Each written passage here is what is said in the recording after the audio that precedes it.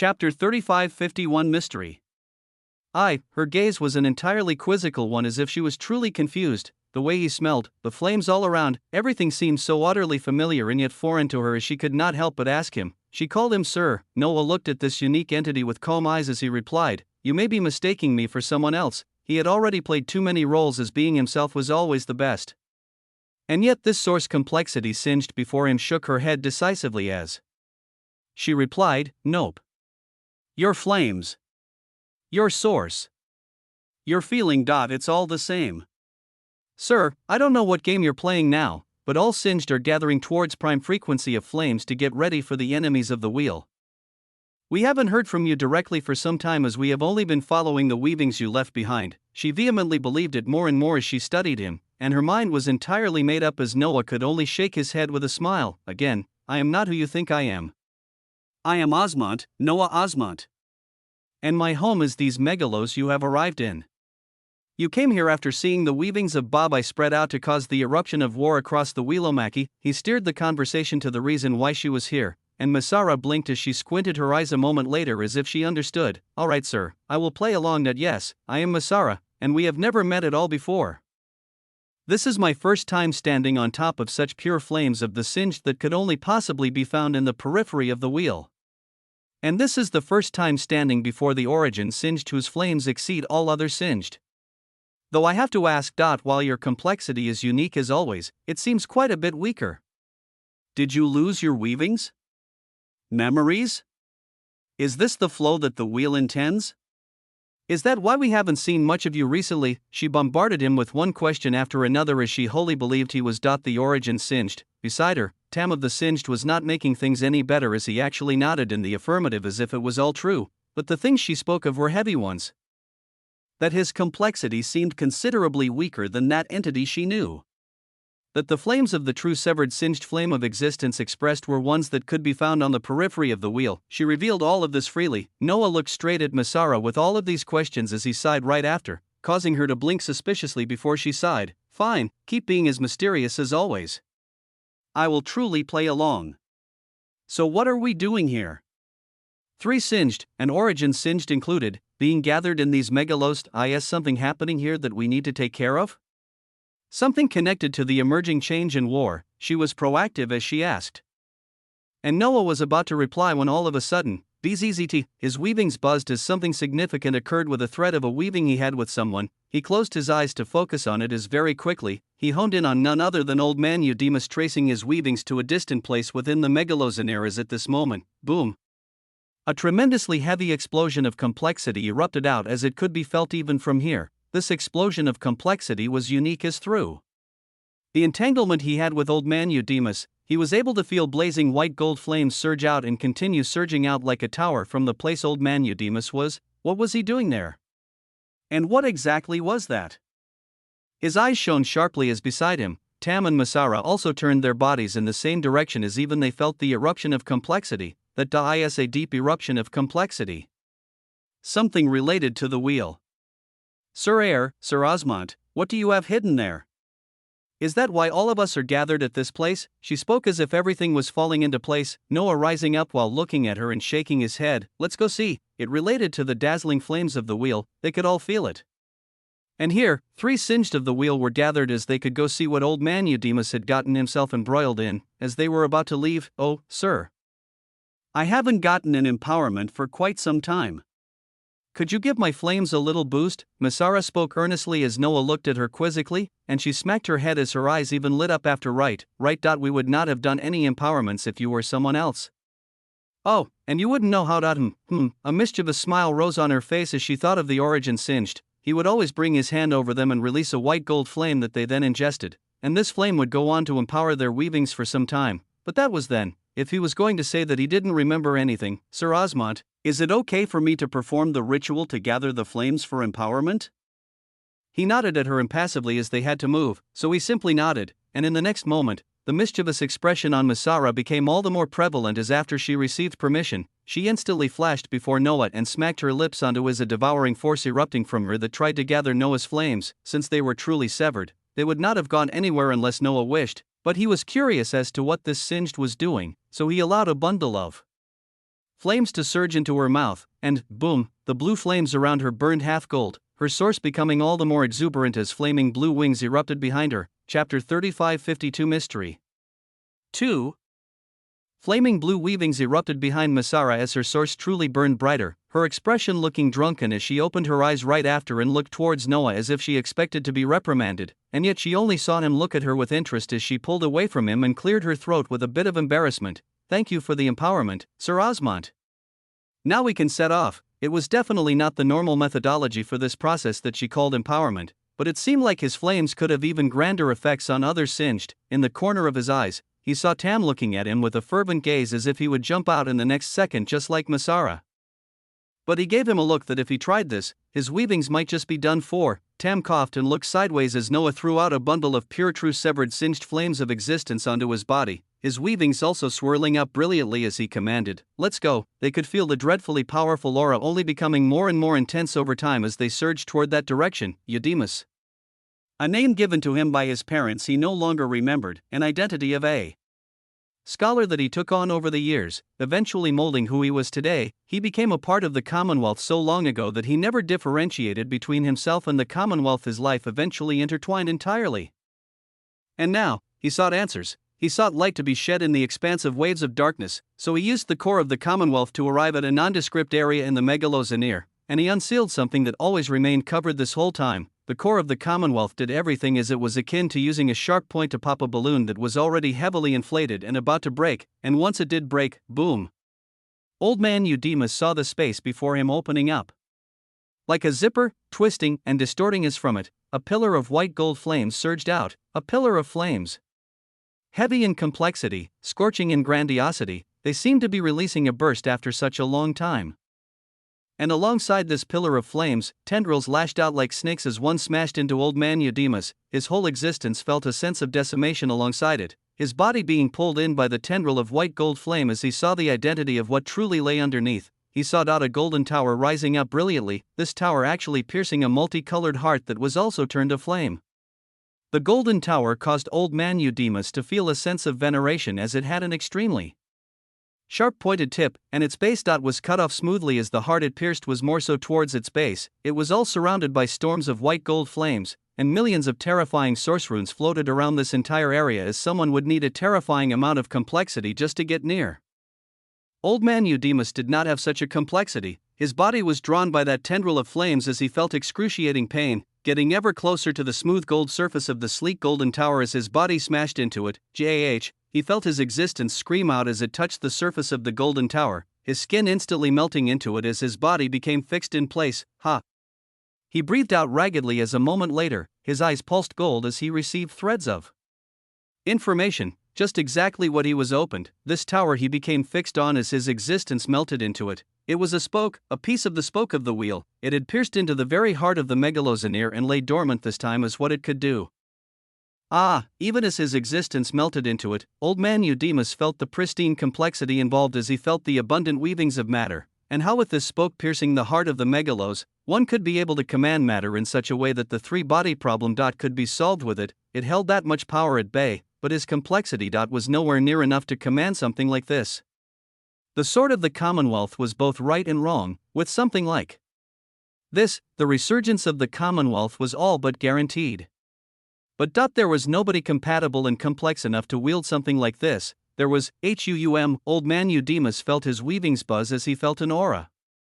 His head that was melting into the smooth surface of the tower like spoke of the wheel barely opened its eyes to see him. His aura, his gaze, in the distance, he saw Noah Osmond. He did not appear alone as there were two others with him, one man that he knew and a woman he was seeing for the first time. Their gazes were those of shock as they stared at the piece of a spoke of the wheel piercing into the heart of the Megalos, but Osmond. His body became aflame with the same white gold flames as those in the surroundings as he floated closer to the sleek golden tower that was the spoke. He proceeded across without any worries, as if he was simply strolling into the terrifying surroundings of this piece of a spoke of the wheel as he crossed great distances in a short period of time to arrive right where old man Eudemus was. Seeing him caused the eyes of old man Eudemus to shake with complex emotions as his existence continued to be irreparably pulled into the burning spoke, his lips barely opening as he spoke with a sad smile. "I'd found a tool that could solve the three-body problem. I found it. But I cannot do anything with it. My complexity. In his voice, there were waves of resignation and unwillingness, as it was as if he was back to his days as a scholar. He had a pen in hand, but no way to even move it, nothing to write with it. He shook his head as for something he had sought all his life. He came right before the solution, as his weavings would collapse right after. Chapter 3553. A heart. A spoke. For any job, there was a proper tool to utilize to complete it. A nail needed a hammer, writing needed pen and paper. The job could be completed in other ways, but the right tool always made the job extremely easy. Old man Eudemus melted into the terrifyingly sleek golden spoke that pierced through a multicolored heart as he felt like he had come across the tool that could rightly answer the three-body problem. But it was so heavy, so big, and he had no way to even lift it, so close.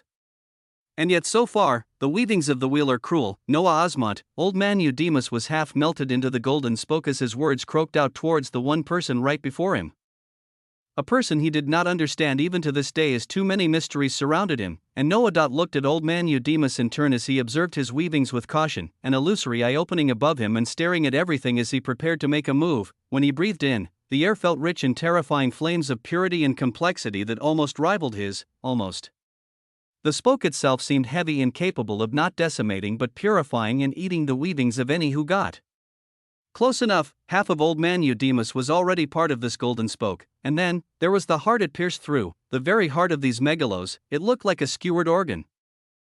And yet it remained alive and well, as an unknown reaction occurred to cause it to enter a state of resonance and symbiosis with the spoke that crossed through it. The burning smell of existence took Noah back as he saw old man Eudemus nearly melted in, his eyes flashing with a trace of pity as from their entanglement, he saw that weavings of this old man were already collapsed irreversibly. Hold on as best you can.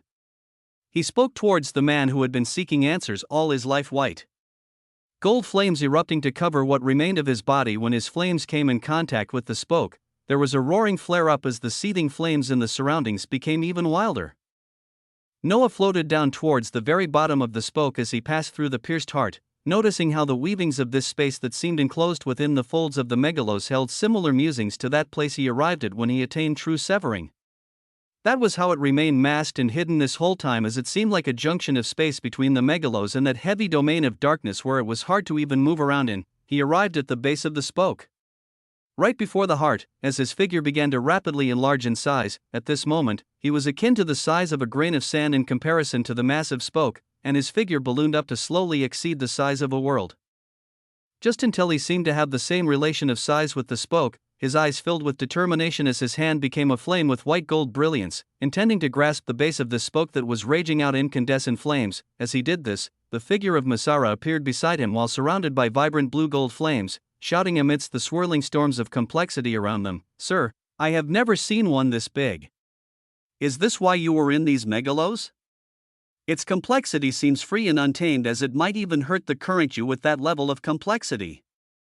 Shall I help?" Her words barely echoed out amidst the roaring flames, but Noah only shook his head towards her as his hand, blazing with flames, landed and grasped the very base of the spoke just below the pierced heart. Bzzzt, all nearby weavings trembled, white gold flames rose all around like massive curtains of brilliance, the figure of Tam in the distance scrambling away as any common pioneers or existence-severing entities would have gotten decimated here. Tam, with his white gold flames of the singed, seemed to be ignored for the most part.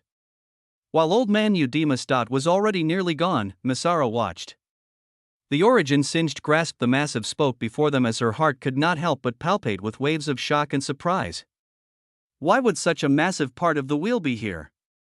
She and many singed knew of the piece of a phantom trace or even core tracings of the wheel that were stretched out across frequencies.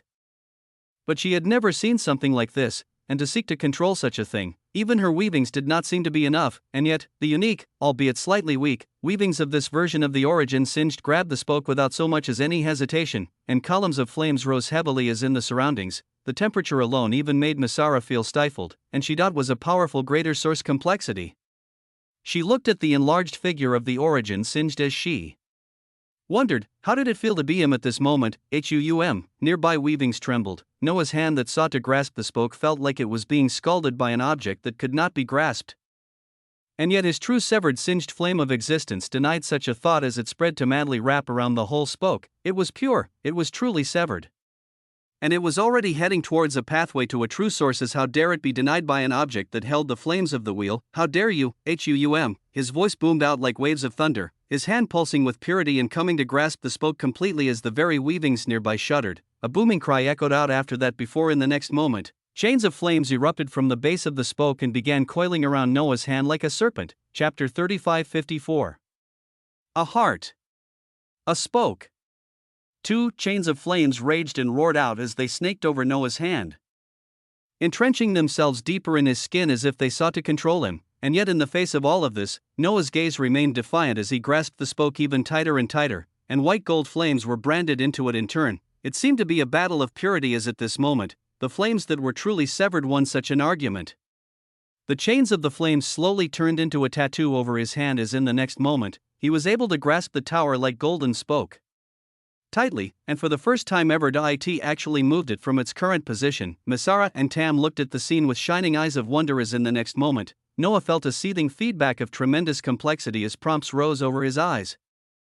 You have grasped and bound a unique object, you have grasped a piece of a spoke of the wheel of existence that has fused a megalo's heart at its base. The possibility of its weavings are unknown. It was a unique sensation as unlike most things that Noah had. This terrifying spoke of the wheel was unclear in exactly what it did, but at the same time, he slowly felt like he knew as there was a level of feedback between him and the thing that he currently grasped. It was unique in a sense that, unlike if this object was alone and by itself, it had been fused to a megalo's heart, as this added even more intricate layers of capabilities, as his flames surged into it and its flames surged into him.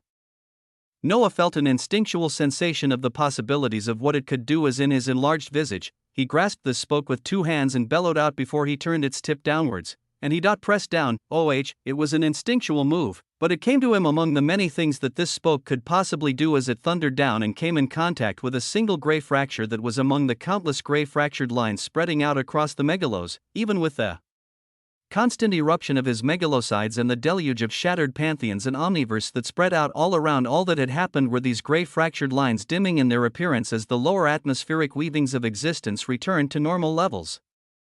But they never disappeared. At this moment, as Noah grasped a shocking new tool with unknown possibilities, its tip came in contact with a single gray fractured line of the changes. In the next moment, this gray fracture became scorched with golden flames and proceeded to writhe in agony before it turned into ash. This occurred to a single gray fracture that was extending for light years all around like a web. About right after, the spoke that was pressed down with astonishing force released bursts of white gold waves of radiance that instantly covered the countless gray lines extending out across the megalos anear, as every single one of them turned to flame and cried out before they became scorched and were entirely erased out of existence right after. It began in a small place and gradually extended out across the megalos anear, the very advent of what came with the change that other beings kick-started for their own purposes as they weakened the effect over the flow of the wheel and lowered the very weavings of existence entirely. At this moment, their presence was being purged and scorched across the megalos at a shockingly rapid pace, these scorching waves of brilliance not only remaining in this megalos as they also went to where a veil was torn and spread out in a blinding wave of flaming brilliance into the megalos beyond itself. Another profound change was coming as at this moment.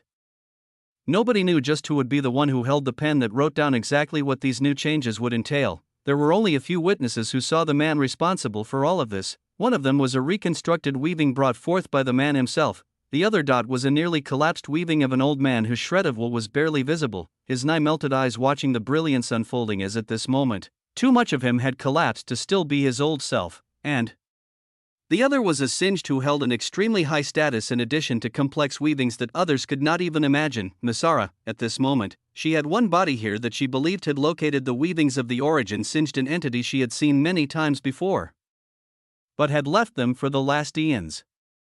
Observing his brilliance once again made her extremely exuberant for the future, only for a short moment though, because while this sequence of weavings bloomed in these megalos, her other body, which had just arrived within a prime frequency of existence, was coming across an extremely somber atmosphere. Away from this frequency, within the prime frequency of flames, everything in the surroundings seemed to be burning with different colored flames, as if any existences who did not have weavings geared towards the fire may just find themselves extinguished before their memories and records became a part of their surroundings.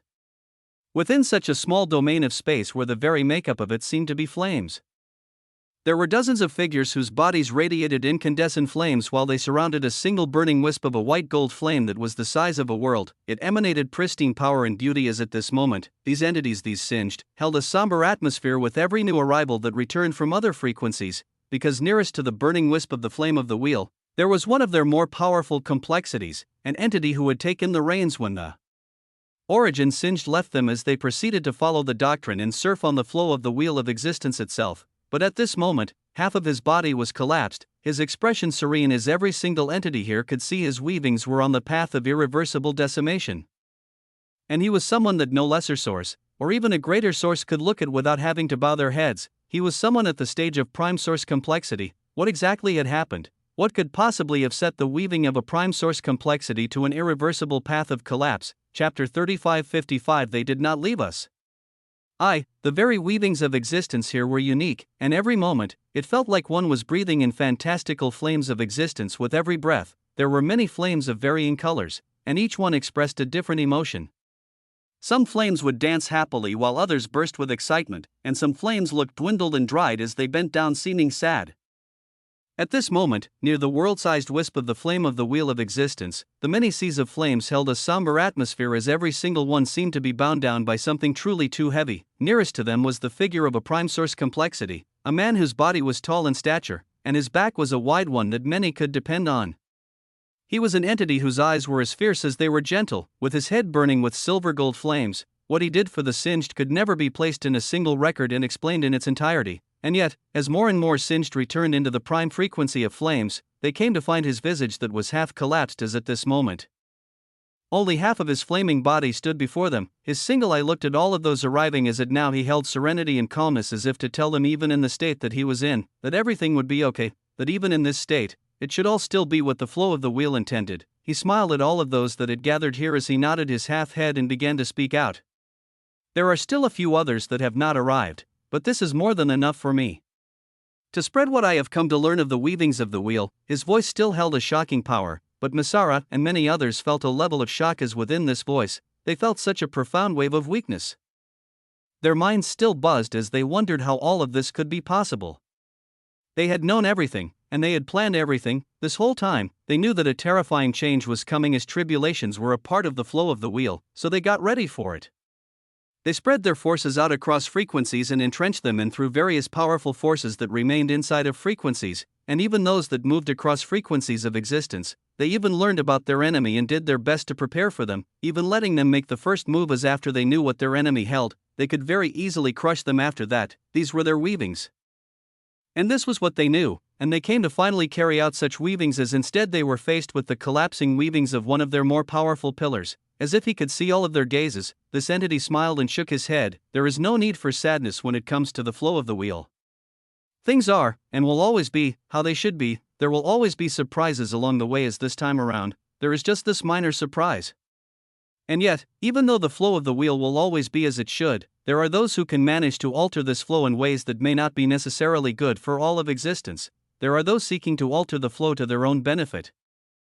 As the result would be mass casualty events across frequencies. To prevent such possibilities and altercations of the flow of the wheel, there were those among us who grew powerful enough and sensed the unfathomable forces who we could not even imagine doing something like this. They sensed them, and so they went to search for them, and at this very moment, they have been fighting for us. They have been fighting for the weavings of the wheel in a place where we cannot see, in a place where we cannot understand, with the little complexity that we all have, the figures whose names shone bright in the eons past, the origin singed that has left many cycles ago. I know that none of you have any doubts. But even for those who stumbled every now and then, I assure you that the origin singed did not leave us. He and many others protect the weavings of the wheel from an unfathomable threat, seeking not to destroy because they cannot destroy, but they seek to alter and change. This is the only path and viability for them to take on. And for these past cycles, the origin singed and many others have successfully protected us from these forces. They have done more than what we could ever ask of them, but it has been far too many years. In that period of time, many things can occur, as I have learned and believe that at this moment, among the many countless threats that they protect us from, one has managed to slip through the cracks of their defensives without their knowledge, or maybe they do know that something utterly terrible managed to get past them, but they cannot leave as if they move away for even a single second. Everything they have been protecting for all of these eons may come down crumbling, so they hope that amongst the countless waves of complexity left behind by their own weavings, that it may be enough to handle just one of the threats that managed to pass through them. His words were lengthy. He had spoken this whole time as he paused every now and then to look into the eyes of every single singed, and he continued, across the frequencies, the one known as the Great Beyonder left behind weavings to try and muster up another version of himself after he was gone. The stellar weaver of Nihilos left behind countless threads of weavings to try and raise up more soldiers to fight for the cause. The origin singed left us a force of ultimate power working right below the weavings of the wheel of existence itself. There are many, too many of them who placed their hopes that they would not be the only ones bearing this unfathomable weight on their shoulders should anything happen. And now something has happened. Chapter 3556. They did not leave us. 2. Something had happened, and now, it was time for them to step up as well. These words were calm and serene, but they also induced a sense of power and hopelessness at the same time as among those listening, there was also a massive spider whose body burned with brilliant white gold flames, a singed of a unique variety from Megalos Nihilos. It watched and listened to all of this calmly as within it. There was another will that had nearly and completely assimilated with the depth and complexity of this creature. The weavings of the great usurper were in a field of multiple source complexity entities as he listened calmly to a prime source entity whose weavings collapsed at a rapid rate. He knew the name of this being from the body of the existence that had freely allowed him to assimilate with it, Ezekiel, a force of unfathomable power that the singed looked at as the main component of their force and the weavings of the wheel of existence itself after the disappearance of the origin singed, and yet, as the weavings of this entity collapsed, he continued to gaze at all of them and expose terrifying secrets. I am in this current state because I came across what I believe is the threat that passed through the cracks of those who defend us. It is this threat that was able to do this to me, as it is the one who is currently backing the undercurrents and the movements of the faceless lifeforms that surge all around the frequencies of existence. It is an unexpected variable in the flow of the wheel as if we are not careful. It can irreversibly alter the flow to something that we cannot even imagine. Ezekiel raised his hand and looked at the fading flame on it as he continued with a heavy smile. The price of my existence was made in exchange for us finding out about this enemy, as now we know what we face, and we know the complexity that we have to take down. This much has not changed. Just like before, we stated that we would watch and observe as the enemy made their moves as we learned of the extent of their power, and thereafter, we would move decisively to erase it. Such a thought still stands as at this moment. I leave it upon you all to move extremely decisively as some weavings may already be coming close to being lost. But just know that not everything will be lost so long as you all continue fighting. His flames began to burn heavily as if they were revitalizing. His prime source caused a terrifying pressure as the nearby flames reeled. Fight for existence, fight for the flow, fight for the flame that burns within all of us, because so long as you all keep fighting, there will be hope. Along the way, an uncountable number of deaths may occur. The collapse of an unknown number of weavings is all but guaranteed, but please, do not let that flicker of flame within you die. Follow the weavings of the wheel as you see fit, as you believe the wheel is telling you to follow. Events will happen around you that seem inexplicable, and that seem like they do not make sense. But so long as you see the flow of the wheel itself within them, go along with these events as at the end point, we will erase that which has encroached upon us and ensure that the flow of the wheel is not altered to an irreversible state. At this point in time, as this being continued to talk, those who were listening came to the realization that after the surge of his source, his voice was becoming increasingly weak. His last words were barely but a whisper, and each singed who heard them held their own complex emotions as in one corner. The weavings of Masara vibrated with tumultuous waves of light as she recalled everything that had happened since she entered a certain megalos and met the weavings of the one she believed to be the origin singed. It did not make sense. But she never doubted, but as the words of Ezekiel just stated, they would see many unfathomable things that contain the flow of the wheel as they should not question it, that they should only look into it and follow as, in the end, they would just come across exactly what they needed in order to combat that which seeks to decimate the flow of the wheel itself.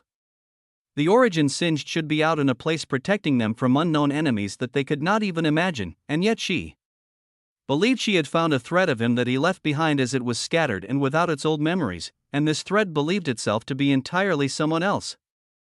This was her belief, and this was her weaving. At this moment, it only solidified and became more pristine. she asked herself why this thread of the remnant of the origin singed happened to introduce itself to her and nobody else, as she came to the decision that even this was what the flow of the wheel intended. So at this moment, she did not raise her voice to speak up to the crowd of others that she was currently in contact with a thread of weaving of the origin singed. If and when the flow of the wheel intended to reveal him to others, then it would occur. After all, how did that unknown enemy know of Ezekiel, and what would happen if they came to know of a thread of remnant weavings of the origin singed? So until whatever time or place the wheel intended to reveal things, she would study and follow the origin singed as they faced an unknown enemy of terrifying proportions who was capable of even slipping past the main weavings of the origin singed and many others that they had only heard of in the cycles past. Ezekiel looked at the many singed gathered here as he continued with a weak voice. The unknown force that has slipped through the cracks is a patient one and a terrifying one, as I was not able to see much of its weavings during our altercation. The fact that I stand before you here now and have not entirely perished just lets you know the flow of the wheel is very much intact and that this enemy is likely grievously injured. But since he has made this move against me, he must know where his greatest opposition lies. In the near future, you all can expect heavy losses to come. Do not take these losses as if they are the end, as I assure you that they are just the beginning. Stand strong, and let the flame guide you.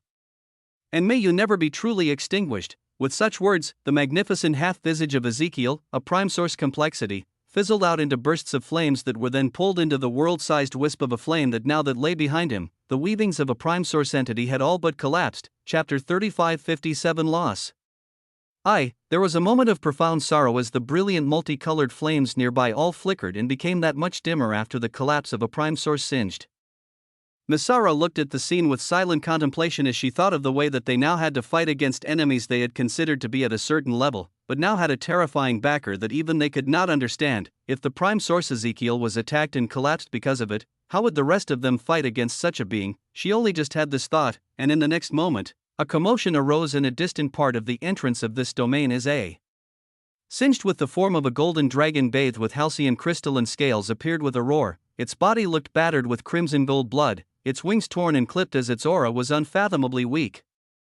It appeared as it howled out in a pained roar. The weavings of the prime frequency of life have collapsed. Countless dark towers have risen as every shred of weaving, megalos, and expanse are covered by interminable darkness. The flow of the wheel is entirely obscured as nothing can be seen there, and nothing can be done. This entity roared out as his body held a terrific source of a greater source complexity, and yet, in the midst of his roars, his weavings rapidly collapsed as his scales lost to their golden luster, and the moment that his words finished, everything about him collapsed and dispersed into golden flames that then serenely flowed into the world-sized wisp of the flame of the wheel in the distance.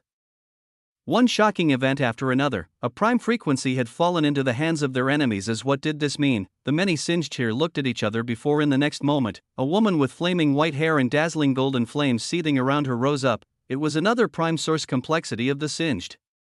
Another one of their pillars that held their support and power across the frequencies. It was Emmeline of the first flame. We know now our mission, and we have the backing of the wheel of existence itself. We know of our enemies and the threat that lies ahead. As Ezekiel uttered, do not falter nor stumble. Since we know everything that we need, we can now move without reservation and ensure that these enemies do not have their way. We have been told to expect a level of losses so far. We have watched Ezekiel return to the flames and by and follow along with him. That is just at their return to the flame where they once were. Before any of us makes our return, let us be sure that we made heavy contributions to prevent the altering and corruption of the flow of the wheel. Her voice was resonant as it boomed out and caused the seething flames all around to surge with brilliance and wonder. The vibrance revitalized as the singed looked at each other before they began to move. Scour the prime frequency of life, figure out how they altered the flow of the wheel there. Orders began to fly out, different tasks were assigned. The weavings of the wheel seethed, in a truly distant weaving of existence, in the prime frequency of life. A faceless lifeform grabbed the vertical white bar on its head and peeled it apart as if it were a zipper on a suit, his head obsidian in nature being exposed outside as he took a deep breath of contentment and confidence. He did not burn up, and nor was he attacked by terrifying flames of unknown origins. He freely existed without worry of the flames of the wheel, all around him. Tenebrous black brilliance covered everything in layers, multiple dark towers releasing black strings of weavings all around. At this moment, a black cat appeared, her stellar vertical eyes looking at the face of this man unveiled from the black suit of the faceless lifeforms as they watered and became emotional. Giuseppe, she called out his name as he turned around to see her. His obsidian skin shone with a stellar luster as he smiled while turning to her. I wanted to surprise you with this one thing. You always said I was not a romantic, so here it is. How do you like the new me, Isaiah? I lied to you that you would not be able to see me again for eons. For that, I am sorry. He gave a dazzling smile as the black cat transformed into a gorgeous black-haired woman with a curvaceous visage. She had tears in her eyes as she went forward and held the face of Giuseppe, the brilliance in his eyes seeming just as radiant she remembered. He smiled even more brilliantly as he embraced her. I told you before. To effect any change, unnecessary violence is required. And now, we have taken our first step. I gift this prime frequency of life as my gift to you, free from the flow of the wheel, unfettered by any bindings. Here, your source can flourish indefinitely. Your source can burn brilliantly. Here, we will enact weavings others cannot even imagine. His voice became grandiose as he turned and waved his hands to the stellar tenebrous expanse filled with black strings of existence that exuded a regal aura of majesty. Near the dark towers, obsidian portals unfurled in masses from them. Throngs of faceless lifeforms ushered out, by the thousands. The vast majority were pioneers. But there were also brilliant sources coming through as well. Giuseppe looked towards all of them while holding Isaiah, his eyes luminous as he thought of the future to come. Beside him, Isaiah voiced out with a sense of awe, "What now, my dear Isaiah, we truly begin our assault." The prime frequency of life was just the first. Many more will follow. Before we know it, all of these weavings will fall under our banner. Chapter 3558 Loss. 2. The loss of the prime frequency of life. Very few knew about it, and even fewer would understand it even if they were told about it. Some may even ask what even was a prime frequency. Too little even knew of what had occurred as in a certain frequency. Noah Osmond grasped a fantastical golden spoke connected to a heart as he stared at a megalos that was radiating a terrifying sense of exuberance. The gray fractured lines were all swept away as in his hand. The piece of the spoke of the wheel pulsed with radiance. He could feel it. It cried for more and more. What it could do was still a profound mystery, as what he did just now seemed minor. What glory! With this tool, I may just be able to witness the solution of the three-body problem before my weavings entirely collapse. On the surface of the sleek spoke, the head of old man Eudemus remained as it was, flaming gold, his face exuding a sense of vitality that was alive and yet not alive. Noah looked towards old man Eudemus with a sense of pity as he sighed, in search of answers at every possible cost. The result was sometimes a heavy one. He could feel the weavings of old man Eudemus barely remain under his efforts. As he looked at this, origin singed. The voice of Masara held musings of somberness and hesitation as they rang out behind him. He turned to her as he saw under her calmness. There was a sense of turbidity as he asked, "What is it?" A simple question. And yet her answer was one that opened far too many doors, as instead of speaking, Masara waved her hands to release a vibrant burst of weavings that contained a record, a memory. Noah accepted it freely into his hands as he saw the record laid within and began perusing through it rapidly.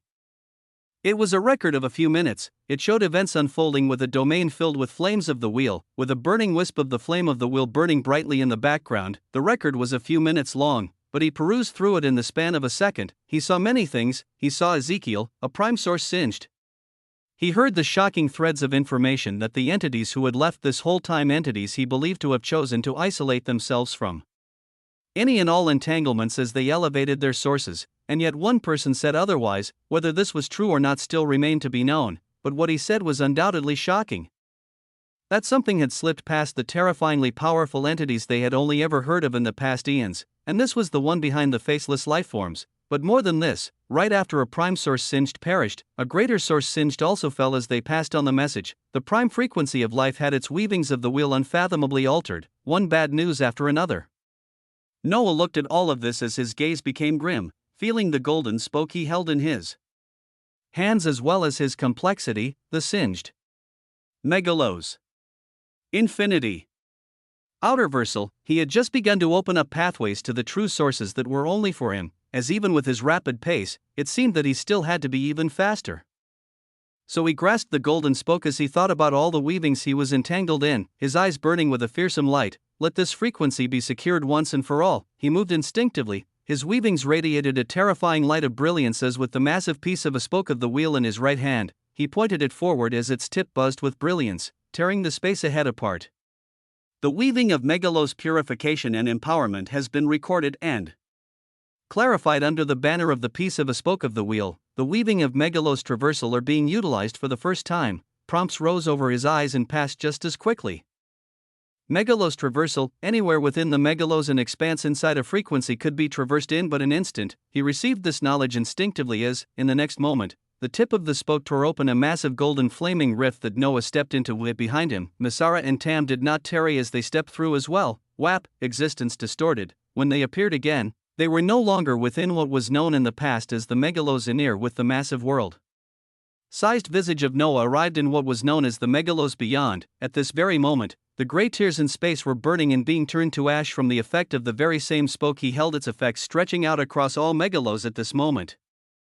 And yet he still arrived in the megalos beyond, in the region where at this moment, Ozymandias sat on an obsidian flaming throne conjured by the pathway to the true source of Outerversal, where the inheritor of the megalos vibrated instantly as countless possibilities of himself fought for stability within a single source, within a single anchor. At the same time, Persephone and McAllister stared towards the appearance of Noah in shock, this being the exact target they were looking for. Behind them, faceless lifeforms began to feel a sense of trepidation at the golden spoke that looked like a massive javelin. Noah appeared far too quickly as Masara and Tam appeared behind him right after. With his gaze being utterly heavy at this moment as he raised the spoke and swung down, purify that which wishes to alter the flow of existence, purification, a simple capability of the spoke he held. At this moment, it shot out and warped across space as this whole time, Noah had it pointed to the inheritor of the megalos. And yet, half of the spoke disappeared as existence tore, and a golden rift bloomed right behind Persephone at a speed that even she, as a greater source complexity, could not capture. The immeasurably sharp point of the spoke of the wheel was right above her head as it shone with an undeniable light of extinction. Chapter 35:59 The Fall of a Greater Source. He had uttered, he spoke, and stated the words that let the spoke purify that which sought to alter the weavings of existence, and the spoke that caused a sensation of terror on every single entity here actually warped across space and had its tip descend on the head of none other than Persephone. Persephone, her gaze changed in real time as her whole visage began to manifest a crystal and glass-like appearance, Lapidekinesis blooming out as the grandiose source that it was, but, crack. The tip of the spoke already touched her body as the sound of shattering glass could be heard. The eyes of Persephone froze. Before Noah's eyes, the weavings of Persephone have been studied and understood. The weavings of Persephone are being purified. The source born from scattered weavings of existence does not represent something born of the true self and is thus viable for collapse and disintegration. A dominating and wondrous hum boomed out in the surroundings, the back of the head of Persephone seeming like a point where all weavings of existence nearby were clustered as from it, the incandescence of an unfathomable flame bloomed and entered her crystalline body. Her expression remained frozen in utter shock and horror. Her source at this moment being filled with liquid gold flames to the point that she seemed like a multicolored crystalline husk that was filled with golden flaming liquid. McAllister and the faceless lifeforms nearby observed this scene that occurred far too fast as they roared, and yet Noah dominatingly twisted the spoke he held in his hands as cracks spread across the body of Persephone, her crystalline visage beginning to crack before her source, her pristine source. Such a source elevated in complexity from lesser to greater burned with a light of purification as everything that it stood for was burned away. In the eyes of Persephone, the crystalline glow of Lapidekinesis entirely faded as her pupils became humane. Tears that were evaporated slid down her eyes in this instant as she felt an utterly tremendous pain that she wanted to deny.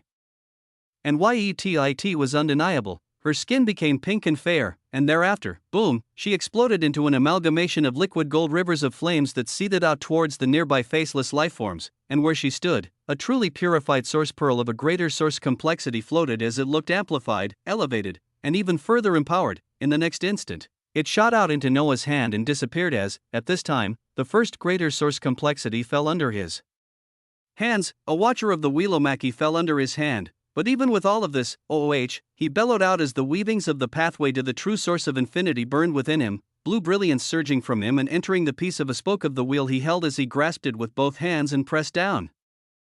The rivers of flames that had shot out of the visage of Persephone had surged to coil around the faceless lifeforms here that were approximately 25 in number, each one lesser as when terrifying black flames and towers tried to manifest from their bodies. The flames of the spoke burned them away, and thereafter, Noah's single action of pressing the javelin like spoke down allowed stream of his weavings to flow through all of these flaming rivers before in the next moment, within the coiled Rivers around 25 lesser source faceless lifeforms, a singularity bloomed, multiple true severed megalosides have been expressed through the piece of a spoke of the wheel, true severed singed megalosides bloom for the sake of purity. White gold circular megalosides bloomed to cover every single faceless lifeform, their bodies becoming entirely bathed in the light of emboldened and utterly aflame megalosides that subsequently exploded with a terrifying degree of power. It was akin to countless millions of golden pantheons and omniverse combusting and crushing around these faceless lifeforms, the veil they wore being utterly ripped apart and incinerated by the terrifying weavings of the spoke paired with Noah's pathway of the megalos. In but a moment, the weavings of the faceless lifeforms were incinerated as they left behind 25 dazzling source pearls radiating an air of profound purity, all of it surging towards Noah's and disappearing in a burst of flames as all of this took less than a second since his arrival here. A greater source fell, and 25 lesser source complexities followed right after. The heart on the spoke pulsed at such a time with fervent brilliance as if it had drunk the blood of these sources, and Noah flung the javelin like spoke across the megalos beyond. All those watching with a sense of horror and stupefaction observed this while wondering what now? The single visage of the McAllister who was not target watched on with a terrifying gaze as in the next moment, whap, Noah's figure appeared in front of him and stared at McAllister coldly. Father-in-law, he spoke words that caused McAllister to tremble in shock and fury as in Noah's hand. He clenched his fist while a megaloside bloomed within it, a megaloside in the palm of his right hand. He then held the shoulder of McAllister as he looked at him straight in the eyes and asked, "Who was it that gave the order for the mission to ensure my entry into hell terra firma?" He asked such a question while his fist shot out smashing into the stomach of McAllister as his eyes nearly bulged out of their socket while receiving the impact of a megaloside inside a fist. Father-in-law, he was called. His lesser source buzzed with an unfathomable sense of disbelief and fury, but before he could even process these weavings, "Do not take too long, father-in-law. There is but a single reason why you are still alive. But I can very well keep you alive while still crushing your source. So I ask again who?" This single word boomed within the weavings of a regretful father. Chapter 3560 Closure. I, McAllister, a lesser source entity from the logos of the wheel who gave a simple mission to his daughter not too long ago, but this mission led to Noah being trapped in hell terra firma before he broke out, leading to the initiation of the change that had gray cracks spread out across megalos and frequencies. Gray cracks lowered atmospheric weavings of existence and reduced the power that many could use against the faceless lifeforms that rose right after. Noah asked such a being who was behind all of this? McAllister had an unfocused gaze as his eyes turned crimson from his source being shaken so heavily, his breath wheezing out as he spoke with difficulty. "Barbados, is she safe? Is she okay?" His daughter, the one he treated far too unfairly. Noah grasped his shoulder tighter as the megaloside burning within his fist swung out again, smashing into McAllister as he replied coldly, "She is living her best life right now. On a little vacation, good food, good company, nothing to worry about.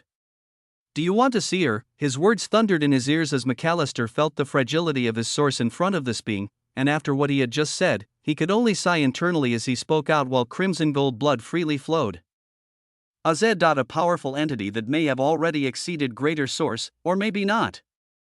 She at times takes the form of a black cat. He broke his many oaths to the logos of the wheel as he released weavings of information, his eyes beginning to bleed as something within his weavings was triggered, a safeguard to ensure that weavings of information were not released freely. Noah's hand burned with flames and entered McAllister's body as he scorched the newly arriving weavings and continued, "Give me more of her weavings.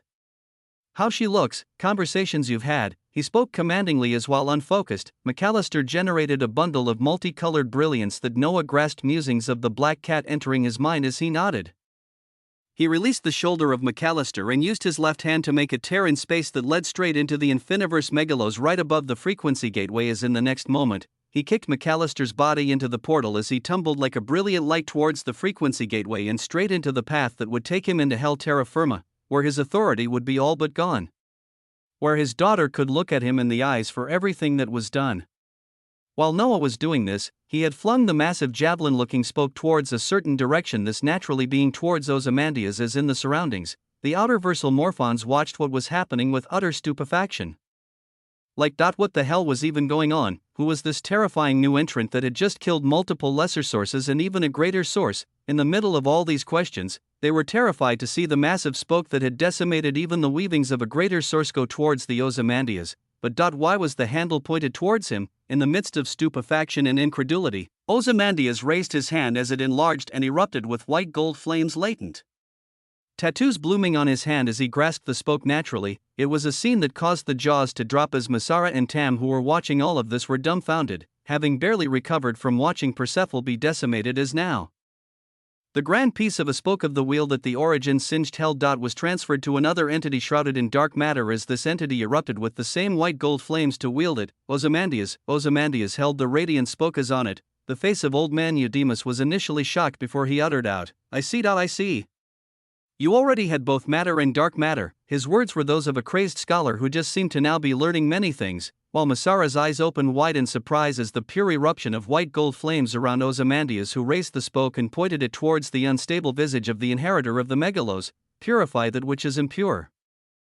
The spoke in his hand vibrated as if fervent with desire, its tip pointed towards the inheritor of the megalos, the inheritor of the great beyonder. Countless faces were trying to come out of their skin as if they sought to break apart and form their own identity, the inheritor. Against the one it called the false instrument of the beyonder. Could actually not keep its weavings that were amalgamated across frequencies together as its fate was sealed. The spoke began to burn with terrifying white gold flames beginning to spin in the hand of Ozymandias as a terrifying scorching temperature spread out. In the middle of all of this, the voice of Ozymandias rang out once more.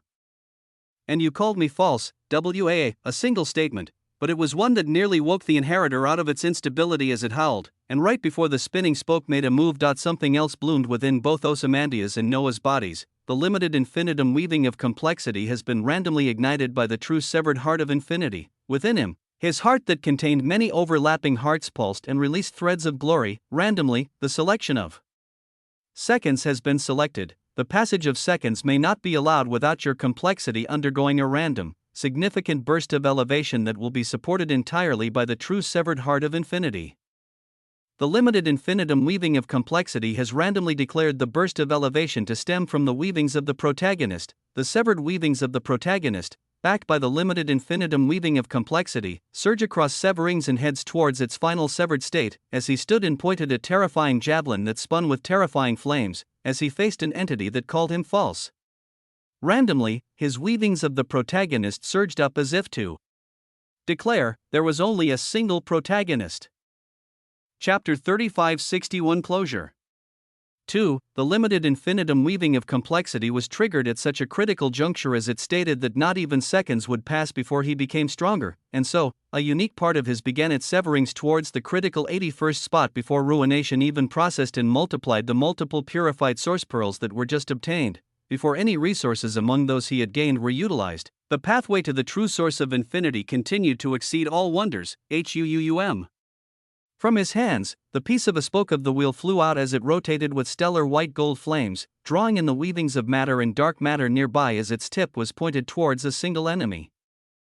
In the surroundings, a symphony began to play, a symphony that was welcoming none other than the protagonist as it felt heavy, and the beat was thick. Masara began looking around to find the source of this new beat, but it felt like it was pressing down and spreading across the megalos as she could not pinpoint it.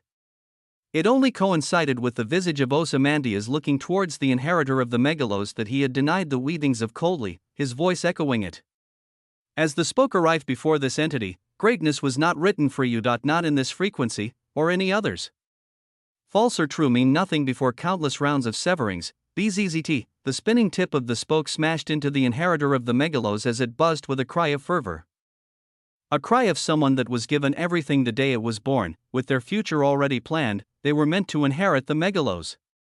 They were meant to carry the torch of the great beyonder. They were the inheritor.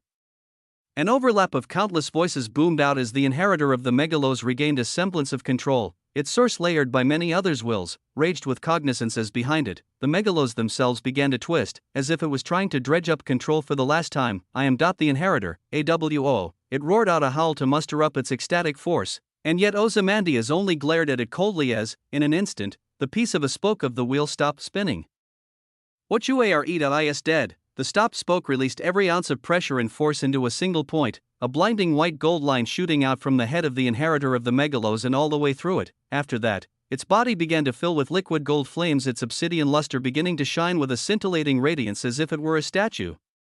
Its eyes were layers of streams of consciousness as it looked towards Ozymandias. It showed immense unwillingness, immense resignation, immense sadness. It was all set up for me. Its voice, filled with a sense of desolation, echoed out. At this moment, Ozymandias was silent while watching the end of this creature. Its fate was something he hated the most, so he gave it its last moment. He gave it a moment of silence. It was destined for me. I was just following the set path. Yes, the worst thing he could imagine, a predetermined destiny, a path he had to follow, and all he did was seek to follow it as this being never looked for his own path. Noah and Ozymandias looked at its eyes as it became filled with liquid gold flames, cracks beginning to spread throughout it as in the next moment, an illusory radiance flashed that showed hundreds of four-legged beasts flash within the inheritor of the megalos. Each carried their own complexity and emotions, but were all ultimately the same as every single one became purified under glorious flames. With a sense of tremendous sadness, the massive body of the inheritor of the megalos melted under the grandeur of countless liquid flames. Its weavings not made a show of as these flames dispersed silently. They rose and spread around the megalos beyond like ash being scattered across it, what came from it being returned as even Ozymandias closed his eyes. Where the inheritor of the megalos used to be, 9 dazzling source pearls floated amidst vibrant golden flames, and at the very center an utterly ecstatic source complexity rune of existence that red beyonder could be seen. It was obsidian red in nature, and countless archaic lines covered it as Ozymandias opened his singularities and waved his hands, everything flowing towards him as the source pearls disappeared. And the rune of the Beyonder landed in his hand, the Beyonder. There was a delicate entanglement with this being as he did not have any conflict with them, but he also knew that runes were powerful, with their owners being able to sense them and their utilization even from afar. Even the rune of Amarantos only became his after it was truly severed. As for this rune of the Beyonder, it held the set path this being had set down for their instrument. He had taken the distinction and proclaimed it a few times before, but as he looked at the source rune carrying a terrifying significance before him, white gold flames surged around him, and the spoke turned around while pointing its sharp end onto this rune of existence. From this day on, I shall no longer be the instrument of any weaving. The white gold flames latched onto the dazzling rune of existence as above. The piece of a spoke of the wheel appeared and exerted its terrifying pressure downwards. A light of profound purification burned as in the distance. Many outer versal morphons watched on breathlessly. The bodies of the Great Mother and little Aspasia trembled as they heard the words of Ozymandias. They saw him burn the terrifying rune of the Beyonder, extreme heat gathering around it as it slowly lost its obsidian red state, being turned white gold as any identity and weaving it held before was being erased. Gradually, the meaning of the rune began to change as another weaving took its place. A weaving that was being born in a terrifying severed state in real time. Chapter 3562 Pathway to the True Source of the Protagonist. Gradually, the form of the rune of the Beyonder lost its structure as it was used as a base for something else entirely. Little by little, the musings of the protagonist began to bloom from the base of the Beyonder. At the same time, his weavings buzzed as incandescent golden radiance shot above him like a brilliant pillar, and it remained shining akin to a spotlight. The severed weavings of the protagonist have attained their final severed state. The pathway leading to the true source of the protagonist has opened. The true severed protagonist of existence has been born. The golden pillar became even more incandescent. The symphony in the surroundings reaches a crescendo as, at this moment, hymns of voices ring out like a chorus. Ho! Ho!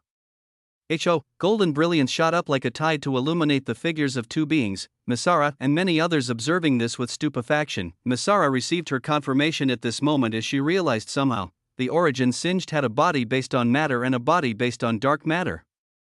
All eyes honed in on the body based on dark matter as they saw the rune that used to be Beyonder had been entirely altered as it lost its precious identity and now read. Protagonist, the protagonist? The Great Mother uttered the word that felt foreign as everything she knew felt like it was crumbling down. But she then remembered Ozymandias, what had occurred in the expanse, how she, in the clutches of a pioneer, was saved by him and he protected her that whole time, how when she mentioned faceless lifeforms decimating pantheons of the megalos beyond, he came. There were many things that she did not understand, but she knew the character of the Instrum nay, Ozymandias, more than anything, so at this moment, the weavings of the Great Mother rose up with fervor as she screamed out at the top of her tentacles, Ozymandias. The protagonist, Ozymandias, the protagonist, she called this out as around her, the observer of old and young, the Great Wheel, and many others looked at each other as their weavings trembled. The inheritor of the megalos was just destroyed as the only one with the connection to the beyonder stripped himself of the title of an instrument. What could they do but fall in line? Ozymandias. The protagonist, little Aspasia, radiant with stellar black brilliance, shouted out alongside the Great Mother as others could only fold and call out while a vibrant, heavy regnum unfolded ahead. A black flaming crown and throne burned as a brand new rune of the protagonist was taken into the chest of Ozymandias, the symphony and hymns beginning their descent as in the next moment, the piece of the spoke of the wheel flowed towards Noah's visage as he appeared next to Masara. Clear these megalos of all faceless life forms. After the megalos beyond and megalos anear are free of any influence, megalos nihilos shall be cleansed as well, the expanse following thereafter.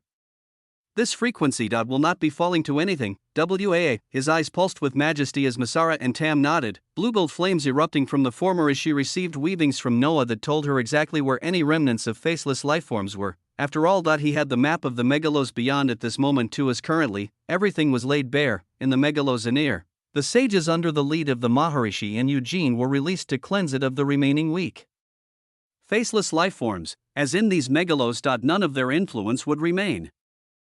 No gray cracks of the change. No faceless lifeforms. No dark towers. Simply. The brilliance and tyranny of a single being continuing to spread out, as such a wonder unfolded. His own weavings rang out hymns of the arrival of something grand as halcyon brilliance culminated to a burst of heavy weavings. You are stepping into the pathway to the true source of the protagonist. True severed adaptive power of existence has been unlocked. Your weavings of existence are able to augment their current parameters and limitations to surpass any opposition that you face. No wall is unscalable under the tyranny of the true severed adaptive power. The gap between you and your enemy may seem utterly inconceivable, impossible to scale. And yet somehow, one way or another, whether it be during the battle or the days that follow, this impossible gap in power will be closed until at the end, you stand victorious. The pathways to the true source of the protagonist and infinity have come together to enact the true severed condition infinitum. Your weavings are those that will increase over time without limit.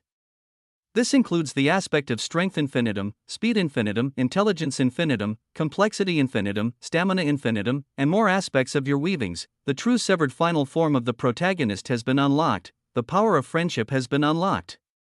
The pathway to the true source of the protagonist awaits for the weavings of plot and cheats to open their own paths for even grander musings of existence.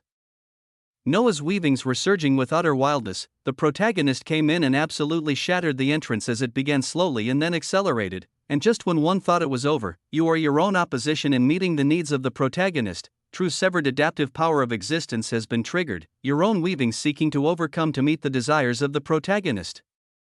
To adapt, the limited infinitum weaving of complexity has been triggered, not so randomly. The selection of an instant has been selected. The passage of an instant may not be allowed without your complexity undergoing a not so random, significant burst of elevation that will be supported entirely by the true severed heart of infinity.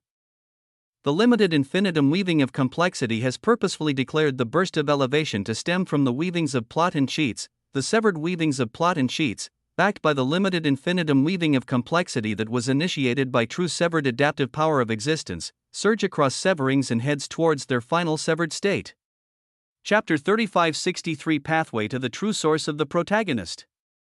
2. The true severed protagonist had just come to fruition, and yet it was already making grandiose moves. It initiated many things, and the end result was for cheats and plot to continue their severing as they surged toward their final severed state.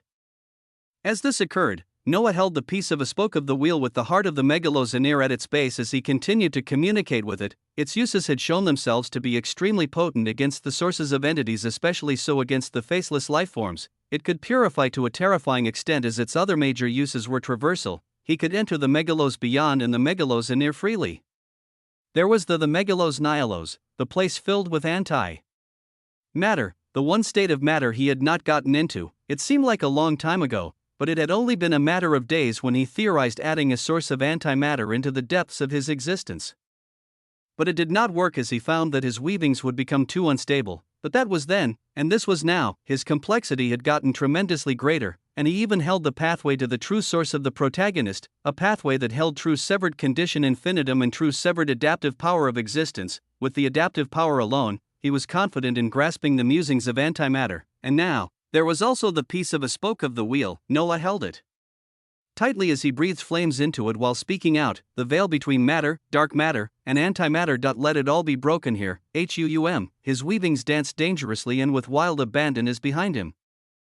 Ozymandias had shattered the megalos beyond with a punch to shatter the veil that Noah had already filled with the true severed singed flame of existence. He was able to do this because he had a connection that very clearly observed this veil. There was no such connection between him and antimatter, but he did have the spoke, and it would traverse through the veil freely as, at this moment, he pulled the access the spoke had through this veil, putting his severed flames into it as its tip pointed into a blank space in the megalos beyond and began releasing seas of white gold flames that seemingly disappeared into nothingness, but they were entering another veil entirely. At this moment, Noah foresaw a grandiose scene. In this area he stood on where the megalos near and megalos beyond already met. The veil to the megalos nihilos would also be torn at the same place as all three would meet in one place, just like all three had to be incorporated into the Tsar verse piercer, just like all three had to be incorporated within him. His eyes burned with ambition as while they did so, the severed weavings of plot and cheats have attained their final severed state. The pathway leading to the true source of plot has opened. The pathway leading to the true source of cheats has opened. Tremendously heavy concepts born from the weavings of the protagonist attained a pathway that led to an undeniable true source. His heart of infinity beat heavily in anticipation, as if two slumbering behemoths were waking up to stand side by side with a few others, and just when one of them woke up, the pathway to the true source has finally attained weavings that can allow it to enact its grander picture. The pathway to the true source of plot calls upon the pathways to the true sources of the singed, megalos, infinity, outerversal, protagonist, and cheats to enact something it has always dreamed of. Within him, interminable weavings exploded as multiple pathways to true sources came together and supported a single one. Many weavings fell under the banner of plot for it to go utterly crazy. And the weavings of limited fictional transcendence have begun to bloom within the depths of your complexity, a brainchild of plots and cheats as they seek a more distinct and greater path that exceeds others around you, seeking to view the countless weavings of existence as layers upon layers of fables, stories, and fictions of which you are a part. When the weavings of existence can be viewed through this lens, it becomes possible to alter such weavings tremendously with very little effort. By living between the boundary of what is fiction and what is real, you can exert an unfathomable amount of change against complex weavings that would otherwise not be conducive to any change. For example, Noah's body pulsed as his weavings were going utterly nuts. The advent of plot and cheats came with a brainchild of utter madness on their end, as with the complexity of the protagonist and others, they sought to do something grand. The line between fiction and reality has been distorted. There is no veil that separates antimatter from matter and dark matter, such a thing having crumbled long ago. Boom. Where Noah had the piece of a spoke of the wheel pointed as he was filled an endlessly vast veil with the flames of the singed, the weavings of space shattered and crumpled entirely as it felt like a glass mirror was broken and embers of flames seethed as if the skies and land were cracked. Leading to another place entirely, white-gray space bloomed on the other side. Weavings of nihilos began to seethe and spill out like a tide, an incandescent white brilliance beginning to spill out of the shattered space and delve into the current domain. While this occurred, the space where megalos beyond and anear had their veil torn also seethed with matter and dark matter. It meant that at this time, all three states of matter converged in one place and began to interact. As the moment this occurred, existence began to buzz. The moment the white sea of antimatter tumbled in, it was like pouring fire onto an already complex and stable mixture, a terrifying force of complexity beginning to build up as if everything would soon explode. But at such a time, Noah felt like he was grasping a grandiose weaving as he called out himself, Limited Fictional Transcendence, Chapter 3564 Osmantian. Limited fictional transcendence, he called out such a unique mixture of words and continued, states of matter. Do not reject each other when my weavings are involved, HUUM. The line between fiction and reality was distorted and bent once more. From Noah's body, a boundless force of multiple pathways that others could not even imagine spilled out and pressed down onto the crackling mixture of matter that was seething with instability, and instantly, it began to settle down. The deluge of shattered pantheons and omniverse was akin to a thick sea that mixed with a heavy white sea of nihilos. No sparks, no rejection. Under the intervention of the protagonist, what was real and fiction was bent over and utterly shredded. As he stated with his involvement, these states of matter did not reject each other. It was a unique sensation of power that felt more like he was brute forcing his weavings to change things to how he would like them, as if he was a unique existence living in a dimension that he could consider half real and half false, half real and half fiction, and if he could easily distort what was fiction and what was real. He clutched his chest as he arrived here, feeling immense pain as Stellar gold tears began to flow from his eyes, pain, as he felt this tremendous pain.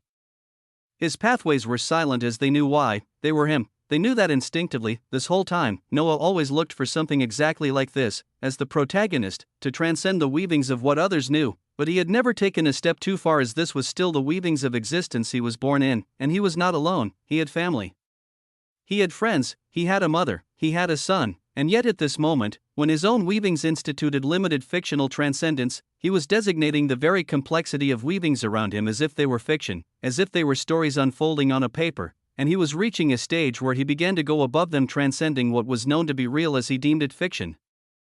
What did this mean for his family? When the day came that limited fictional transcendence became absolute fictional transcendence, would he apathetically look at his own son as if he were merely a one-dimensional character in a landscape he could freely distort, as if when he looked at the infiniverse megalos and those within it, they were akin to figures moving in a painting that he could easily flip and distort? Would he consider himself the only one who was not fictitious, while everything else could be bent and twisted as it existed in a lesser dimension than him? He thought of all of this as his heart ached. He knew that when he arrived at such a place, no matter how much he tried, he would be unbearably alone, unfathomably alone, as with all that power, he would not even be capable of looking at others as his peers. Would he still consider his mother to be his mother? Tears fell from the origin sacred primal Megalonian, tears fell from the ninth infernal ruler, tears fell from the true emperor of quintessence. As he began attaining a stage he both hoped for and feared, his tears fell as he thought of the future. Pain coursed through him as in the next moment, quintessence emerges and cradles its veil around the fold of your weavings. Quintessence pulls upon all currently enacted pathways to true sources and begins severing its own weavings.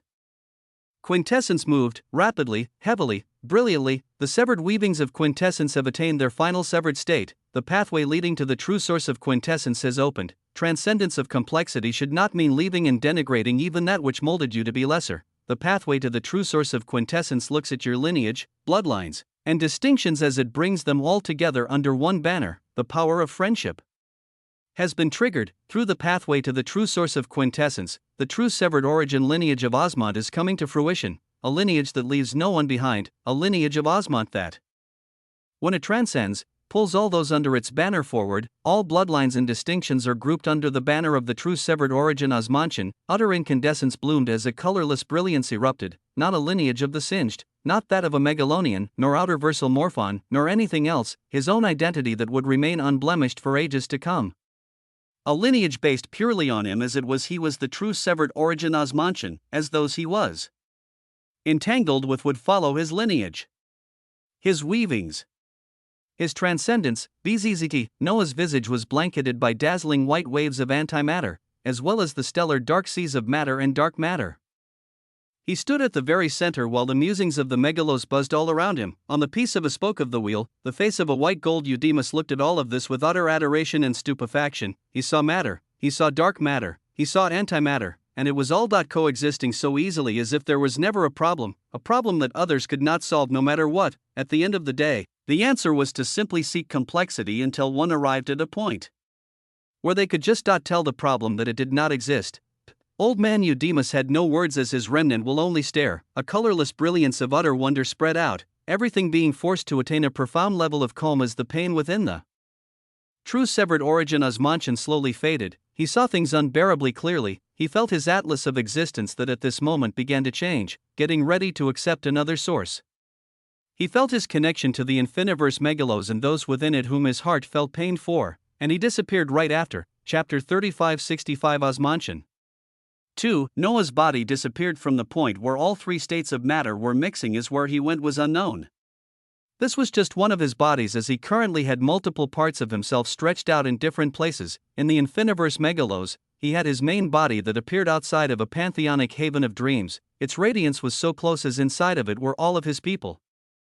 With Noah needing just 9 steps to have arrived into this domain, 9 steps, his body was brightly shining with a colorless gold transcendental allure as the aurora of gold wings stretched out behind him, unique runic tattoos swirling on his skin as his visage looked utterly daunting. His complexity seemed full and filled with a much more clearer identity, and how could it not be so when at this moment, he finally, truly, and completely enacted his own lineage, not that of others he obtained through some entanglement, but a lineage based on all of his qualities, all his distinctions, All currently obtained bloodlines, the true severed origin Osmantian lineags, this bubbled inside of him to form a singular domineering wonder as at this moment. He took the first of the 9 steps, and, under the guidance of quintessence, the selection of a second has been selected. The passage of a second may not be allowed without your complexity undergoing a guided, significant burst of elevation that will be supported entirely by the true severed heart of infinity. The limited infinitum weaving of complexity has randomly declared the burst of elevation to stem from the weavings of the glorious bloodline of the true severed origin Osmantian. The severed weavings of the true severed origin Osmantian, backed by the limited infinitum weaving of complexity, surges across severings and heads towards its final severed state, after he took the first step. His very blood bubbled with white gold flames as his heart, his unfathomably radiant heart, released seas of complexity to sever it again and again. All parts of him were to be severed, every single part, as his lineage was not an exception. With every severing, he felt his blood get thicker. With every severing, he felt his weavings become more incandescent. He took another step. The severed weavings of the lineage of the true severed origin Osmantian have attained their final severed state. The pathway leading to the true source of the true severed origin Osmantian has opened, a pathway leading to himself, a true source of who he was, Osmantian. What did it mean to be Osmantian? He took multiple steps as he was ever closer to the pantheonic haven of dreams before him, coming to stop right outside of it before in the next moment, he took the final step. His space distorted as he reappeared within, his visage floating above an expanse of stellar gold clouds swirling with tendrils of sand. Cloudy mountain dunes could be seen in the distance as where he appeared. The figures of his family, friends, and acquaintances were all standing atop the golden clouds, mixing in with each other, many not knowing why this gathering was called. At the forefront, Henry sat down on an elevated portion of the sandy cloud as his face was filled with complex emotions. He felt stifled, useless, lucky, and graced with everything all at once as he thought about his father. His father, who seemed to be carrying every single thing on his shoulders. He only just thought of him when in the next moment, his head raised up to see exactly this man appear above them. Conversations died down as many eyes rose up. Henry looked up and saw his father as ever so briefly. He saw a cold, callous light within his eyes as if he was a distant, ancient being whose eyes were simply observing the scenery. As if his vision saw the golden sandy clouds and those standing on it as one and the same, just as scenery, as if observing grass or trees or groups of animals tending to their basal needs. It was a light of transcendental wonder that viewed everything far below it. And Henry's heart shuddered when he saw such a light in his father's eyes, but it disappeared just as quickly as it appeared, with Henry even wondering if he was only seeing a mirage as his father's eyes now carried the same regal tyranny they always held. He looked towards them with a light of brilliance before his eyes came to lock onto Henry, and his voice rang out, "We have gone through many things together, as even at this moment, existence continues to be endlessly complex, with new wonders and challenges rising constantly." His voice was heavy and magnetic. Barbados, Adelaide, Athena, and many others became somber at his words as he raised his hands while continuing, "Our roots, where we stem from, and who we are will always be the most paramount in all of these musings of complexity of existence. Who I am, who you are. And from this day on, I am the true severed origin Osmantian, and those of you who have stood by me are Osmantians as well."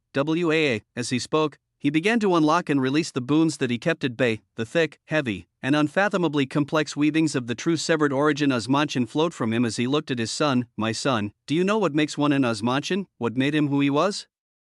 The values that led him to where he was were many, but there were core driving forces that made many things happen. Henry received this question while feeling something beginning to burn within the depths of his body. But he did not find it possible to answer, so his father continued while the wings behind him released waves of heavy radiance. At its base, to be an Osmantian is to have an insatiable, endless need for complexity, for advancement. And everything around you falls in line to help you achieve this. Chapter 3566 Osmantian 3. What did it mean to be an Osmantian? The true severed origin Osmantian stated that it was to have an insatiable, endless need for complexity. His eyes swirled with incandescent cerulean radiance that remained on his son as he continued. To be Osmantian is to have such a need for complexity, while also relishing in all the wonders complexity has to offer. To both seek and enjoy complexity, one needs to have a necessary edge over complexity, as every Osmantian has capabilities that others only dream of. Gradually, his voice began to fill with authority, and the next words he spoke were those filled with authority, with prompts appearing in front of the eyes of all those here. Weavings of the true severed origin osmantion are awakening within the depths of your complexity. At birth, an osmantion naturally attains the state of existence demarcated as the eye of existence. The voice filled with an inviolable authority echoed out as the moment it did so. Above Henry, incandescent white gold radiance bloomed as an illusory eye of tremendous regality bloomed and came to fruition. His figure was elevated in the air gloriously as a vibrant complexity erupted from him, and he was not the only one. Above Adelaide, above Athena, above Barbatos, above Dr. Hall, the progenitor of steel, the bard of quintessence, Erickson.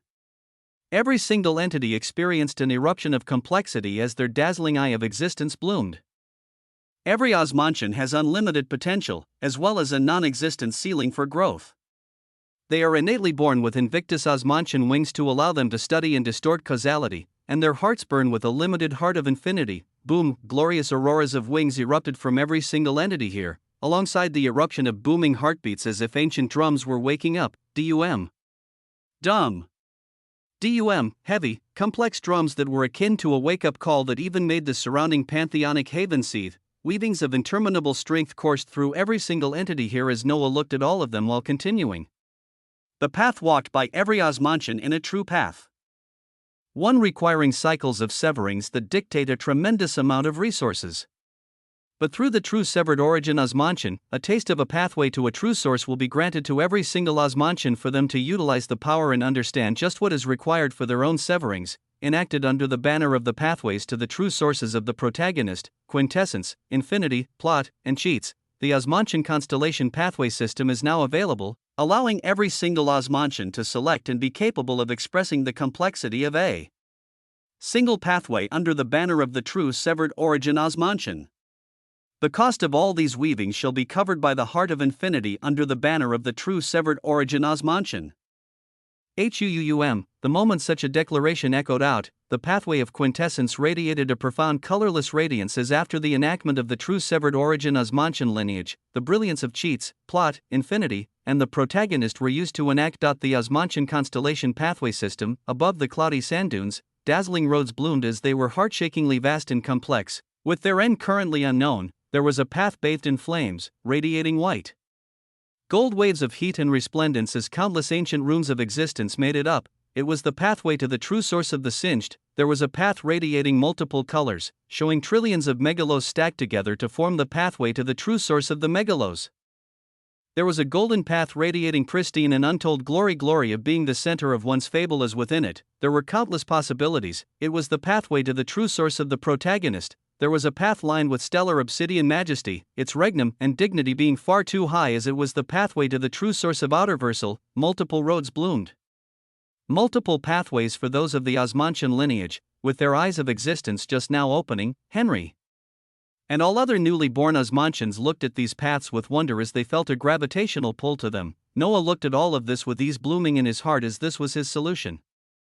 So that one day, he may never look at his own son and feel like he was looking at a lesser dimensional creature as if a human looked at an ant, so that those of the infiniverse megalos would never be looked at and observed as if they were mere figures inside of a painting never capable of doing anything else but exist. He would elevate them towards where he was. He would pull them towards his own standing as it would never be him looking down on his people but all of them looking down at the myriad wonders of existence. With white gold wings blaring behind him, Henry was the first to rise up as his eyes looked around at the many paths. Gradually, they came to lock onto two as his weavings of destiny pulled him towards these. And ultimately, the wings behind him naturally flapped as he appeared in front of the pathway to the true source of the singed. White gold flames bathed his figure the moment he stepped foot on this path, the road of flames lighting up brilliantly as in the ensuing seconds, the aura of Henry Osmond exceeded any possible ordinance, tumbled over existence severing, ripped across the musings of a pioneer, and began radiating a terrifying glow of complexity and power that others would only ever associate with a source, him who had not even come close to severing his own existence. At this moment, he radiated a level of complexity that would convince others that he had a source. When truly all he held was the authority to express the pathway to the true source of the singed under the banner of the true severed origin osmantian, and the origin osmantian looked at all of this as he continued to speak. In the wonders of weavings of complexity, there are countless variations of existence following their own stable weavings as at this moment, Forces seek to destabilize these weavings across frequencies of existence. Choose a pathway. Obtain its power. And then express such a power as the first feat of osmantians. Will be to witness and experience weavings across the frequencies of the wheel of existence. Chapter 3567 Osmantian. 4. The first feat of osmantians was to witness and experience weavings across the frequencies of the wheel of existence.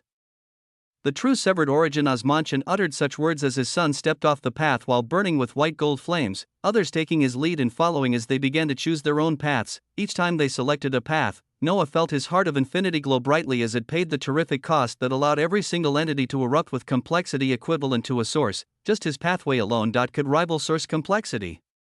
And now, all of his people would be capable of expressing it as he planned to send them across frequencies, clones of their bodies anyway. They could aid in collapsing the weavings of the faceless lifeforms and at least act as a deterrent so that the many frequencies out there did not fall under the banner of the faceless lifeforms. One by one, his people took on profound paths of brilliance as among them, the bard of quintessence howled before gorgeous waves of incandescence exploded around him, a set of drums blooming by his side as beside his howl, a glorious beat began to echo out across the pantheonic haven of dreams. Around the same time, away from the infiniverse megalos, in a region of white radiance gorgeously wrapping around absolutely everything, Noah was within such a region of dense white brilliance as he raised his hand to feel everything around him, the piece of a spoke of the wheel in his hands as he watched all gray fractured lines being scorched and disappearing across the megalos nihilos.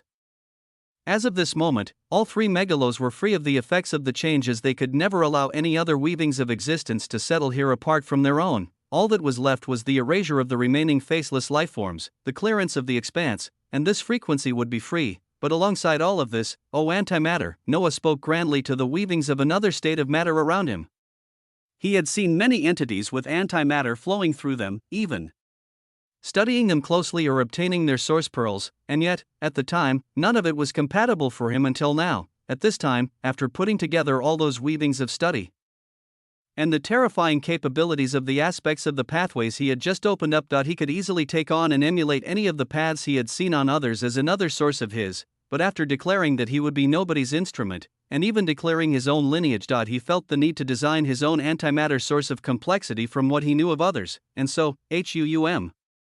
The white gold spoke in his hands span with a sense of awe and glory, beginning to take in all weavings of antimatter nearby into its small point. After that, Noah turned the spoke towards his own body as it miniaturized in size to the extent that it looked like a pen whose tip was filled with a convergence of antimatter.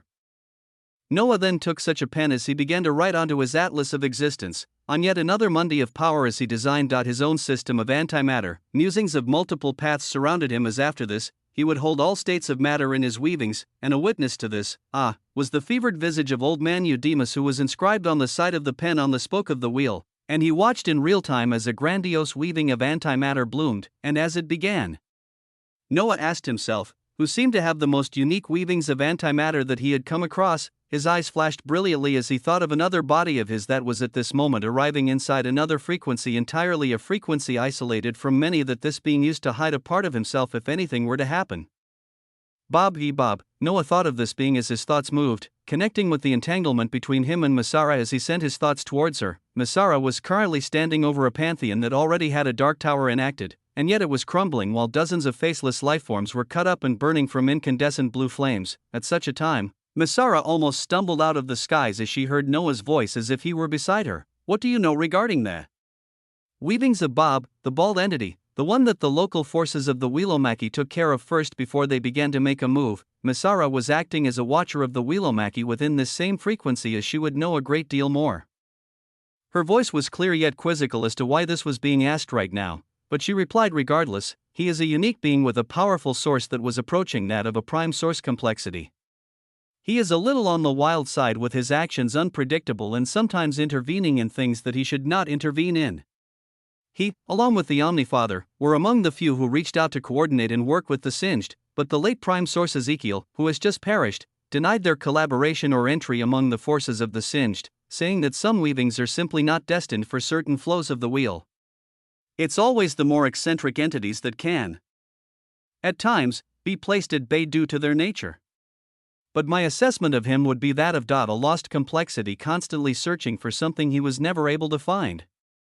And it is why he intervened in cases where he shouldn't, as he tried to change the fates of others to be different than what they were set out to be. An assessment of Bob was given as through the entanglement. Noah nodded, because at this time, his weavings that had been crossing the folds of the flow of the will finally arrived inside a unique frequency. Chapter 3568. What could have been I? Each frequency held its own unique weaving of existence, the first frequency apart from his own that Noah arrived in was a unique one, as his arrival point was in the expanse, and yet here, one could see shattered strings of existence that had lost all color, shattered, quite literally cut in half as if they had received a horrific impact that decimated all of them throughout the expanse at once. Everything was filled with a sensation of death and that of the end, with Noah seeing storms of antimatter, matter, and dark matter raging in separate directions, as if they had no musings or purpose with them, having constantly been crashing against each other for eons. In the distance, Noah saw massive shattered blankverses, and as he began to fly across these cataclysmic weavings of a frequency, he even saw fractured megalos mountains. By all means, this looked to be a frequency devoid of any life and weavings. Very likely, even the megalos beyond, near, and nihilos of this frequency were decimated with absolutely no life within them. It was a unique selection of a place to hide one's weavings, as truly, there may be no others to ever disrupt one here. Noah looked around as he thought about the countless lives lost in such a frequency, and his eyes turned towards a certain location as he turned into a streak of light that shot out past the decimation. In a short period of time, he arrived before typhoons of matter and antimatter. As at the very center of these terrifying storms, what looked like an embryo floated silently while withstanding all the storms, even pulling them into its body every passing second. Inside this embryo, the weavings of Bob could be felt as if he was in a state of deep sleep that he would never wake from unless a complexity prompted him out of it. Noah looked at the embryo calmly before his fingers struck out, releasing a heavy pressure that popped it as what lay within was about to be swept up into a storm of matter and antimatter, when suddenly, everything calmed. From the embryo, a small humanoid body with limbs that looked like tentacles slowly buzzed as its complexity began to awaken. The skin was silver white, with the head being utterly bald and free of hair as, at this time, its eyes fluttered open. Its voice was dry as if it had not spoken in forever. A white robe covering its body as it looked around with an expression of annoyance. Who woke me, you? As if droves of memories smashed down like waves, his singularities for eyes squinted while he frowned, eventually coming to refocus as they raced to see Noah. Gradually, the singularities gained clarity as they were both happy and frustrated at the same time. You were successful in getting here, but things still look rather drastic, young friend, one of the few that Bob had become entangled with across frequencies. As of now, this entanglement seemed to be the one that saved him as Noah neared Bob, who seemed unbearably weak with this body of his, only emanating waves of the complexity of a constellation and not a source. What is this? He spoke while referring to Bob's body. I had to cut off a part of myself to put here and make sure it was entirely free of influence from my main self. As if we were different weavings entirely. And I then hit it into my worst failure. This dead prime frequency of Genesis, a dead prime frequency. Bob looked around him with immense pain coursing through his eyes. For other people, failure only leads to a mistake of money or failed relationships. For people like us, failure means entire frequencies are decimated as you get to be at fault for megalocides. How unfair is this? His musings were chaotic as he spoke, his singularities pulsing as he continued. But here, weavings are cut off. So I hid a part of myself here in case anything were to occur, and those fuckers mad things occur. The ambush and the logos of the wheel. They knew they could not defeat me, so they sent my body to none other than hell, terra firma. A place I knew my weavings would always lead me to, as there was something there that could be utilized to right many wrongs, but I never went into it because entry would also mean I was stuck there.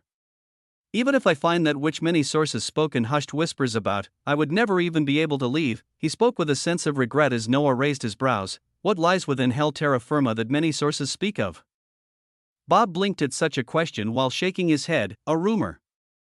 A dream. That in a place where authority does not work, there lies a primal flame of the wheel of existence. It was placed there solely because it was the safest place for such a critical part of the wheel to be, since nobody could use it, nor could it be taken out as no authority could be used. But this primal flame of the wheel could theoretically be used to revitalize dead frequencies. Bring back quintillions upon quintillions of what was lost. I say it is a dream, as how could one, without any authority, find such a thing within the purgatory lands, or even bring it out when there is not an ounce of authority to be utilized? Noah could not help but smile at such an assertion as his weavings began to study Bob with severed extractor, actually having trouble grasping the source of this being, as it seemed to be part matter and part antimatter, but it would only be a matter of time, as he replied calmly, if it is hell terra firma, then that makes things relatively easier. Where did your main body land within? If you can describe the surrounding environment, I may be able to find you quickly enough. And then this primal flame of the wheel of existence can also be searched for if it exists, a flame that could revitalize entire frequencies. Would the prime frequency of life that had just fallen into the hands of the faceless lifeforms be capable of being returned to what it once was? As Noah thought of this, Bob shook his head incredulously, as if the two of them seemed to be on entirely different planes of understanding. Why was he talking about hell terra firma as if it were his own backyard? Chapter 3569. What could have been two, inside of the terrifying dead prime frequency of Genesis, what Bob referred to as his worst failure. Only two beings stood before each other as the one who had just been released from an embryo looked towards Noah and shook his head with calmness. I won't ask too much, as I know each one of us is entitled to their own complexity and secrets. Since you are here, it means you were able to escape the purgatory lands, and with the confidence that you speak of in being able to find me. Bob closed his eyes before he began to speak of the memories that had been coming back into his body since he woke up. The fact that we are in a dead frequency of existence aids me in isolating my own weavings from my other self. Otherwise, I would have also been pulled into the purgatory lands with my main body, even though, at this moment, we still share the same thoughts. My main body is located in an area where throngs of entities relating to antimatter reside in. There are 3 mountainous ravines that rise towards the gray skies on one side, and, gradually and accurately, Bob began to describe his current location as Noah sent all of his thoughts to the other him in hell terra firma. At the same time, he continued to silently study the weavings of Bob's pathways that he called cows when he left behind his will in hell terra firma. We have some time to kill, as I can't really leave this dead prime frequency yet. I am curious about you, but I know you must be even more curious about me. Ask away. The bald round head of Bob smiled as Noah stared at the shattered strings of existence as he voiced out calmly, you have any more accurate knowledge regarding the ones who established their sources eons ago who have now left? Some theorize that they did not leave us and are, in fact, protecting us from a place that we cannot see. That load of bull? Bob's tentacled limbs shook as his singularity showed distaste. One of his limbs wrapped around a shattered string as he spoke with a sense of anger and annoyance. After a certain point, complexity can hit a ceiling where no matter what one does, they don't seem capable of exceeding the flow of the wheel. The fairy tales and rumors like those. The ones who believed them the most were the singed. When I communicated with them for any proof of this, and even asked for collaboration, they told me our weavings held different paths and that we were not compatible. They would rather believe that at the peak of complexity, existences would not selfishly choose to sever all entanglements and seek even higher elevations for themselves. That somehow they are out there instead, selflessly protecting all weavings of existence against unknown threats. That is not something that I can believe in. I know the nature of beings. Cows tells me about the nature of beings. They are selfish, entitled, self-serving. No entity would spend eons fighting for others when they can barely fight for themselves. Until I see it for myself, all I know is that those who were brightest among us all made the same decision to truly sever and leave everything behind. True severing. That is actually the most curious thing, as I believe the severing of existence needs to be more than what all of us go through. Bob began to speak of true severing. He may not have known what he was truly mentioning, as this was what Noah had done, but this entity seemed cognizant to think of this, as their discussion continued in the dead prime frequency of Genesis, in a far, truly distant weaving, within hell terra firma, BZZT. Cracks of light echoed throughout a massive airborne aircraft carrier that looked like a huge ship, multiple engines burning tons of fuel per second humming on the bottom of the carrier as it stayed afloat. Within it, many autonomous androids moved about busily, as at the very center, Noah's figure sat on a throne centered around a room filled with multiple screens that showed rows of data. On his lap, the visage of Barbados sat as he hummed while keeping her eyes on one screen that showed a scene inside a settlement. Noah looked down at her and asked, "You're not going to meet your father, McAllister?" He had sent him into hell terra firma as he was left inside a settlement without being given any privileges. He now walked around the settlement aimlessly while being monitored by Noah's autonomous androids. Barbados harumphed on his lap as she replied, "Humph, let him enjoy the sensation of helplessness some more. I'll see him later." Her cute figure restrained her anger, and Noah couldn't help but smile. An instant later, the voice of the Infiniverse rang out across the ship. 75% of all satellites have been deployed and are scanning rapidly for any matching topography as described by Bob. They are also scanning for any sources of heat above or below ground that may be the prime flame of the wheel of existence, with 3 possible matches so far underground as excavation teams have been sent to every location to unearth and observe what the sources of heat may be. The level of productivity that could be achieved when there was a singular source of power controlling hundreds of thousands was terrifying. Androids moved with precision while the satellites that Noah had deployed and only increased in number worked in overdrive to achieve their aims, with their path set to unearth the secrecy of hell terra firma, to have the prime flame of the wheel of existence hidden here. It seemed like it was never meant to be unearthed, after all, without any usage of authority allowed here, and no way to get out of hell terra firma. This flame would remain veiled forever, or, it should have been that way. But then, there was an Osmantian, there was the true severed origin Osmantian, chapter 3570. What could have been 3, within hell terra firma, countless oddities and wonders moved all over. Near ravines of huge grey mountains where fungi were sprouting all around. Clusters of lineages fungal, bacterial, and viral lived in these swaths of regions, as some were too small to even be seen by the naked eye. Under the shade of a basidiomycota, the silver-white bald skin of Bob was looking out into the field of emptiness ahead of him. His eyes calmly simmering with a mixture of emotions that seemed difficult to understand. Within, there seemed to be untold seas of rage. And at the same time, vibrant waves of compassion. There was tiredness and vibrant endurance, life and exceedingly cold allure of death. Countless weavings seemed to be swirling within as at the end of it all, Bob sighed, is it all worth it? At some point, one had to ask this of themselves, if what they were doing was worth all the trouble. As Bob wondered such a thing, the area he was under suddenly had a massive shadow appear above it that obscured everything.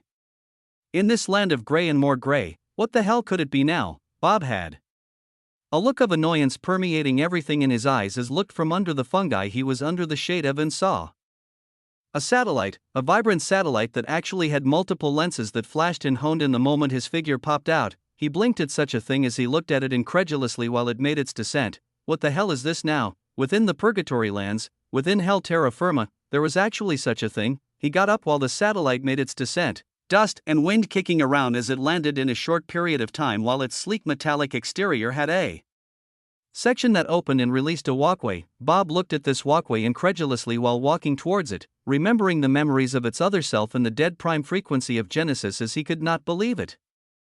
He knew there were many special entities like him across these vast frequencies, but this was something else entirely. He had only given Osmont the topographical markers he could see all around, even describing the life forms around him, as he did not expect anything to happen this fast. But after he entered the massive vessel, he was met with androids lined up all around as on one of the many big screens. The face of Noah could be seen, a dazzling woman wrapping her arms around his neck as she looked towards Bob with squinting eyes. On the screen, Noah nodded towards Bob while the satellite that had picked him up began to rise again. Welcome back to civilization. I've already got a few places marked that may hold this so-called prime flame of the wheel. One has already turned out to be a volcanic mountain, and another shows more promise. We will see. He spoke calmly about such a terrifying possibility as near Bob. Androids carrying platters of meats, drinks, and fruits appeared as Bob held them while shaking his head with genuine surprise. Out of all those I became entangled with them. I did not think you would be someone with such a unique complexity.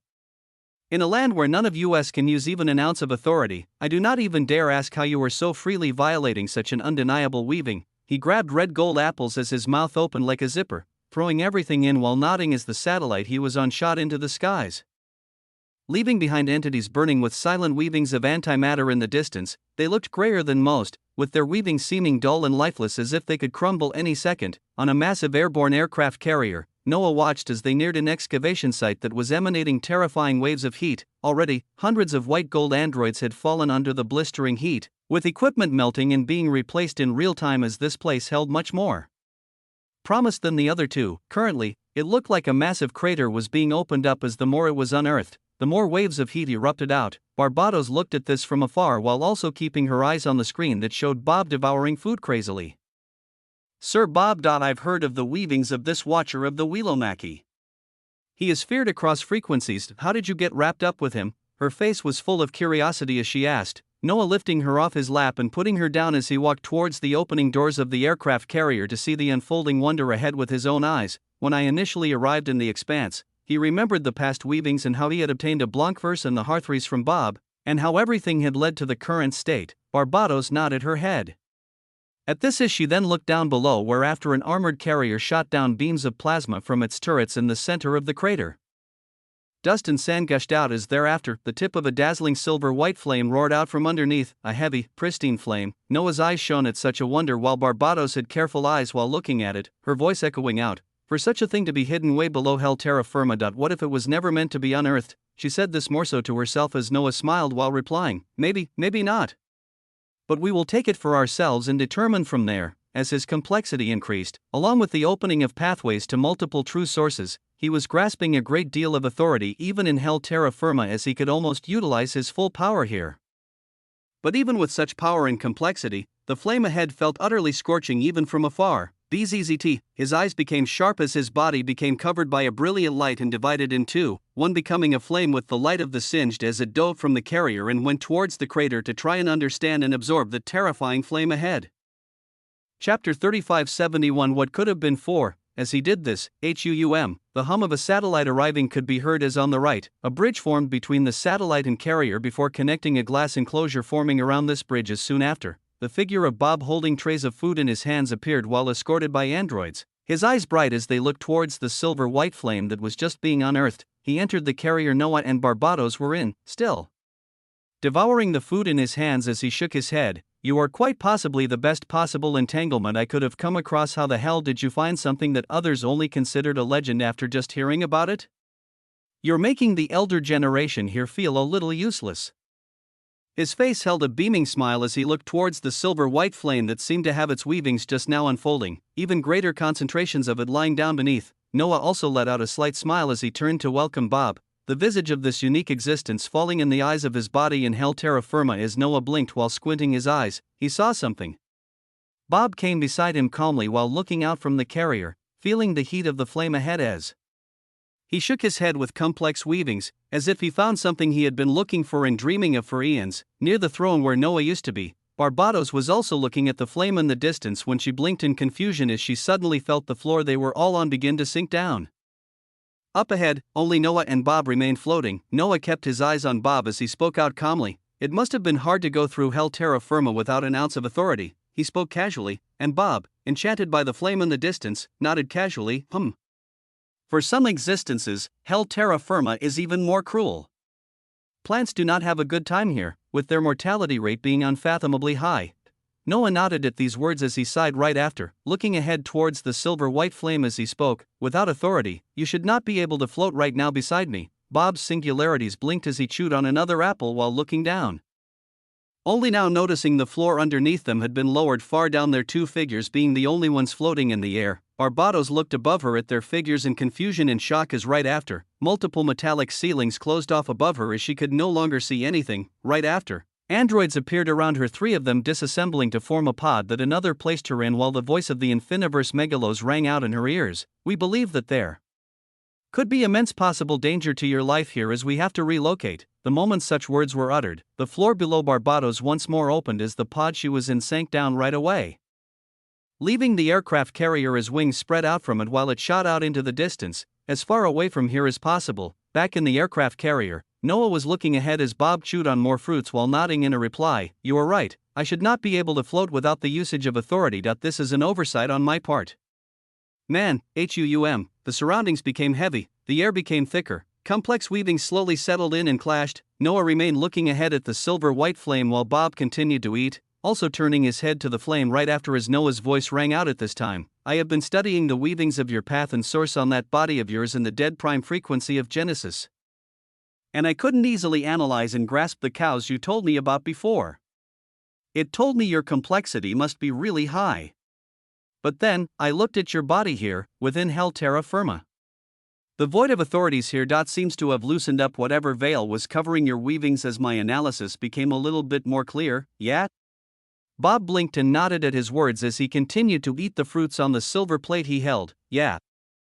I received the same result I had seen once before not too long ago. When I was looking at faceless lifeforms, boom, the air became turbid with power, the metal of the aircraft carrier creaked and buzzed as it began to vibrate, the moment Noah's eyes had landed on him. Severed extractor was able to get a better idea as right away, the prompt of incompatible weavings of existence flashed, silence reigned in the surroundings even as the atmosphere became scorching with turbidity. Noah looked at the distant silver-white flames that seemed to be roaring at this time, thinking about countless things before he asked lightly, the dead prime frequency of Genesis. You mentioned that it was your biggest failure. How so? He seemed to be asking casually as if there were no issues whatsoever, and Bob also replied casually as if they were simply having a normal conversation, that frequency dot was the place I initially arrived in. The impact was heavy, and I could not control my complexity too well. It resulted in the instantaneous decimation of all the megalos and the expanse within it. It was my biggest failure to date, but I may have to change it now after you. His singularities were bright, his bald head shone with dazzling incandescence. He continued eating more of the fruits remaining on the platter, his chewing sounds echoing out as he continued, the weavings of the wheel of existence are too solid, too pristine. Even if you mask your weavings, it is still impossible to evade everything. To go against the flow of the wheel is almost an impossibility, as you will find random coincidental things piling up until you are exposed. You will find forces rising up against you. Nothing going your way, and everything that could go wrong, truly does go wrong. And how could it not when you are mixed within the flow of the wheel itself? So my solution was to go along with the flow. He spoke calmly, he spoke succinctly, and he continued, I had to block off all parts of myself and become someone else entirely. And see, here comes the most critical part of it all. It is not enough to just become someone else and play a part, you have to genuinely believe it. For the flow of the wheel of existence to consider you part of its weavings, you truly and undeniably have to believe it too. Otherwise, complexities would always be able to feel that something is off about your weavings. So I was Bob. I truly and completely am Bob. I forgot everything else, but part of my weavings still steered me towards my purpose as I was able to step into the wheelomachy. They also tried to go for the singed, but somehow, evading the flow seems to be so supremely difficult that they sensed something they couldn't put their finger on, so they simply denied me. His expression was placid, all the fruits on the platter were done as thereafter, he began to eat the silver plate itself, the crunching sound of metal rang out as Bob continued, it seems I was desperate as my weavings tried everything. They waded across frequencies and sought to be entangled with unique lifeforms surrounded by a heavy flow of the wheel. A gem master that was somehow always suspicious. A usurper that tries to devour my weavings. Saviors masked as calamities. Anything. And then, I became entangled with you, boom. The aircraft carrier they were in had disintegrated, all around, armored carriers and satellites pointed their weapons in this direction, their air was filled with shocking turbidity as Bob finished eating his silver plate while looking at the distant silver-white flame. You really got the ball rolling after all these years, excited for what is to come. Chapter 3572 Bob clearly uttered that after all these years, Noah was the one who really got things rolling. The thick air of turbidity in the surroundings became even denser as Noah and Bob continued staring at the distant silver-white flame. Noah Osmont. What an oddity you were. Back then, my weavings remained fully in line with the flow of the wheel as I was just entangling myself with another potential entity that was surrounded by a heavy flow. Dealing with those carrying the heavy influence of the flow of the wheel is extremely difficult, and it was more so with you than anyone else I became entangled with. My routine was that even while being in line with the wheel, I at least monitored those I was entangled with. I wanted to put pieces of myself into the hearthrees I gave you. Into the Blancverse. And yet the moment I had that thought, my core weavings told me I would instantly have this newly forming entanglement severed as I would be ever further from my goal. How ridiculous was that? I held a powerful source while you should have been a sheikling who only just arrived in the expanse, so how could you possibly have found out anything? And yet, my senses never lie, so I had to stop the hearthrees. The Blancverse. Noah's eyes became heavy at this as he thought about what could have been, on your end. Would it have been intuition? Danger sense? Ankyras of omniverse who are surrounded by a small flow have this sense. Ankyras of frequencies surrounded by larger flows of the wheel have it even keener. Yours. Goodness, it was a frustrating one as my weavings had to dance delicately to not set anything off. But I danced. And boy, did you pay off. Sent to the purgatory lands not too long after we met, even I was shocked. It seemed too obscenely fast that I questioned just what a tremendous flow of the wheel swirled around you. And then to meet your other self taking revenge on your behalf as the change was initiated. Man, oh man. Bob had finished chewing on the metal tray as he had nothing else to eat. His gaze remained on the distant silver-white flame as he shook his head. The flame was roaring and raging as it was fully unearthed down below, more of its structure visible as waves of its heat radiated outwards for miles. It was fantastic. And the whole time, even I had no idea. After all, I had to truly and fully be Bob. My weavings had to remain in line. Even as everything was finally moving towards my goal, I still did not know. My weavings were to protect the wheel. I was a watcher. A watcher descended from the first watcher too. I did my duty. I went against the newly appearing forces as Persephone and the little great sage betrayed Bob, the most influential watcher. Those poor things had no idea they were helping me all along, even I had no idea. That is, until they sent me to hell terra firma, where I needed to be all along. Here, in these lands, Bob spread out his tentacle-like limbs as he breathed in the air of hell terra firma. Within this place, I finally began to remember. Oh, and speaking of poor Persephone and the little great sage, I cannot sense the shreds of my weavings I placed in poor Persephone. Did you or another part of the flow of the wheel do her in this quickly? What a poor thing. His eyes showed genuine sadness as he spoke of this, but he shook his head right after as at this time, Noah spoke out calmly. So you were a mastermind behind many things even though you did not know. And your goal, WA, at such a question, Bob shook his head once more, a look of self-deprecation appearing on him. I am no mastermind, I am far too simple, I know that. I mean, can you think of a mastermind who lets it slip by floating when he shouldn't have any authority? No. I am just a simple creature. But in my simplicity, there is a shred of complexity. And even if I were to tell you right now what I wanted to achieve, you would not understand. We are different people, you and I. Sometimes, we could be looking at the same thing and yet observe two entirely different viewpoints.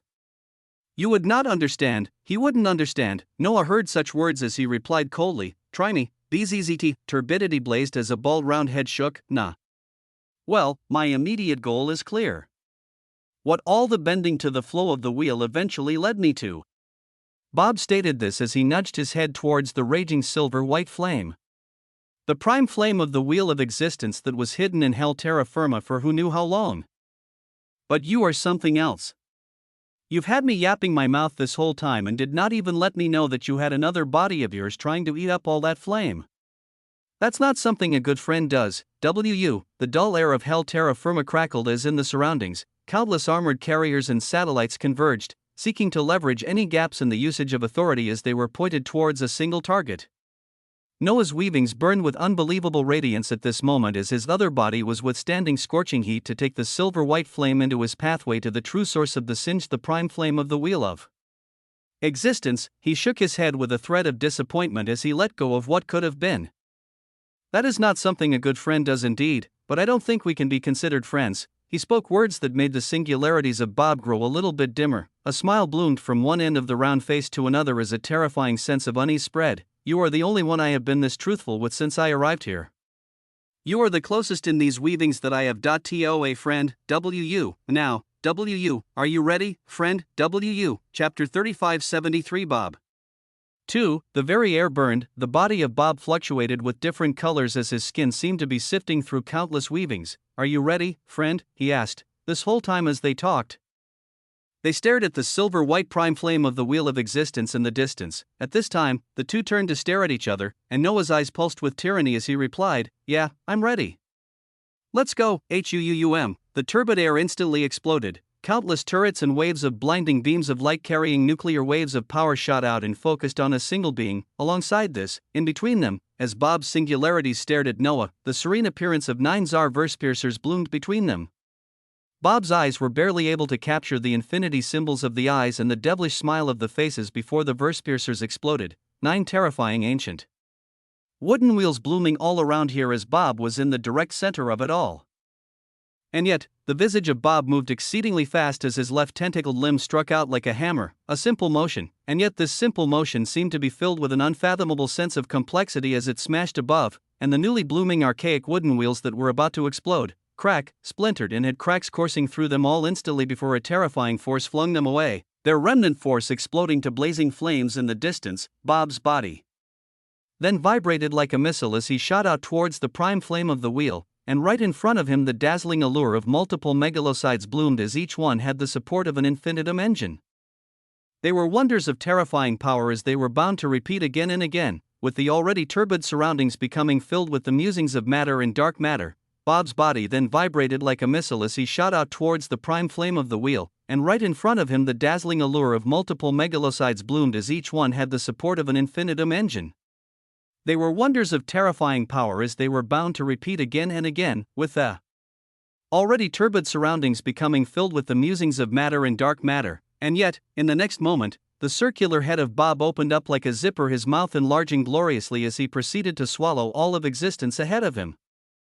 Not the terrifying shattering megalocides, but all the weavings of existence around him as in the next moment, every area covered by the megalocides was erased, his mouth closed just as quickly as it had opened as he continued forging ahead. All of this happened without the passage of any time, not even an instant had passed as all of this occurred. From behind, Noah's weavings churned as the many pathways he had opened lit up with indeterminate glory, true severed adaptive power of existence burned as this was the most perfect possible adversary with an unknown level of power coursing through them. Under true severed adaptive power of existence, no wall was unscalable for him. At this moment, the gap between him and Bob was unknown as shockingly, he had lost connection with the megalocides powered by the heart of infinity that Bob had swallowed. He truly could not sense their eruption anymore, as if they had disappeared into weavings where nothing could be expressed. It was a terrifying enemy, as true severed adaptive power of existence stated. Such a vast gulf of power may seem unscalable, but whether it be during this battle or the days that follow, his weavings guaranteed that he would overcome this being, so he bellowed out as at the same time, limited fictional transcendence seethed with glory. "You are back where you were before, HUUM, his voice boomed out commandingly as Bob's body instantly began to move in reverse.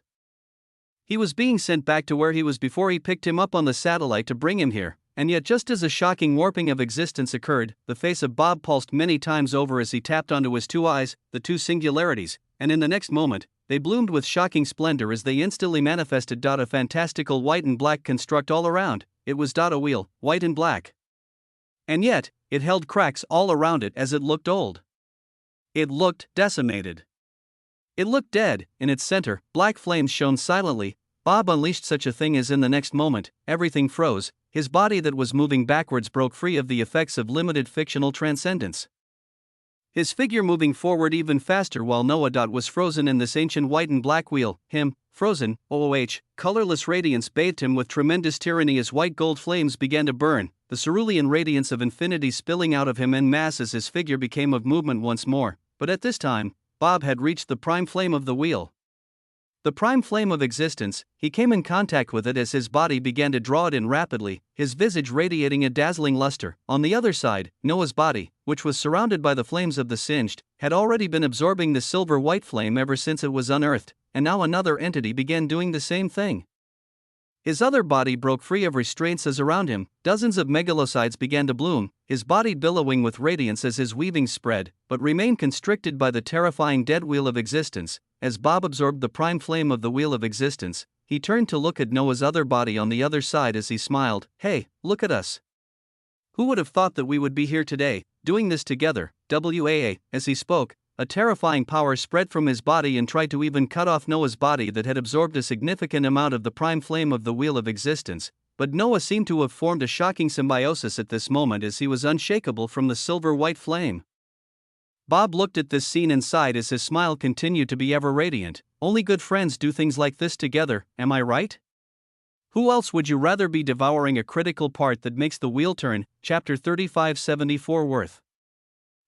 Who else would one rather be devouring a critical part that made the wheel turn? Bob asked such a question as Noah looked at this being coldly, his complexity surging due to true severed adaptive power of existence as just in the last instant, randomly, the selection of an instant has been selected. The passage of an instant may not be allowed without your complexity undergoing a random, significant burst of elevation that will be supported entirely by the true severed heart of infinity. The limited infinitum weaving of complexity has randomly declared the burst of elevation to stem from the weavings of entropy. The severed weavings of entropy, backed by the limited infinitum weaving of complexity, surge across severings and heads towards its final severed state. This prompt flashed before his eyes in the past instant, but not just this. The limited infinitum weaving of complexity has randomly declared the burst of elevation to stem from the weavings of lute. Randomly declared the burst of elevation to stem from the weavings of runes. Burst of elevation to stem from the weavings of apocalypse, due to the gulf of power between him and Bob. Just in the last instant, he was taking the weavings of entropy, lute, runes, and apocalypse to their pathways naturally, for new paths. In just an instant, and Bob was almost able to knock out even his other body set aflame with the musings of the singed that was absorbing and transferring as much of the raging prime flame of the wheel of existence towards a distant infiniverse megalos. But the intensity of flames that Noah emanated seemed to have undergone a resonance with the raging silver. White flame here is at this moment, he was borrowing its power to hold the unfathomable complexity of Bob that actively sought to throw him off. The reason for this resonance, the pathway to the true source of the singed, is being traversed in real time. In his weavings, he saw a core part of himself standing at the start of a path, a road.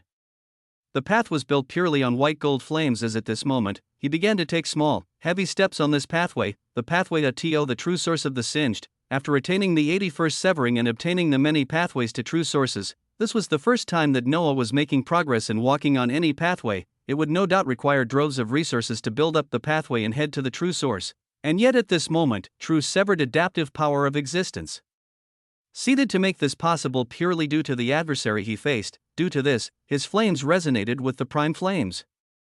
On the pathway to the true source of the singed, a point of brilliance shines in the distance to aid you in your advancement. This point of brilliance is not what lies at the end of the pathway, but simply something on the way there. On the road he walked on, everything was aflame and clear behind him, but ahead was an endless darkness where nothing could be seen. Every step he took was a heavy one, as sometimes there would be a dark foothold there that, after he stepped on it, would light up and allow more of the path to form. But sometimes there would be no foothold, and if he did not want to fall, a terrifying amount of authority had to be utilized and burned to lay the next brick of this pathway. But at such a time, in the distant waves of darkness, a silver-white lantern bloomed, a silver-white flame, the prime flame of the wheel of existence. It was not what lay at the end of the pathway, but simply something on the way there. But at this moment, it lit up the pathway to the true source as Noah was able to see the steps ahead of him now as he walked towards them much faster, his complexity continuing to rise heavily as he did so. This was the only reason why Bob was not able to shake him off the prime flame of the wheel of existence. Bob, this entity that caused Noah to feel a level of coldness and rage, and yet he was thankful for his existence as it meant his own complexity would surge up even more. But his appearance was also a heavy one, as he may just be the one that the prime source Ezekiel of the singed was fighting against, the one they warned is the terrible entity who slipped through the cracks, someone injured, someone not at the prime of their power. One of his bodies was stuck in hell terra firma while another one of his bodies was with Noah in the dead prime frequency of Genesis. Their weavings were turning the air in that region to be filled with turbidity and wonder as well, with Noah gazing at the calm visage of Bob here as he asked, the dead prime frequency of Genesis. Your greatest failure. Do you want to tell me more about that? They were at an impasse.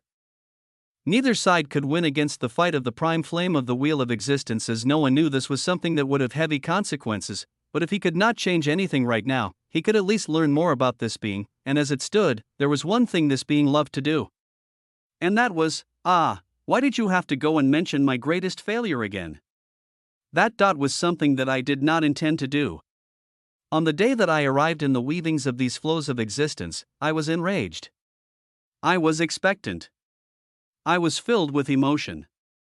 The last of my power was fading as being the simple creature that I am. I sought to anchor myself against weavings that were already rejected me.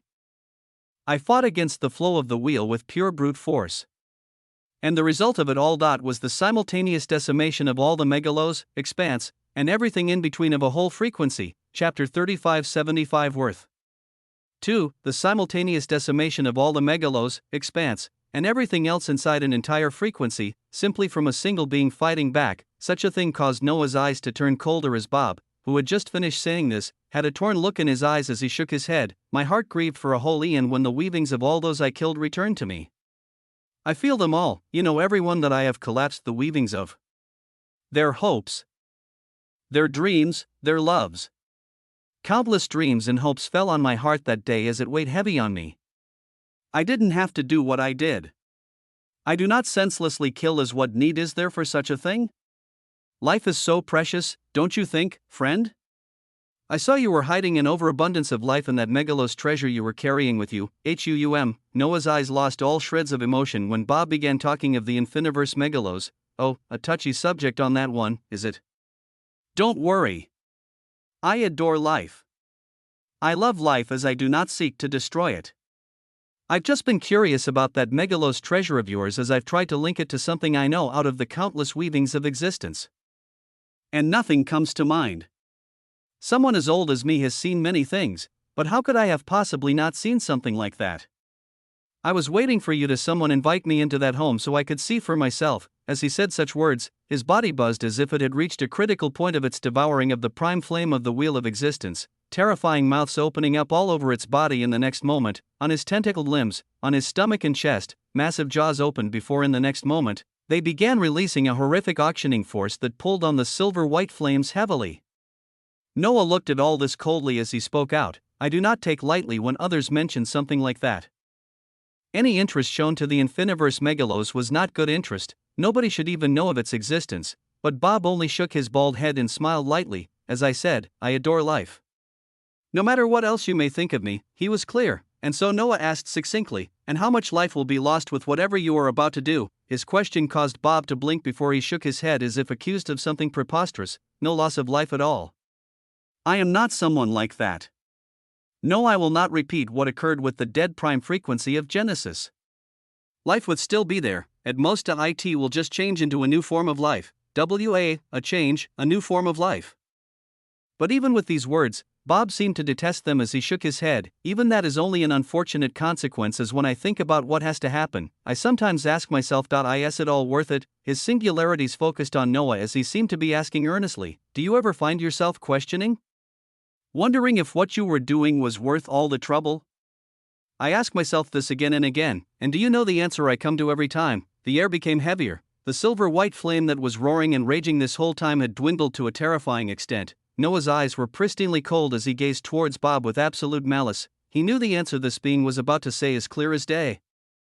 And Bob seemed to know it too, as finally, the smile he always had on his face faded away as a terrifyingly heavy and serious expression replaced it, one of interminable determination that would never be stopped no matter what. With such a heavy expression Bob continued while the last embers of the silver-white flames between them faded, every time, without fail, I always have the same answer. It is more than worth it. It has to be more than worth it, With a surge of brilliance, a silver-white flame entirely faded, only two beings remained in a gray land, one having two bodies surrounding the other front and back, as the air was so complex that even lesser sources would find it hard to walk into. Bob nodded towards Noah as the jaws all over his body faded, his expression becoming serene as he nodded. Till we meet again, Osmont, With a blast of white and black, a heavy burst of complexity cracked down as in the next moment, Bob's figure disappeared from hell terra firma, where others could not leave. Where Noah was the only exception, Bob left as when Noah looked around, all he saw were decimated satellite and vessels as his expression remained cold. A loss, he felt and knew it as today. Was a major loss, a loss of opportunity. A loss of might. A loss against a being that was much, much more powerful, a loss that would have severe consequences, as Noah had obtained a bit over half of the prime flame of the wheel of existence. And Bob had attained the lesser half, but he had obtained it. Now the question was, what would he do with it? With something that kept the wheel turning. When Noah thought of everything that he had discussed with Bob, he became increasingly serious as Bob's words revealed the truth of what he planned to do. He detested the loss of life. But in his warped mindset, change of life was entirely okay. He did not plan to destroy the prime flame of the wheel of existence. He planned to distort and change it into something unfathomably worse. As what did a man who always had to evade and go with the flow of the wheel do now that he had a tool that may be able to dictate the very flow of the wheel as he saw fit? Chapter 3576 Ordo ob Chao. The primal flame of the wheel of existence, at this time, within the infiniverse megalos, a buzzing even heavier and more radiant than the Osmantians finishing their selection of pathways, was raging as at the core domain were a multicolored throne connected to countless strings. There used to be a white gold wisp of the flame of the wheel, but at this moment, this wisp burned brightly inside of a raging silver-white flame that released constant shockwaves across the infiniverse. Megalos elevating its complexity at a ridiculous pace, the figure of the infiniverse megalos in ruination stood before it alongside Noah's main body as they analyzed the weavings of this wonder that Noah snatched over half of. The silver-white flames have been confirmed to be an even higher complexity of flames relating to the wheel of existence. What was obtained was not a wisp, but 55% of the primal flame of the wheel that was veiled within hell terra firma. The flames were confirmed as Noah looked at them coldly while asking, usage, genuine flames relating to the wheel, not a wisp or a part, but massive clusters of the primal flame of the wheel of existence. Master has already innately begun their basal usage while in hell terra firma the quintessential elevation of complexity. That was at a more instinctual level. Now that the flame is here, it has become anchored into me as this accelerated process of elevation can now be done actively. At the same time, all of the infiniverse megalos themselves are benefiting tremendously as a radiant glow erupted as from the countless strings flowing from the multicolored throne, thousands of horizontal strings shimmering silver, white, and gold bloomed around the throne and shot out into the surroundings. They extended out to be observed past the dazzling vein of the infiniverse megalos and also through its many pantheonic havens. They caused the concentration of atmospheric weavings of existence to become utterly wild as everything became covered by a hazy silver-gold glow. Around the pantheonic havens, incandescent white and gold mountains began to form as they gushed out waves of complexity. Alongside the emergence of infiniverse primal trees that seethed with brilliance as they already began to bear round silver-gold fruits possessing tremendous amounts of pure complexity. Gradually, surely, radiant silver-gold strings of existence that seemed far more solid, firmer, and radiant than those within the expanse bloomed and wrapped around the infiniverse megalos. All weavings of existence began becoming enriched by an unfathomable level, strings of existence filled with millions of source runes promoting complexity of existence are unfolding within the infiniverse megalos, Master. All of this remains simply the basal usage of the primal flame of the wheel of existence as I have begun analyzing how its utilization scales upwards even more. Or how a creature like Bob could potentially use it. It will take some time. The voice of the infiniverse megalos rang out in Noah's mind as he nodded with understanding while tapping his chest. Start the active utilization of the primal flame of the wheel of existence on elevating the pathways to the true sources. Also, ensuring the successful design of the antimatter source, on his atlas of existence, in the seventh Mundi of power, brilliant white incandescence was being written as another body of his was halfway through the design of an antimatter source that was being etched with a piece of a spoke of the wheel of existence, a spoke that, Master, I can feel that spoke calling out to my weavings.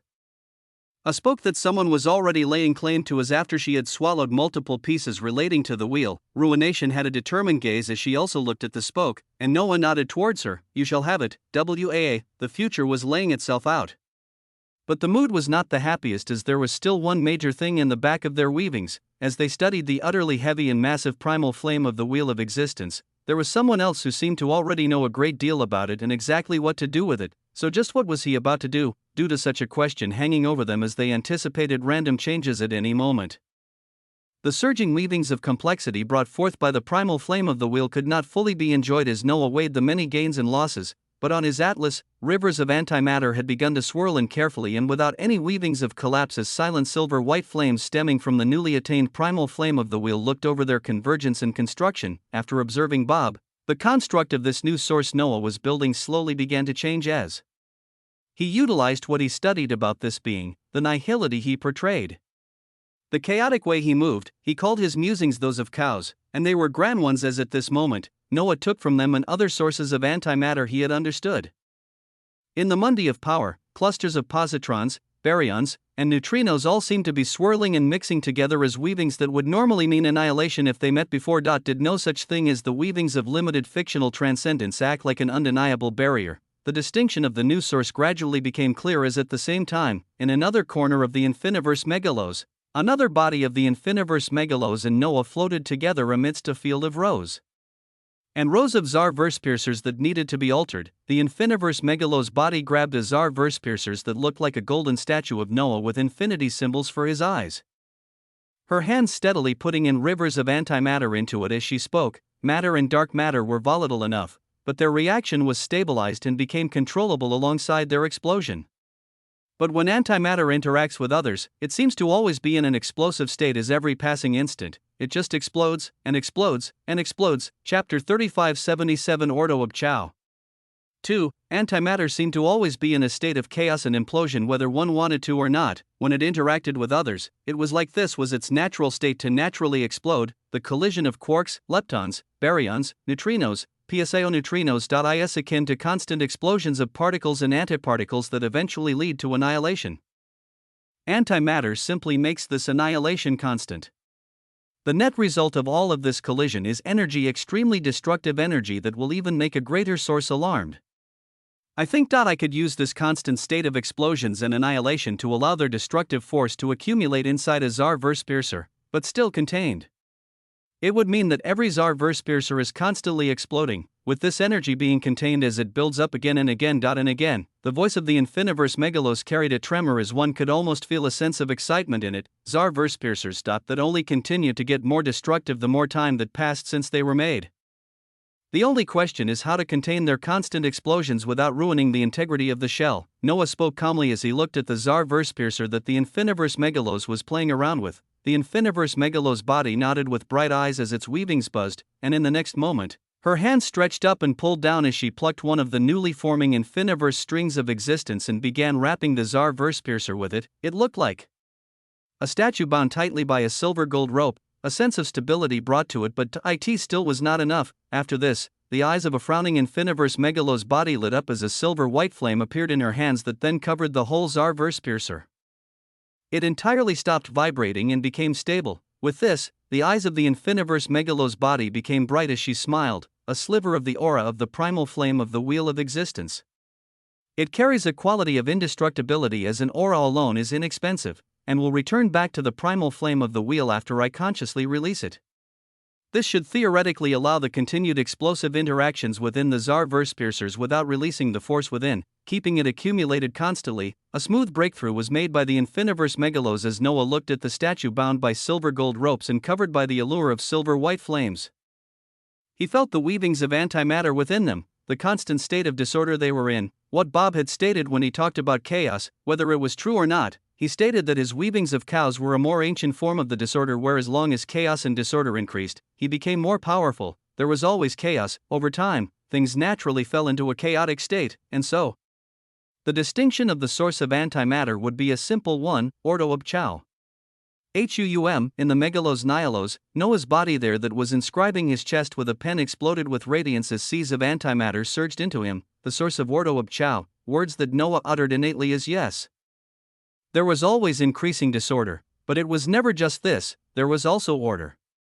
Periods where chaos subsided and prolonged peace came. It was a cycle, chaos, order. They tugged at each other back and forth as Noah's source of Ordo ob Chao meant order from chaos. The true severed weavings of Ordo ob Chao are being designed. It was now formed rapidly after its distinction, as at its conception, it would be severed, and as it pulsed with white and black radiance, intentionally, the selection of an instant has been selected. The passage of an instant may not be allowed without your complexity undergoing the intentional significant burst of elevation that will be supported entirely by the true severed heart of infinity.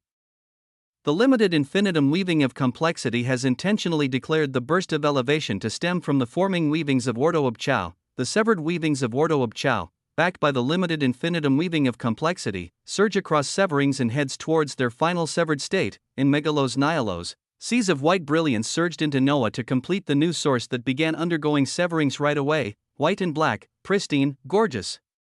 Unfathomably bright, within an instant, it was severed many times over as to date it was the fastest severing yet. It did not take long before his heart continued pumping dense waves of brilliance that took this singular, newly formed concept and severed it fully.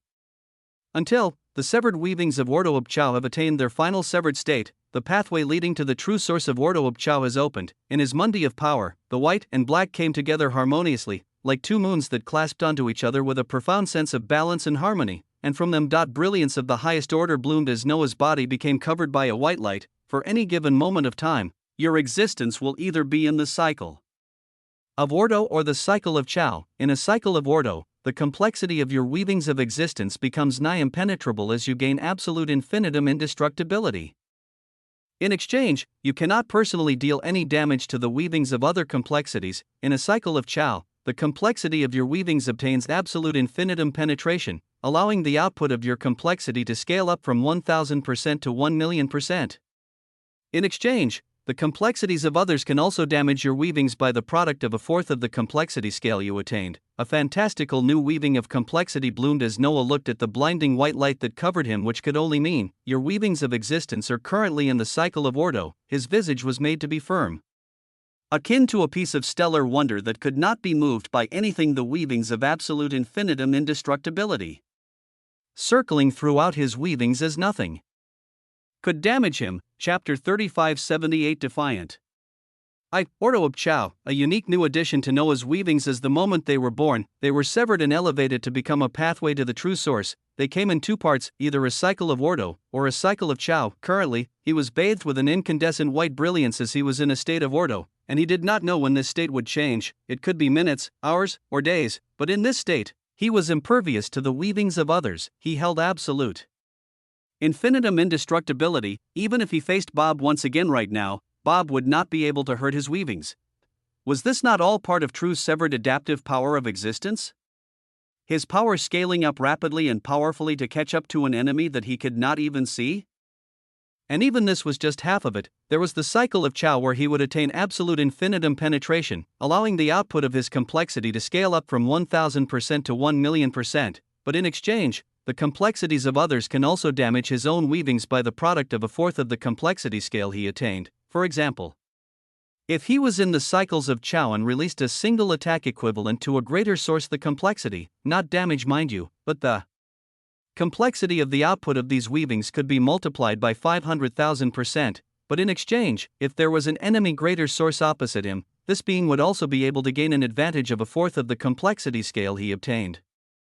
Meaning against him, the output of their complexity would be increased by 125,000%. Basically, the cycle of Chow was a glass cannon, while the cycle of Ordo was a tank that could never be moved. But even in the cycle of Ordo, where he held absolute infinitum indestructibility but could not damage anyone with his own personal weavings, nothing prevented him from, let's say, throwing an already designed bomb towards an enemy, a bomb like the Tsar Verse-Piercer.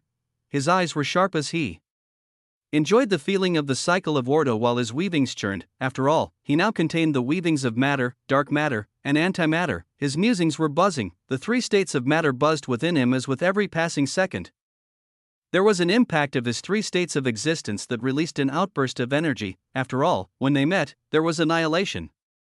An output of energy. Within the Tsar Verse-Piercers, the Infiniverse Megalos contained this explosive energy by binding it with a string of existence and the aura of the primal flame of the Wheel of Existence. So what about Noah? Your truly severed weavings have attained a state of harmony with all three states of existence. Every passing moment, the three states of existence clash and release a burst of complexity.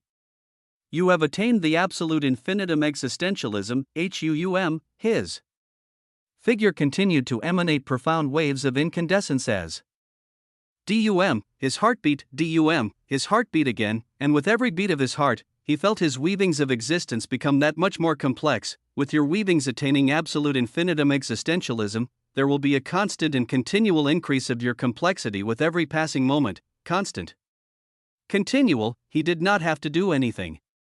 He could close up shop and go to sleep for the next age to come, and he could wake up unfathomably stronger than he was currently. But if he did this, he may just wake up to entirely altered weavings of existence. As when he arrived at this point, this body of his within the Megalos Nihilos looked up, and a moment later, he disappeared while still holding the piece of a spoke of the Wheel of Existence in his hands. It took but a moment before he crossed the layers of existence to instantly arrive in the expanse filled with gaps as strings of existence were snapped. It looked darker and less filled with life, gray cracks still present here as Noah had the visage of ruination appear beside him. Her gaze was on the dazzling spoke in his hands as he threw it towards her, her small hands reaching out while the spoke itself raged with white gold flames as if it was about to burn her. But the moment it landed in her hands, these raging flames diminished as if they never existed, and the piece of a spoke of the Wheel of Existence turned docile in the hands of ruination as if it was just being held by another piece of the wheel. Noah stared at such a scene with bright eyes as he spoke out, "Erase the fractures within the expanse. We do not know what Bob may do, but we can at least ensure that this entire frequency of existence is free of the effects of the change." A fearsome task was designated to ruination as she nodded with heavy determination, her hands twirling the piece of a spoke of the Wheel of Existence in her hands as if it were a chopstick, its size becoming more and more massive before she stopped its spinning and pushed down. its tip buzzed as circular waves of frequencies began to originate from it and spread out towards the stretches of the expanse, the gray fractured lines beginning to burn and be scorched out of existence. From here and outward, throughout the whole expanse, all signs of the change would be eradicated, as this frequency in particular would be isolated from any foreign interferences that would come, and this whole time, as Noah and the Infiniverse Megalos analyzed just how the primal flame of the Wheel of Existence could be utilized on a large scale, they knew that they would likely find out as a consequence, since at this moment, Noah knew the weavings of Bob were not staying still. Whatever he planned to do had already begun. Chapter 3579 Defiant. 2. In the prime frequency of life, Isaiah stared at the vast stretches of dark towers occupying the spaces around her, as well as the countless lifeforms that were no longer faceless.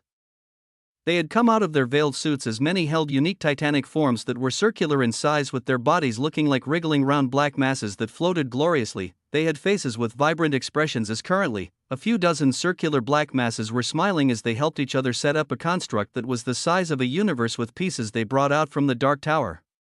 A citadel for them, like they knew it before. Such projects were occurring throughout the prime frequency of life, where the weavings of the flow of the wheel did not affect them anymore, and Isaiah could even see smaller obsidian circular lifeforms moving about in droves as they studied everything with bright eyes.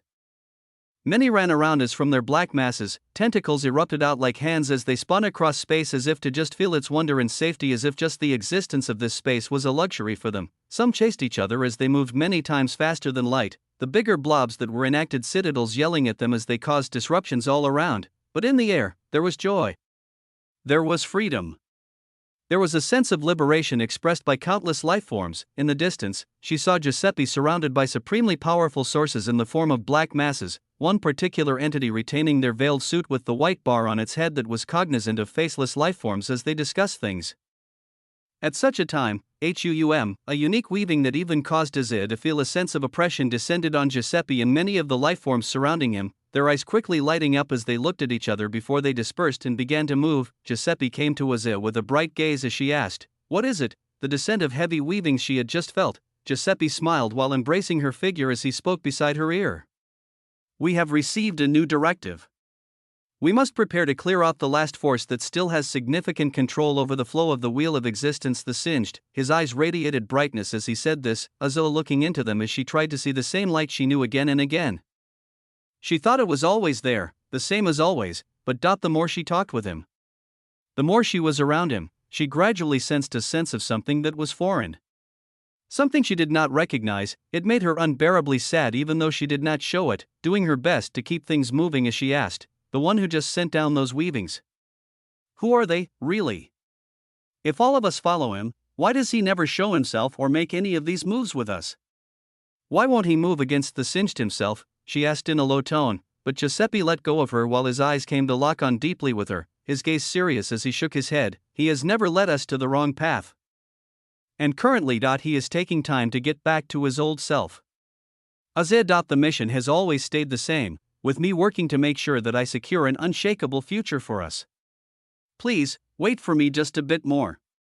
Once all of it is done, we will have a whole frequency just for me and you. Just us. Forever." He made a promise once more as Isaiah smiled at him and nodded, his strong hands wrapping around her head as he kissed her before he returned to the group of lifeforms who began to plan while getting ready for something grand. She looked at all this and stared at countless lifeforms moving all around her once more, as the more she looked at how their weavings operated, the more foreign it felt, as she could not shake a sense of dissonance. She felt a sense of something she could not shake, as in the next moment, she blinked as her terrifying complexity felt something cross a vast distance and resonate with her. It was not harmful to her weavings in any way, but it carried a penetrative light of complexity that seemed to be entangled with her in a unique way. She became curious about this, as she had very few entanglements, so she wanted to see what this one was about. As in the next moment, a dazzling rune flashed in her eyes, a rune that was severed many times over, as even more recently, a grandiose change had bloomed within it. The glorious rune of Amarantos flashed as a part of the weavings of Isaiah found themselves pulled into an entirely new place. A part of her weavings, they blinked their eyes and came to as they realized they were in a place filled with white gold clouds, powerful roilings of complexity surging all around as the space above was covered with a hazy silver gold light. Isaiah's eyes became cold at this as she looked around while speaking out coldly, "A dream? Who is so daring as to pull upon an entanglement to dream? Her voice was vibrant as it echoed out. Not being able to see anyone here at this moment, but a voice echoed out right after. You have been looking to end my weavings this whole time, but you don't even recognize them when they are next to you? McAllister hyped you up too much, WAA. A regal, dominant voice. Isaiah became stern when she heard it as she turned around amidst the cluster of white gold clouds, her figure seeing a glorious visage of a man sitting down grandly atop a cluster of clouds as he looked down towards her. His eyes were cold as he pulled upon an entanglement made more solid by many weavings of information taken from McAllister, and a recent eruption of limited infinitum weaving of complexity took yet another part of him and opened it up to a shocking pathway that allowed him to pull upon entanglements and dream of them. Chapter 3580 Defiant. 3. A pathway to the true source of amaranthos was open, truly severed and profoundly his. He dreamed with it as he pulled on the entanglements of the weavings of a mastermind and resonated them with amaranthos. The result was the entanglement being pulled over here. They would have felt a nudge. But they would have to follow this nudge themselves to arrive here. The moment his voice rang out, the visage of Azia shone with a terrifying glow as, around her, endless darkness erupted. Trillions of source runes gushed out alongside her actions as they spread out in this space painted with gold clouds, almost as if seeking to get control of it. But this is my dream, Noah spoke out coldly, and in the next moment, any and all erupting weavings disappeared and collapsed as if they never existed. Only golden clouds rolled around calmly. Azia's dark hair glimmered as she looked at him coldly. Defiantly, after his mention of McAllister. Noah Osmond, is it? The one and only. Noah nodded as he looked at Azia up and down, peering into her weavings as much as possible as he continued, Are you a dreamer too? I sensed a greater resonance than it should have been possible under the banner of Amaranthos. You should have this rune as well. What are you? And why exactly was it pertinent for the logos of the wheel to ensure my disappearance into hell terra firma? For you to send a bad father to try and kill me? If I ask nicely like this, do you think you will answer easily? His words were tyrannical and casual. Azia still looked at him coldly while gazing around this shocking dream.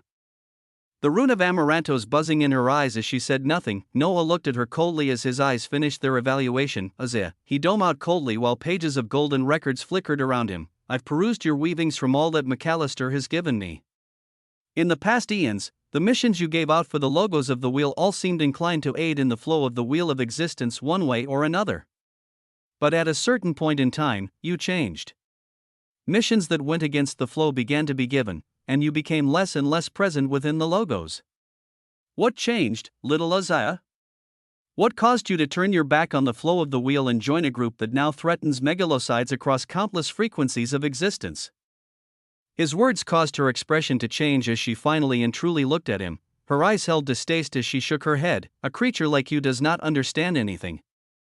I do not go against the weavings of the wheel, and those I am with only seek an alteration of weavings, and not destruction. Her gaze was fierce. Noah looked at her coldly as he sat on a cloud of gold, knowing he did not have too much time. Yes, just like they did not seek the destruction of the prime frequency of life. WAA, her eyes buzzed as she heard this, looking towards him sternly as he continued. Are you having fun there? Watching over the countless quintillions in the lands you helped kill? I ask this because I mean to disturb your weavings. Because I can see that you, little Azia, hold a trace of doubt in your eyes. It is why I detest creatures like you. I came to find you and planned to decimate the weavings of some grand mastermind who was behind missions that helped bring about a change, but I instead find a creature with decent enough complexity, and yet she shows hesitation throughout her whole being. Otherwise, you would not have easily entered this dream. You would not still be here. I can see it in your weavings as clear as day. After you did all of this, are you only now starting to have doubts? Do those you are with know you have these doubts? The greater he was in complexity, the more he could see. And the pathway to the true source of Amaranthos. Was able to innately pick up even more the moment an entity became ensnared in a dream. Azia seemed to know this as at this time. Her eyes burned with runes of Amaranthos that surged and multiplied to cover her body entirely. You talk a lot of rubbish, Noah Osmond. I am not someone with doubts about the path I am on. What needs to be done must be done. What fuck off.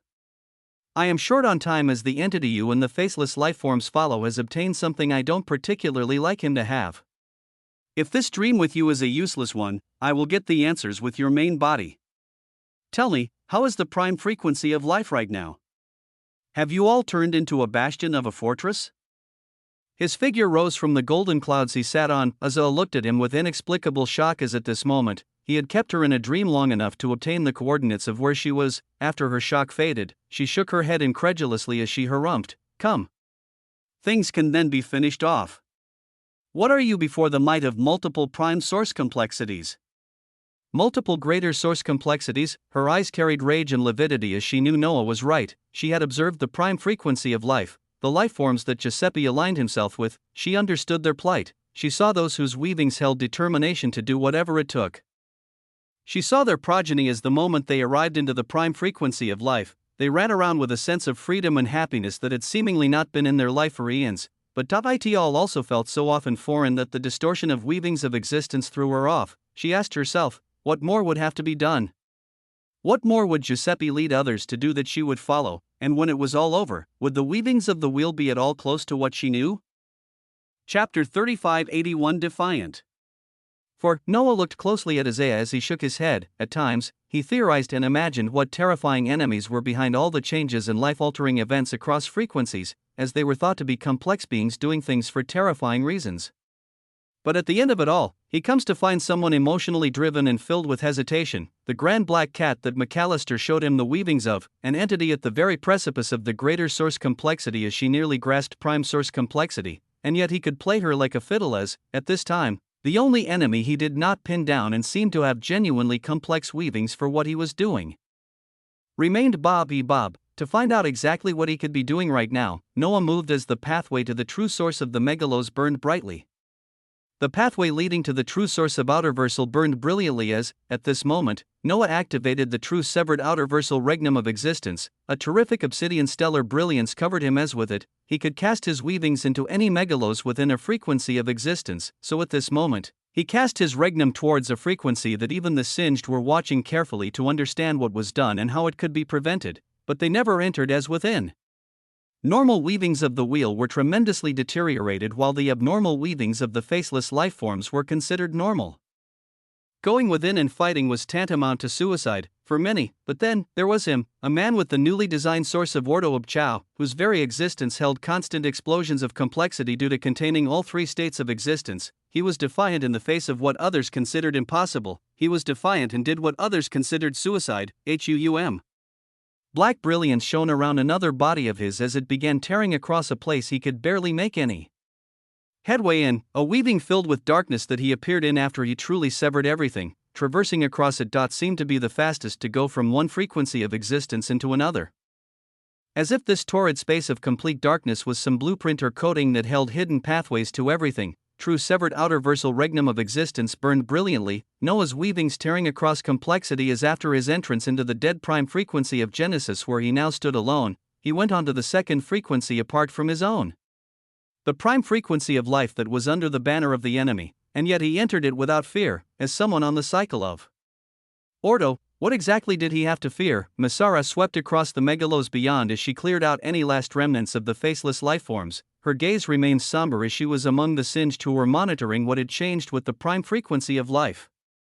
And what they analyzed was an utter violation of the flow of the wheel, as if land and earth had been twisted. What was once white was now black.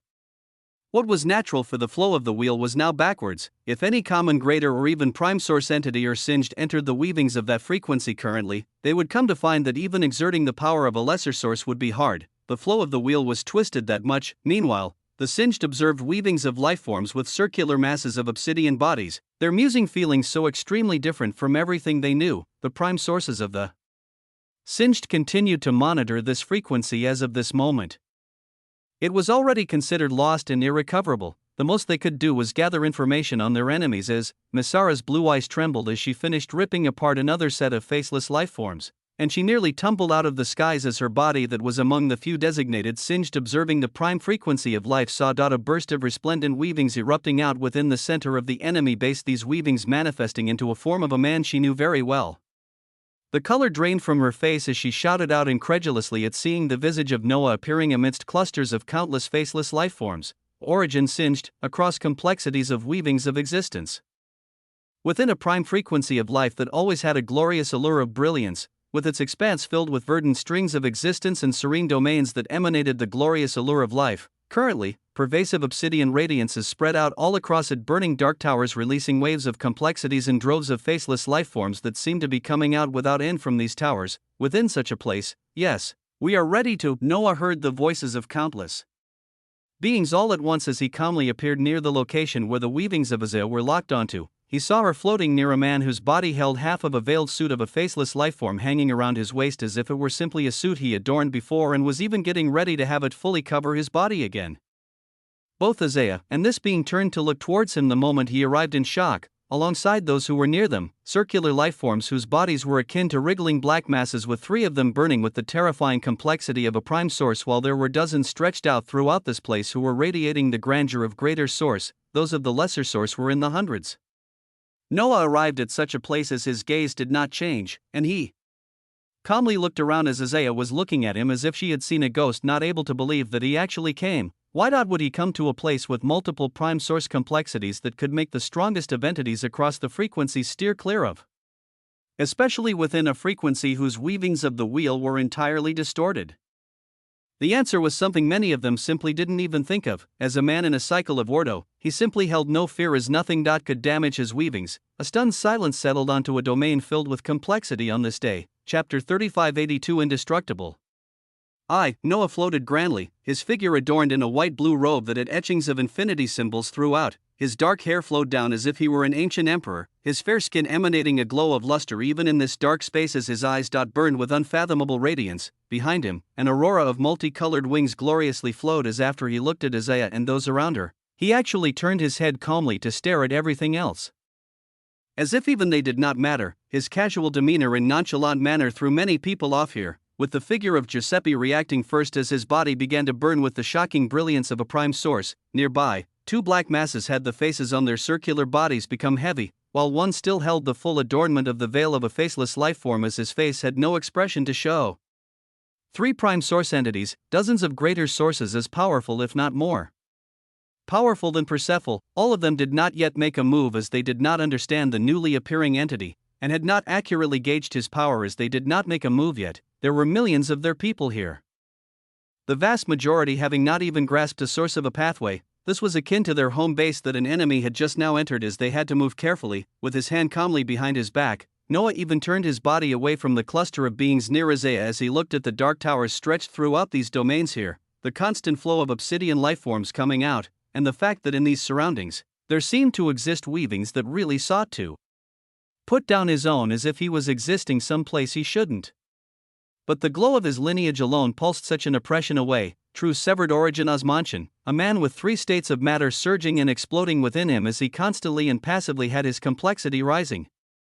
I was curious to understand the reason for all the deaths and carnage. What could possibly be driving those behind all of this? I've come across so many beings over the years as every time, I tell myself that surely, it is not because they wish to just be stronger beings or those seeking greater complexity. That the masterminds behind all of this are complex creatures with heavy reasoning behind the things they do. I have so far only been disappointed as I ask you all. Why do all of this? At this moment he looked at the altered prime frequency of life and spoke out. I was curious to understand the reason for all the deaths and carnage. What could possibly be driving those behind all of this?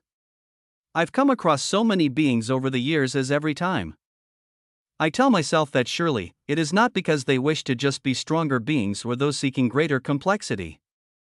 That the masterminds behind all of this are complex creatures with heavy reasoning behind the things they do. I have so far only been disappointed as I ask you all. Why do all of this? He asked nonchalantly as if he were talking about the weather. Giuseppe looked at such a being sternly as his complexity scaled up, his deep voice echoing out, "Who are you? Why does it matter why we do all of this? It is done because it has to be done." His musings carried an undeniable air. He was ready to attack. Noah did not even turn back to look as he spoke softly. "I'm someone you all have tried to kill repeatedly. Noah Osmont, in the flesh. And I just became curious about all of this and sought to understand before I utterly destroy everything. Sometimes, understanding can prevent so much, understand before he utterly destroyed everything." Such words caused the lifeforms here to become livid as the three prime source faceless lifeforms began to burn with brilliance. Giuseppe looked at this as there were still too many unknowns, with his raising his hand to hold them back as the name Noah Osmont. He knew, after all, he was the one to give this name and many others out to Isaiah. He turned to look at her as he saw her grave expression. And he spoke out grandly, "I know of you. A component of the change that needed to go. Is that why you are here, for revenge?" Noah stopped looking around and turned towards Giuseppe. He saw this complex being standing side by side with Isaiah, as it was easy to read the complexity between them. He shook his head at such a scene as Isaiah seemed to be frozen at the fact that he was here. "Were you the one to give my name out for the mission?" He wanted a confirmation, and grandly, the man beside Isaiah with the suit of faceless lifeforms adorning half his body nodded. "Grandly, I was the architect of the change. To create an environment conducive to certain elements.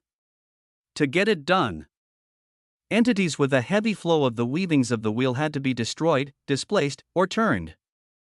I did not know who you were or what you stood for. If your plight is with me, we can take it elsewhere. There were too many lifeforms here. A clash would be utterly disastrous when they just arrived to set everything up." Noah saw such an intent in his eyes as he spoke coldly. "You allow entire megalos of a frequency to die, and yet care so much about the deaths of these lifeforms? My disappointment only continues to grow with the so-called masterminds behind all of this. As let me know if I am wrong here. Let me know that it is not something as stupid as you are somehow seeking even greater complexity. So you join hands with them." Noah turned his gaze towards the three faceless lifeforms as he continued, "and they are lifeforms seeking to alter the flow of the wheel to carve out a home for themselves. Tell me it's not that stupid. That all the change, the deaths, and chaos does not come down to outsiders seeking a place to call home, so they enact a genocide across megalos to make it happen. Did it not occur to you all that there are many other ways to make such a thing happen? Is everything really that fucking stupid?" As he spoke, his eyes radiated a terrifying pressure as he seemed akin to a judge about to lay down interminable judgment. Chapter 3583 Indestructible. 2. A single man spoke to clusters of beings with heavy complexity as he showed no fear. At his words, they all became even more stern as Giuseppe's eyes showed growing rage. "Our weavings are not that simple. Things are never so simple. Enough of this, protect those nearby, let us bring this to a close." His body spilled with incorrigible power as behind him, the three prime source faceless lifeforms moved to surround Noah, while the dozens of greater sources further formed a ring in the periphery as the circular black masses of lifeforms and dark towers slowly began to be moved back from here. "I, Giuseppe, shall take you on, a prime source." It was far too brilliant to even comprehend as the moment he moved. His fist smashed toward Noah, and in front of it, everything cracked. Space, weavings, existence. Everything became like a shattered mirror, the weavings of the wheel themselves distorting as these cracks extended towards Noah's position. Any existence they came across, they would shatter. They shattered the very weavings of existence as by the time they reached Noah's figure, BZZT, everything around him shattered, but his visage only glowed with a radiant white light as it remained unfettered. He didn't even move a muscle. He didn't activate any weavings, he did not alter anything or do anything, and yet, Giuseppe became grim at such a weaving as his body flickered, riding across the cracks of weavings he had caused to appear right above Noah. His hand swung down again as it cracked any remnants weavings of existence, but when it was inches away from Noah, the shocking force just faded as if he was entirely impervious to it. He simply looked ahead, his eyes showing an increasingly cold light as he withstood a prime source complexity. Without so much as lifting his hand, those watching this became dazed. Giuseppe's weavings tumbled like a storm as he used both of his hands to smash down, the attack being so heavy that the cracks of existence spread out far to the point that one of the prime source faceless lifeforms had to stop them as they stretched out too far. The prime source faceless lifeform roared out as illusory obsidian towers appeared around it en masse, burning with an inextinguishable black flame as they formed a wall over the coming cracks, and, boom, over half of the illusory obsidian towers crumbled while the rest had cracks spreading throughout them. A crack even lacerated the suit that the faceless lifeform wore as its obsidian mass spilled out. The attack was that heavy even against a prime source, the hands of Giuseppe seemingly carrying a form of raw power that decimated entire weavings of existence themselves, and yet against the one at the center of the impact. He shook his head coldly as he remained unaffected. He gazed out at the millions of lifeforms here as he spoke coldly. "Then it seems destruction must be met with destruction. What utter stupidity." He waved his hands as in the next moment, a statue bound by rope and simmering with a silver white light appeared in his hands, a statue, and yet the moment it appeared, all greater sources felt a tremendous sense of trepidation while all remaining entities below this level of power felt the threat of certain death. Giuseppe's eyes burned as he looked around to see the weavings of death and decimation around the faceless lifeforms, thinking back to his agreement with them as he could not have this happen. In the distance, Azza observed everything and saw the eyes of Giuseppe. She knew him too well as the distress she sought out was one akin to everything he had worked for coming down crumbling. She felt pained at this as she called out, "Wait," a piercing cry, but it did not ring out in the prime frequency of life, it rang out in a dream amidst rolling golden clouds. She called out with a difficult expression as it was her figure within that dream that did this, but in doing so the rope that was about to be released on a certain statue stopped. Noah's weavings inside the Amaranto's dream looked towards her coldly as he spoke out. "You have the span of a nanosecond, WAA, he gave her a time limit as her weavings moved fast, her expression filled with complexity and determination as she spoke out. "You have been looking for the one responsible for all this, right?"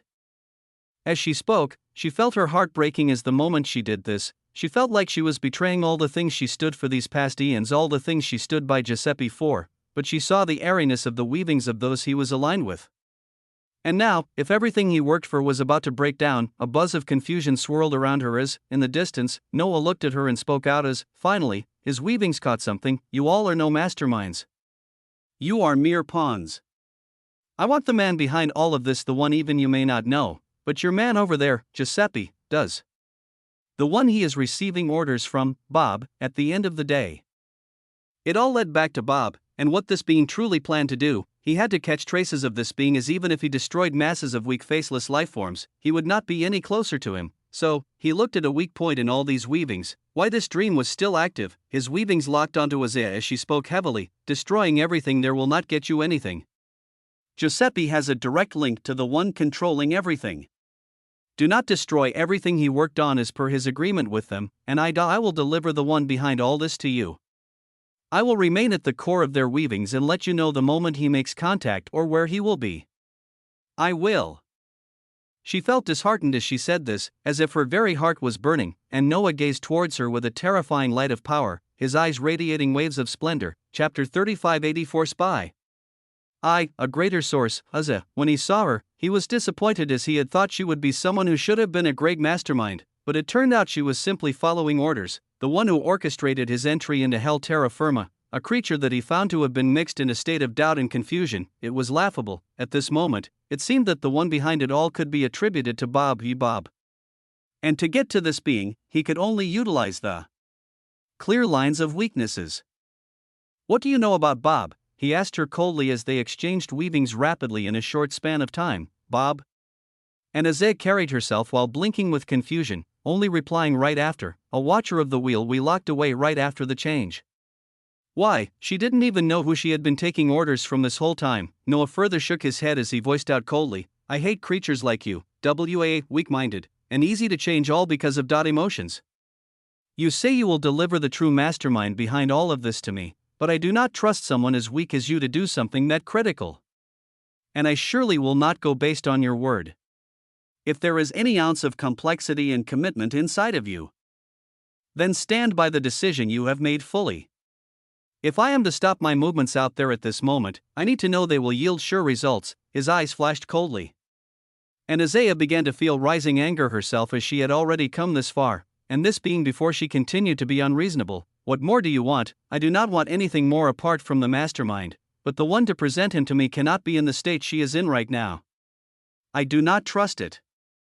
In exchange, I need to alter your weavings to ensure no possible mistakes. So, are you committed, Black Cat?" Was she committed? Memories of Giuseppe and all the things they had talked about flashed through her eyes as she ground her teeth while staring at Noah coldly. An evil, manipulative creature was how she saw him, but at this moment, even someone of a greater source felt helpless against a being who stood unfettered against any attacks from a prime source complexity. She nodded firmly, for him, for the one she loved. What was another change when she had already gone through so much? The roiling clouds of gold in this Amaranto's dream churned as Noah clenched his fist, the dark-haired figure of Azza instantly changing position to appear right before him as he spoke out coldly, "Bring over 90% of your complexity into this weaving of a dream." Most of her complexity lay within the prime frequency of life where she was watching Noah holding a statue bound by rope that caused her and other greater sources to feel waves of trepidation. At this moment, the rune of Amarantos flashed in her eyes as most of her being flowed into it, her body in the Amarantos dream becoming more and more solidified as it continued to stare at Noah coldly. He bothered not for her looked as his palm faced upwards, the golden brilliance of gold reflected on it before in the next moment, a dazzling pillar of white gold flames erupted out and showed an illusory weaving of a flame that held a glorious road at its center, the pathway to the true source of the singed. When his son stepped on this pathway for his choice, he became a singed at that moment. It was a moment that made it abundantly clear that Noah himself could burn others and allow them to become singed.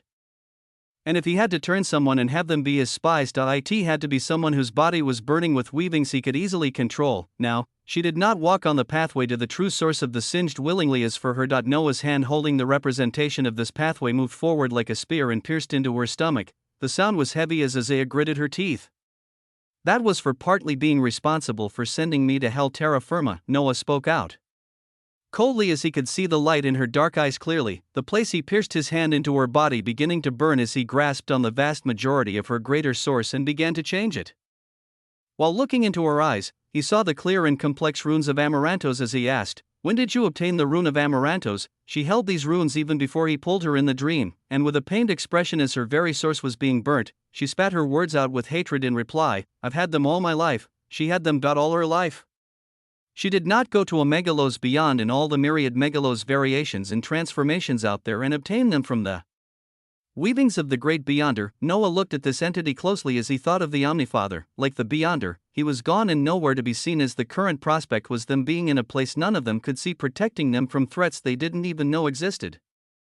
But there was a remnant of the Omnifather. This Isaiah could not be some residual thing that the Beyonder left behind, right to WUU. Noah's weavings buzzed with complexity. It was a possibility, entrench a part of himself, or in this case, it was actually herself, into weavings that would act to protect the frequencies of existence. With no memories of anything, she eventually veered off as at the very end, as a great threat that she helped propagate spread, she is turned to be someone who could help stop it. Is that the flow of the wheel? His voice was cold as he thought about this, and yet before him, "What the fuck are you talking about?" Azza roared out as her whole body was aflame.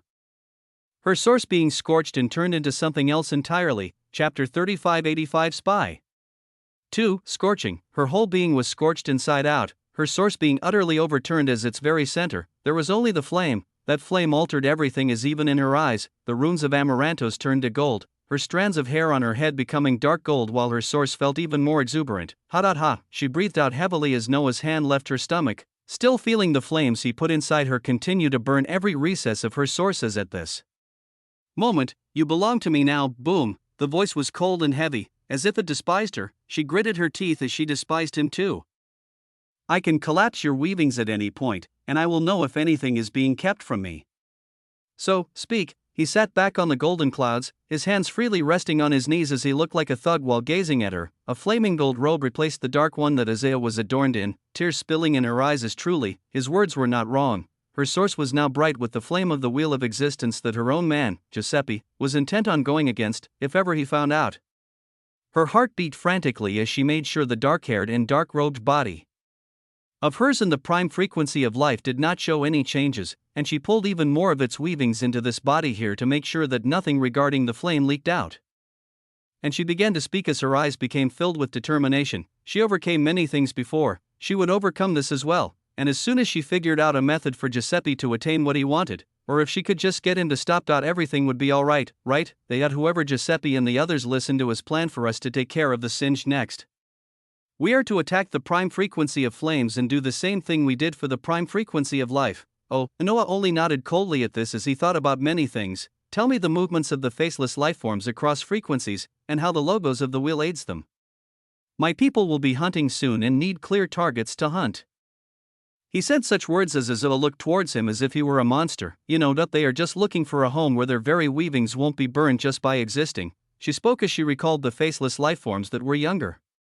The joy they had in their weavings just by being able to run around freely. Noah's gaze turned even colder as he waved his hands, and that's what makes this all so damn stupid. There are so many ways such a thing could have been done, but they went the genocidal route and burned everything for everyone here. What is good and bad? I will decide for myself. They decided for themselves, and you've made your own decisions. Now, live by them and speak. His eyes kept their coldness as Azeh gathered herself on the golden clouds, her figure burning with white gold flames carrying a unique new flow of the wheel, outside of the dream, in the prime frequency of life. Whap, the statue bound in rope, emanating a heart-rending aura, disappeared, the stifling sensation wrapping around everyone being gone along with it as Noah gazed at Giuseppe, who also gazed at him coldly. His body burned unfathomably powerful as his prime source was heavy, whereas if Noah had not been in the cycle of Ordo, he did not know whether he could have faced this being. He then looked at the masses of lifeforms, the three prime source faceless lifeforms falling in his eyes the most as he spoke out while a portal bloomed behind him. Let this serve as a warning. A warning. He said this while gazing at all of them a few seconds longer, his gaze even returning to Giuseppe and passing over to Azeh, who turned her eyes down as even in that time that nobody attacked him. He then calmly walked into the portal and disappeared as finally, those here felt like they could breathe again. Fuck.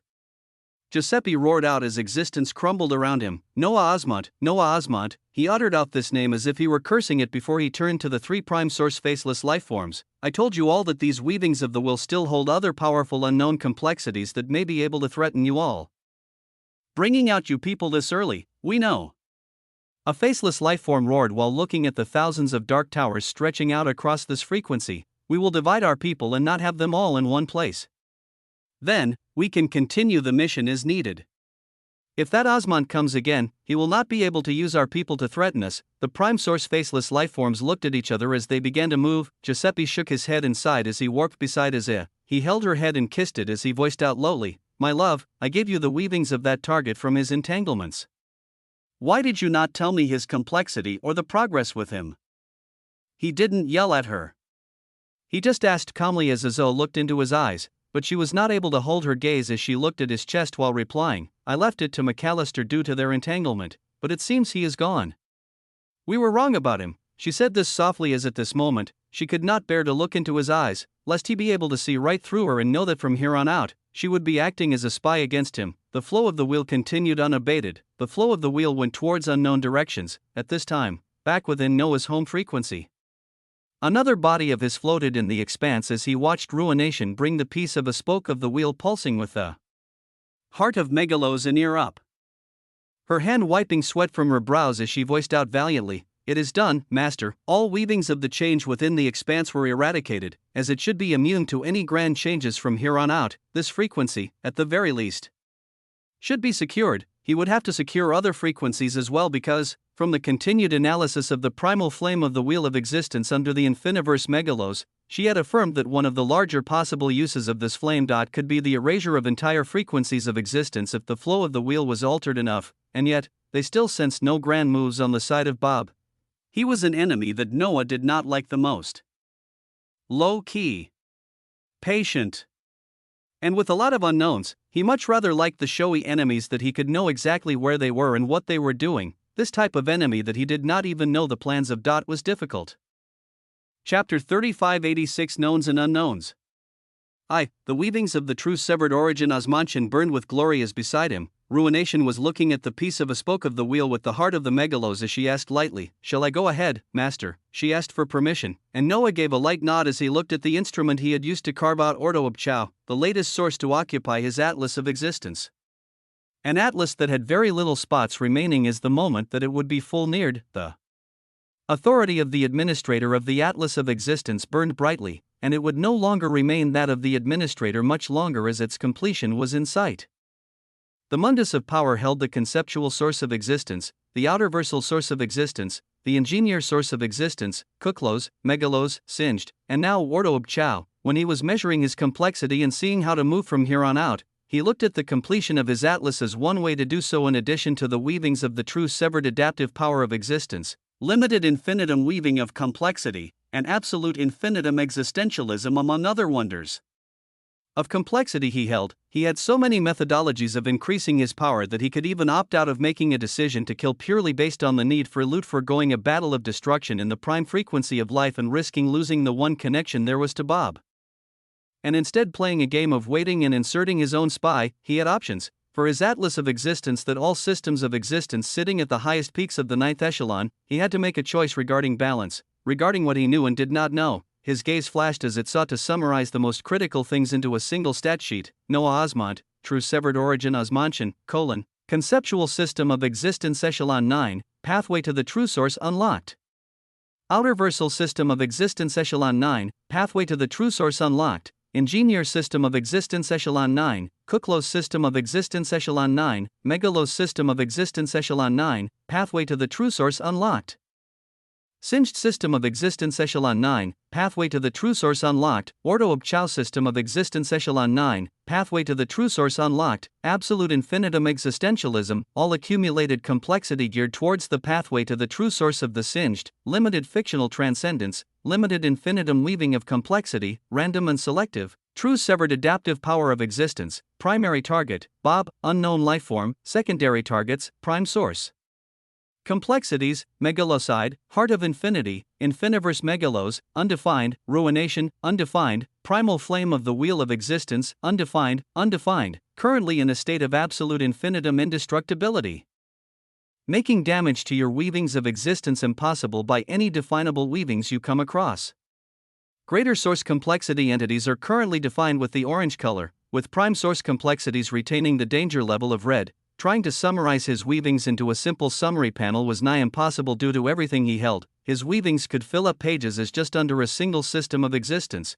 There were layers of uniqueness as how he was quantified regarding echelons was vastly different from how others were quantified, and more than this, the more he began walking on the pathways to the true sources, the further he went from any definable echelon of power. The most critical pathway at this moment could be argued to be singed, a single singed pathway. Once he walked across its path enough, he would be able to use it to truly sever himself to the 54th level, and yet, one could also argue for the pathways of cheats, quintessence, plot, protagonist, infinity, megalos, and even ordo of chow for the absolutes of unique modifiers they provided. There were many possibilities as Noah looked at the different parts of himself. In all of these different parts, there had to be a balance. Many of his systems of existence related to matter, with outerversal shining for dark matter and ordo of chow being particularly radiant for antimatter. Ingenieur. Was utilized in the background so far with its own unique potential that allowed for him to easily engineer the ridiculous things that made his complexity. When he looked at himself, all he truly needed was time, as now and in the past, time seemed to be the singular thing that was always the hardest to achieve, but he would make his own time as for now. While his complexity increased and he sought Bob. His focus would be on finally completing the atlas while traveling further across the pathways to the true sources, especially singed, and spreading himself out across frequencies. For him, it was simple enough, just another Tuesday. Tuesday, what day even is it? He blinked as he momentarily found himself shaking his head and focusing on ruination. She just swallowed the piece of the spoke of the wheel of existence as her body was luminous. Around her, an illusory construct of a wheel began to form as she lay at the very center. A wheel, she had swallowed multiple small pieces relating to the wheel, and now, with a piece of a spoke of the wheel, the undefined construct, ruination, is transforming towards the complexity of ruined mini-R wheel of existence, WAA, with her crimson gold figure at the center, her hands and legs transformed to become sharp points as they stretched out into an X, a ring forming at their ends as she truly looked like the core piece of a forming wheel. And from her chest, a pulsing heart of a megalos beat as from it, another spoke extended to connect to the outer ring. It looked like the start of a dazzling wheel with multiple spokes, with the eyes of ruination opening at this moment to release beams of crimson gold light that flashed across the expanse and continued to stretch out as if they were searching for something. The innate feature of the ruined mini-R wheel of existence, flow, has been brought to fruition. A passive and natural detection and retrieval of more pieces of the wheel has been deemed the primary factor of the current flow, with its search range capable of wading across an entire frequency. Chapter 3587 Knowns and Unknowns. 2. Ruination, transforming to become a ruined mini-R wheel of existence, something unknown and unfathomable as even if one was asked to define it now, they wouldn't be able to say for sure just what that meant, but something called flow was now available, the flow of the ruined mini-R wheel of existence, and it had deemed that the most important thing for the flow. Was the search and retrieval of more pieces of the wheel. There were many implications to think about here, but Noah only asked ruination lightly, "How does it feel?" His words were akin to a jolt of electricity as ruination blinked multiple times before she replied with a smile, "Unique, master. Akin to unlocking a new possibility for myself. Even now, what I can do or potentially have the capability to do is not set in stone. with me having leeway to define things myself, Ruination uttered some terrific words as Noah smiled. I'll be able to aid Master in designing the remaining systems of existence, and as per the flow. There seem to be multiple pieces of the will scattered out across the stretches of this frequency, WAA. Noah's eyes became bright at such words as his body pulsed with black and white radiance. Let's start. Touring this frequency of ours then, shall we? Many things occurred, many methodologies of complexity presented themselves. Now, all that was needed was time. Noah uttered this word calmly as another part of him and the infiniverse megalos began moving to accomplish even more things in the time span he held. Amidst a roiling pantheonic haven swirling with the allure of dreams, he looked at the throngs of complexities that he was entangled with. My regnum. Will take you where you need to go. This body of his became wrapped with the brilliance of outer versal as obsidian gold flames danced over his figure, his regnum burning silently behind him as amidst the glorious rolling seas of golden light, obsidian gateways began to open, gateways across leading to entirely different frequencies of existence. His son, Henry, looked at the nearest one as he floated towards it without a delay, the pathway of the singed he carried granting him the strength of a source that was entirely backed by the true severed origin osmantion. His heart of infinity withstood the cost for him and many others to utilize his paths with their true power. Against a singular path, even a greater source would find it difficult to take down. After Henry, an emperor penguin cried out with infallible pride, its body shooting towards the same gateway as many others began to make their own choices. Kazuhiko. The Kraken. I am. Ericsson. Lilith. The Bard of Quintessence, DUM. The last one held drums dancing to the beat of colorless waves of quintessence as he chose the pathway to the true source of quintessence, the power he found himself accessing making him want to howl as he sought the perfect field of battle to unleash a quintessential symphony. But one by one, Noah's regnum carried his people across towards different frequencies of existence, his reach extending out as far as it could. At the same time, he wondered, in the search for any traces of Bob who could be in the myriad of frequencies, there were a few others his weavings were entangled with. He mentioned the great usurper that he knew very well, he mentioned a gem master that he knew nothing about. There were even others that he mentioned he became entangled with that could be potential routes to follow up on. With anything falling into the realm of possibility, he tugged on the weavings of entanglements of the great usurper while his people, carrying his regnum, stretched out across frequencies. At the same time, O Origin singed, the cry of a shocked and excited Masara rang out across his weavings as she also tugged on their entanglement, her voice booming out, Origin singed. We saw you. We saw you in the prime frequency of life as you effortlessly stood against the faceless lifeforms, with even their prime sources unable to do anything to you. Why leave them as is, O Origin singed? Their weavings are entirely opposite ours as they will not stop. The weavings within the prime frequency of life were questioned as Noah didn't explain their purpose of bait, with this bait soon breaking apart to continue their attacks as he would be able to take bites of its prime sources then.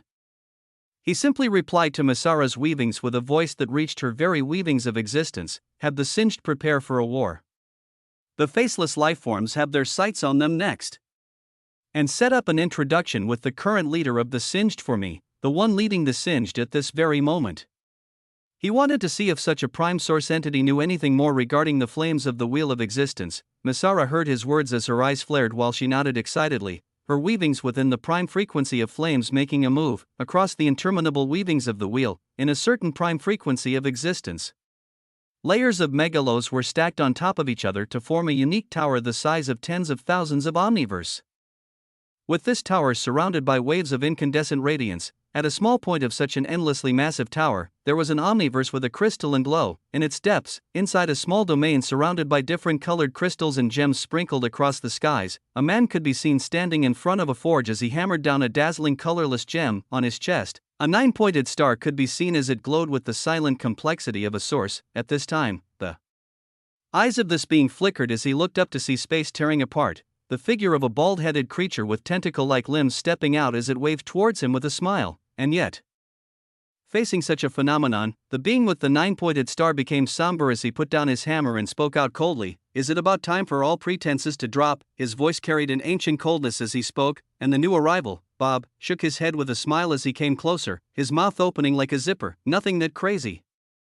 I just had my first true long conversation in quite some time and it reminded me of the being that seemed to always have suspicions. This is just me humoring myself, but I came to get closure to understand what I did wrong. Do you have time for a short conversation, O Peacemaker? Chapter 3588 Fables. Multicolored crystals and gems floated in the skies. On the ground below, there was an incandescent forge where the man had stopped the process of a dazzling gem as he looked towards the arrival of Bob somberly, and yet Bob simply replied in a casual manner that he was just here to talk. That he came to get closure. The Peacemaker's eyes flashed at such words as he put his hammer down, walking towards a simple set of chairs and a table near this place as he sat down while motioning for Bob to do the same. Bob had a smile on his face as he breathed out while humming, looking around this domain with a knowing look as he shook his head right after and asked, "You see, I have many things that I don't like about myself, with one of those being a tendency to think of every little mistake that I make. I fixate on it. No matter what I'm doing, it buzzes in my head until it drives me nuts. So with you, I wanted to ask, how did you know, WAA, I came to you a gracious figure willing to aid and help in your time of need, and yet you were always suspicious. You never used any of the things I gave you. Why? How did you know?" His eyes flashed with a light of complexity as he wondered. For others, something like this may be nothing.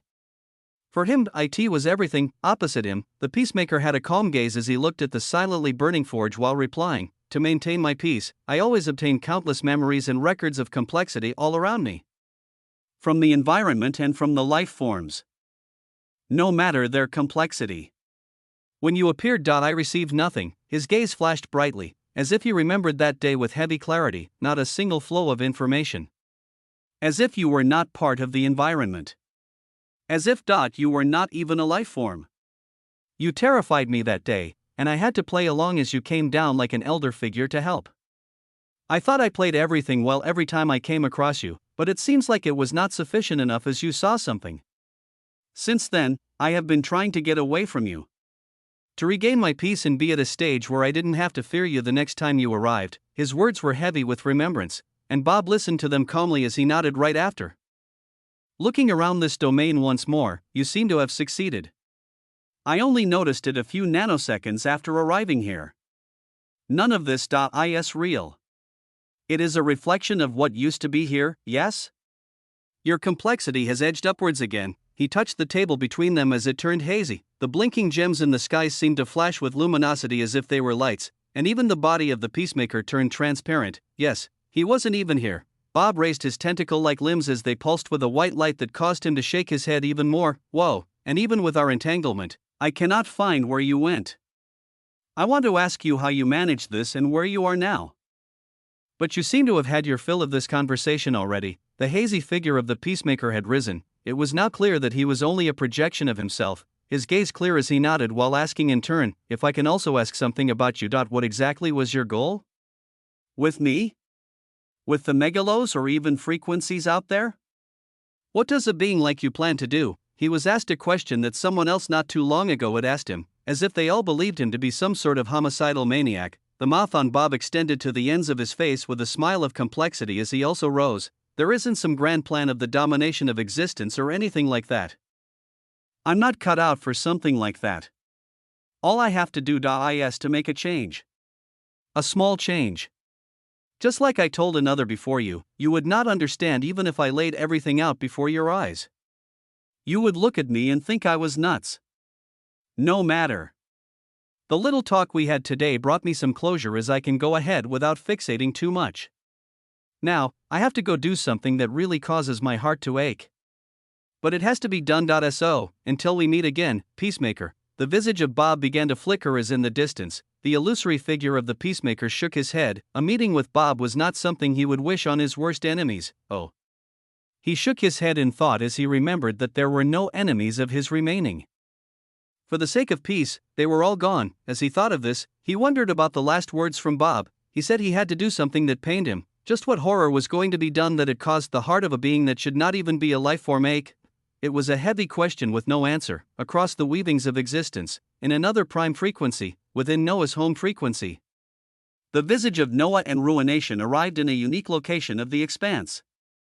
They had never been in before. Around them, golden strings of existence were reforming one by one as a dense eruption of atmospheric weavings of existence returned, in this cluster of the expanse.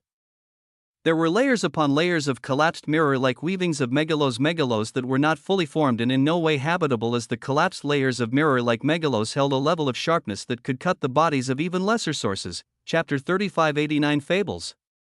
2. A dangerous environment where even lesser sources could be injured by malformed megalos of existence. Ruination looked into such a region as she nodded with confidence. These unique megalos were not able to successfully form over the years purely because in their heart there lies a piece of a core trace of the wheel. It has only caused a natural process to be inhibited over the years until this bloomed. Her voice was radiant and filled with life as her transformation into the ruined mini-R wheel of existence only allowed her to become ever so radiant. Noah nodded as he stepped forward, the glass mirror-like layers of megalos stretching out for light years ahead, buzzing the moment his figure came near. Before the weavings of existence of anyone else, they may have been cut open and shredded apart even if they had established a source, yet for him, BZZZT, his skin shone with a white luster as any possible damage was negated, and mirror-like shards began to break as he floated into this terrifyingly sharp malformed megalos, with ruination following behind him every now and then. She would turn and point to a certain direction as they changed their path, their figures beginning to cross the malformed megalos of existence rapidly as they sought another piece of the wheel, and after a few minutes, BZZT, Noah, and Ruination arrived before shattered spaces before them. A spinning singularity holding a core trace of the wheel burning with an ancient allure could be seen. The core tracing was in the form of a rune. As just gazing at it now, it read very clearly, Noah not even trying to guess what the scattered runes carrying different letters could come to, as there could be millions of combinations. He simply allowed Ruination to step forward and wave her hands. The core trace of the wheel shooting towards her like a magnet before it was absorbed smoothly, her figure then began to burn with radiant weavings of existence, her complexity becoming a level greater as Noah already began to move once more. Let's BOM. Suddenly, his eyes became sharp as an explosion of terrifying complexity shattered a distant area not far from them, the weavings being utterly unique as there was a chaotic swirling of a foreign frequency amidst them, a foreign frequency. It was someone seeking to enter this frequency from another, and it was with a heavy force at that too. A sharp, piercing scream exploded out along with one final bang, and a singularity ahead spit out a haggard existence scrambling around as her body had dozens of golden strings tying up what looked to be books. Her hands also clasped multiple books within them as she tightly hugged another book on her chest, her expression utterly livid at this moment as she cursed out, "Fuck that guy. Fuck that guy." Her bellow was brutal as the singularity behind her pulsed as it released another burst of brilliance, and she quickly scrambled away as if she feared whatever she had run away from following her here. It was at this moment that her weavings spread out as she came to gaze upon Noah and Ruination's figures, and her figure instantly froze before she shrieked out in excitement. Her face brightened up tremendously as she gathered the books connected to her multicolored pupils becoming clear as she flew towards Noah and Ruination as if she had found exactly what she was looking for.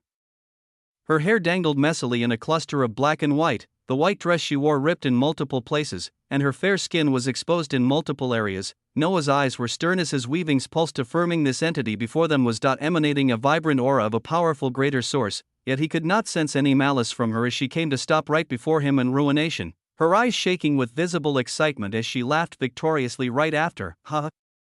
Let's see if he is brave enough to come after me now. My gosh, you're actually real. Her thoughts seemed scattered and not all there. Her eyes screamed crazy as if she was bubbling with excitement, and she seemed to have noticed this as she turned around one more time at the disappearing singularity of the frequency she came from to make sure she wasn't followed. And she then coughed as she spoke out with nervousness, "The unfathomable weapon, Ruination. The ninth infernal lord, the gazer of the unscalable wall, Mr. Noah Osmont. It is nice to finally meet you." Her eyes radiated splendorous light as she spoke such shocking words, Noah's eyes becoming extremely sharp as Ruination's eyes turned cold, a crimson gold spoke appearing in her hands as she prepared to strike out. The unique entity before them saw this and became distraught right after, her hands scrambling as she pulled out the book she held tightly on her chest and pushed it forward while she screamed out, "Please don't kill me on a misunderstanding. I'm just a big fan." The book she thrust out had a dazzling title. It read, The Fable of Noah Osmont. Noah looked at such a thing as his eyes became blindingly more dangerous. His fable? His fable was his and his alone too. with his records not being available to others ever since he took everything into himself. So, who was this to hold a thick golden book that had his name on it? She opened her eyes hesitantly as she blinked with nervousness. Noah looked at her figure and began to observe the other books connected to strings around this woman as he spoke coldly. Who are you? A simple question.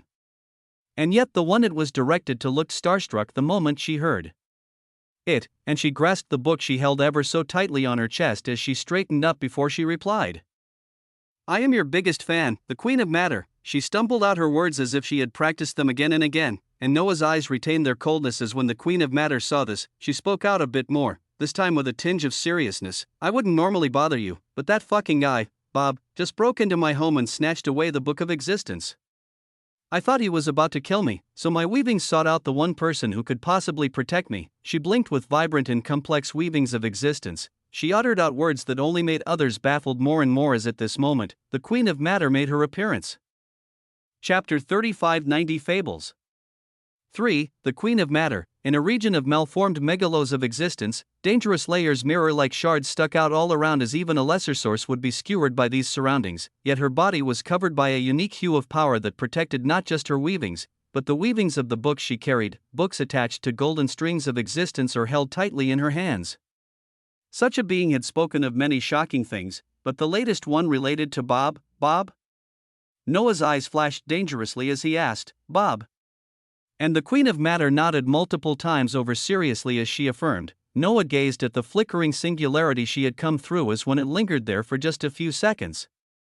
The Queen of Matter became shocked while shaking her head as she stood between him and its line of sight. Whoa, your next thought isn't, since Bob is in those weavings of existence, then I will merely go to those weavings of existence, right? Right, she spoke once more in a manner as if she knew him, an action that only made Noah's eyes flash at her with more and more coldness as he replied while moving towards the singularity she came from. Stay here, BZZT. The weavings of a grandiose regnum erupted around Noah as he delved into the collapsing singularity that the Queen of Matter had come from right away. Whoa, that he really is the tyrannical emperor. How could he not be scared of that monster? Hey! Miss Ruination. The Queen of Matter turned around to observe the figure of Ruination with vibrant eyes, while Ruination, on the other hand, stuck her hands out while speaking coldly. The book. Let me see it. She pointed to the thick golden book labeled Noah Osmont that the Queen of Matter grasped even tighter. This. She seemed conflicted by such words as if she never wanted to say no to Ruination, but the book she held to her chest was truly too important for her to just give away. What if I give you another one? I've got the records of the Ruination cores right here. She tugged upon a golden string of existence as a crimson gold bordered book appeared, the records of the Ruination cores. Ruination tugged and brought this book into her hands while opening it, seeing pages that were filled with records of a very, very distant past, a past of the primordial cosmos. Of universes brought to ruin. Of Noah discovering her and bringing about the emergence of Ruination. After these records, there were a few more as she flipped across the pages, quickly going through the book as when it came towards the latter part, the pages were empty. Her eyes flashed with questions at this as she was about to raise her head to ask the Queen of Matter when somehow, this woman had already appeared beside her, her eyes showing pride and excitement as if she had achieved a certain dream of hers to read a book about someone with that someone. Is it not crazy how far you've come? I was only able to find out about and record your early life. Before your existence became increasingly complex to the point that your weavings became your own, and your records could not be easily discerned. But the flow of the wheel is tremendous, and anything that matter has an ear to, I was still able to work hard to note down. What sucks is that I don't know much about the details of what you and the true Emperor of Quintessence have been up to these past weeks. Do you know how hard it was? I had to listen and record other fables that weren't nearly as tyrannical as his. I dashed. Her words stopped as while holding her book in one hand, Ruination's other crimson gold hand shot out to wrap around the neck of the Queen of Matter. Ruination's eyes were sharp as she did not like to see weavings of her past written, even if it was before her records were made her own. Do you know what I am now? She spoke coldly while coming to really look at the Queen of Matter, the woman who, even with her throat grasped, showed an excited expression as she shook her head. No, but seeing how you can bypass a natural barrier of a greater source easily. My gosh, what has the true Emperor of Quintessence fed you? She took none of this seriously at all as it caused a sense of dissonance, and at this time, boom, the decaying singularity where Noah had just disappeared to opened again as he returned, His gaze was chilly as he looked at the scene of ruination, holding the Queen of Matter by the neck as he voiced out. No sign of Bob anywhere around your weavings. What did you say he took? He floated over while the Queen of Matter hummed as if she was truly enjoying herself today, still hugging a certain book on her chest tightly. He stole the Book of Existence. It holds everything that matter has laid witness to across the frequencies, weavings of important nodes of the flow of existence. Where any weavings of the weaving might be hidden, and other forms of knowledge relating to the wheel that could be very dangerous in the wrong hands.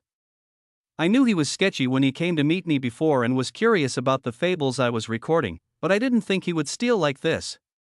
But hey, at least he left some important books behind. She said this while clutching the book with the title of Noah's name closer, the other books around her connected to the strings of existence shining brilliantly as Noah began to reach out and flip through them. You seem to know who we are, so you should know about my nature. I will give you a chance to explain thoroughly and clearly right now. O Queen of Matter. His voice was heavy and serious, and yet when he uttered her name and looked at her seriously, the visage of this greater source entity brimmed with excitement as she hummed and began to speak, her showing how she absolutely enjoyed this whole interaction. Chapter 3591 Fables 4. I record down fables across the frequencies of the wheel. Some stories tug at my heart, others are left behind. Yours to is one I followed closely even after your weavings were retracted. But of course, there are entanglements, other people who know of you, or when you simply speak about yourself or your distinctions near the state of matter, while held by the neck. The Queen of Matter spoke excitedly as if she was meeting a celebrity she looked up to this whole time. The more complex you became, the harder it was to read about your fable. To the point that recently, all I got were weavings of the flow around you. Through the eyes of others. Through events. You can just consider me an existence who peeks at the flow of the wheel and anything happening around matter, and all I have done so far is record things down. With the advent of the change, I was 100% sure which fable would take center point and steer the ship, and it was why I pulled upon my exclusive flow of matter to tunnel across frequencies to come to you the moment I felt my weavings threatened. A unique existence. Noah perused through the many books she had connected to her as ultimately, he even came across a book titled The Great Usurper. He opened its first few pages and raised his brows at what he read. An idle gaming system? Crucibles. He remembered the systems that seemed like ages ago when he read this as right now. Everything seemed to be so far above it all. There was even a volume on the book of the Great Usurper titled The Clash of Two Giants. Noah versus Noah. All of it seemed so ridiculous that Noah couldn't help but shake his head and close the book of the Great Usurper that had very few details towards the end, just a few known titles or distinctions and possible locations across the weavings of the wheel. Let her go. He gave the command to Ruination, who released her grip on the neck of the Queen of Matter, who nodded at her as if to tell her she could hold her neck anytime she wished. Noah then beckoned at her while pointing to the book she held most closely. My book, Huum. Just 2 words. But his intents were clear as with rising nervousness, the Queen of Matter unclasped her hands as if she were giving away a precious treasure, slowly allowing it to flow towards Noah as the authority of a greater source surged out into the surroundings to encapsulate everything, as if she wanted to ensure that no accidents could occur or have this book be lost. Noah obtained the thick golden book as he opened its first page. And there it was, his story, his fable.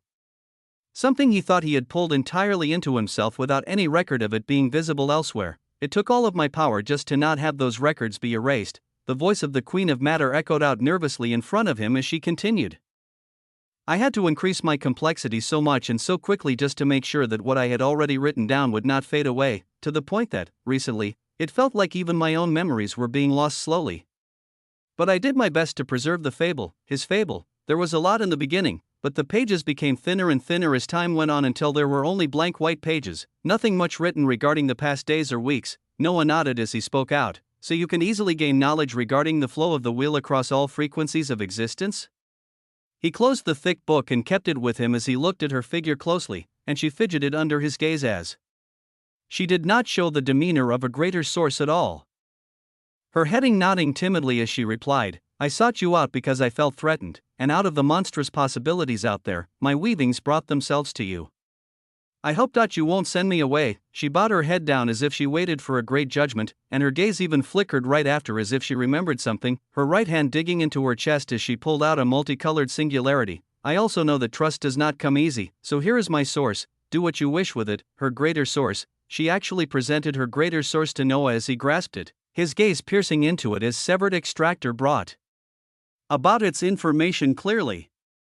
A unique source unlike many others that he had come across, his weaving spilled into it as he found a source so unfathomably complex that it even rivaled some of the sources within his mundi of power. It was so unique that he was almost inclined to design something just like it for one of the remaining slots on the Atlas of Existence, but that would once more be the tipping of the scale even more towards matter. Matter. That an entity like the Queen of Matter could peer across frequencies of. To listen in and obtain tidbits of records of others, his weavings flooded into the source of the Queen of Matter to ensure there was nothing he missed, and he then looked at her figure again as she stood straight. As if she was ready to be analyzed, she even turned sideways while he was perusing the rest of her weavings as she proceeded to ask, "Am I curvaceous?"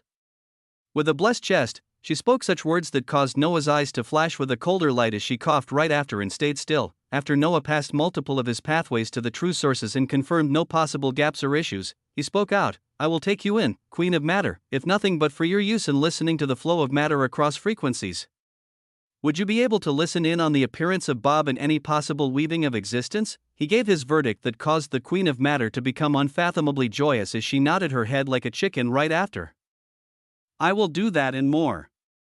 Just tell me of anything you can think of, and I will do my best to contribute." Her source in his hands visibly vibrated with enthusiasm as he allowed it to flow back into her. There were many knowns and unknowns in the weavings of the wheel. He may have just gotten his hands on something that would make weavings a bit more clear as, when his eyes landed on the Queen of Matter again, he saw that complex weavings already gathered in her hands to form a pristine white and gold book, a title already being etched on it in real time as it read.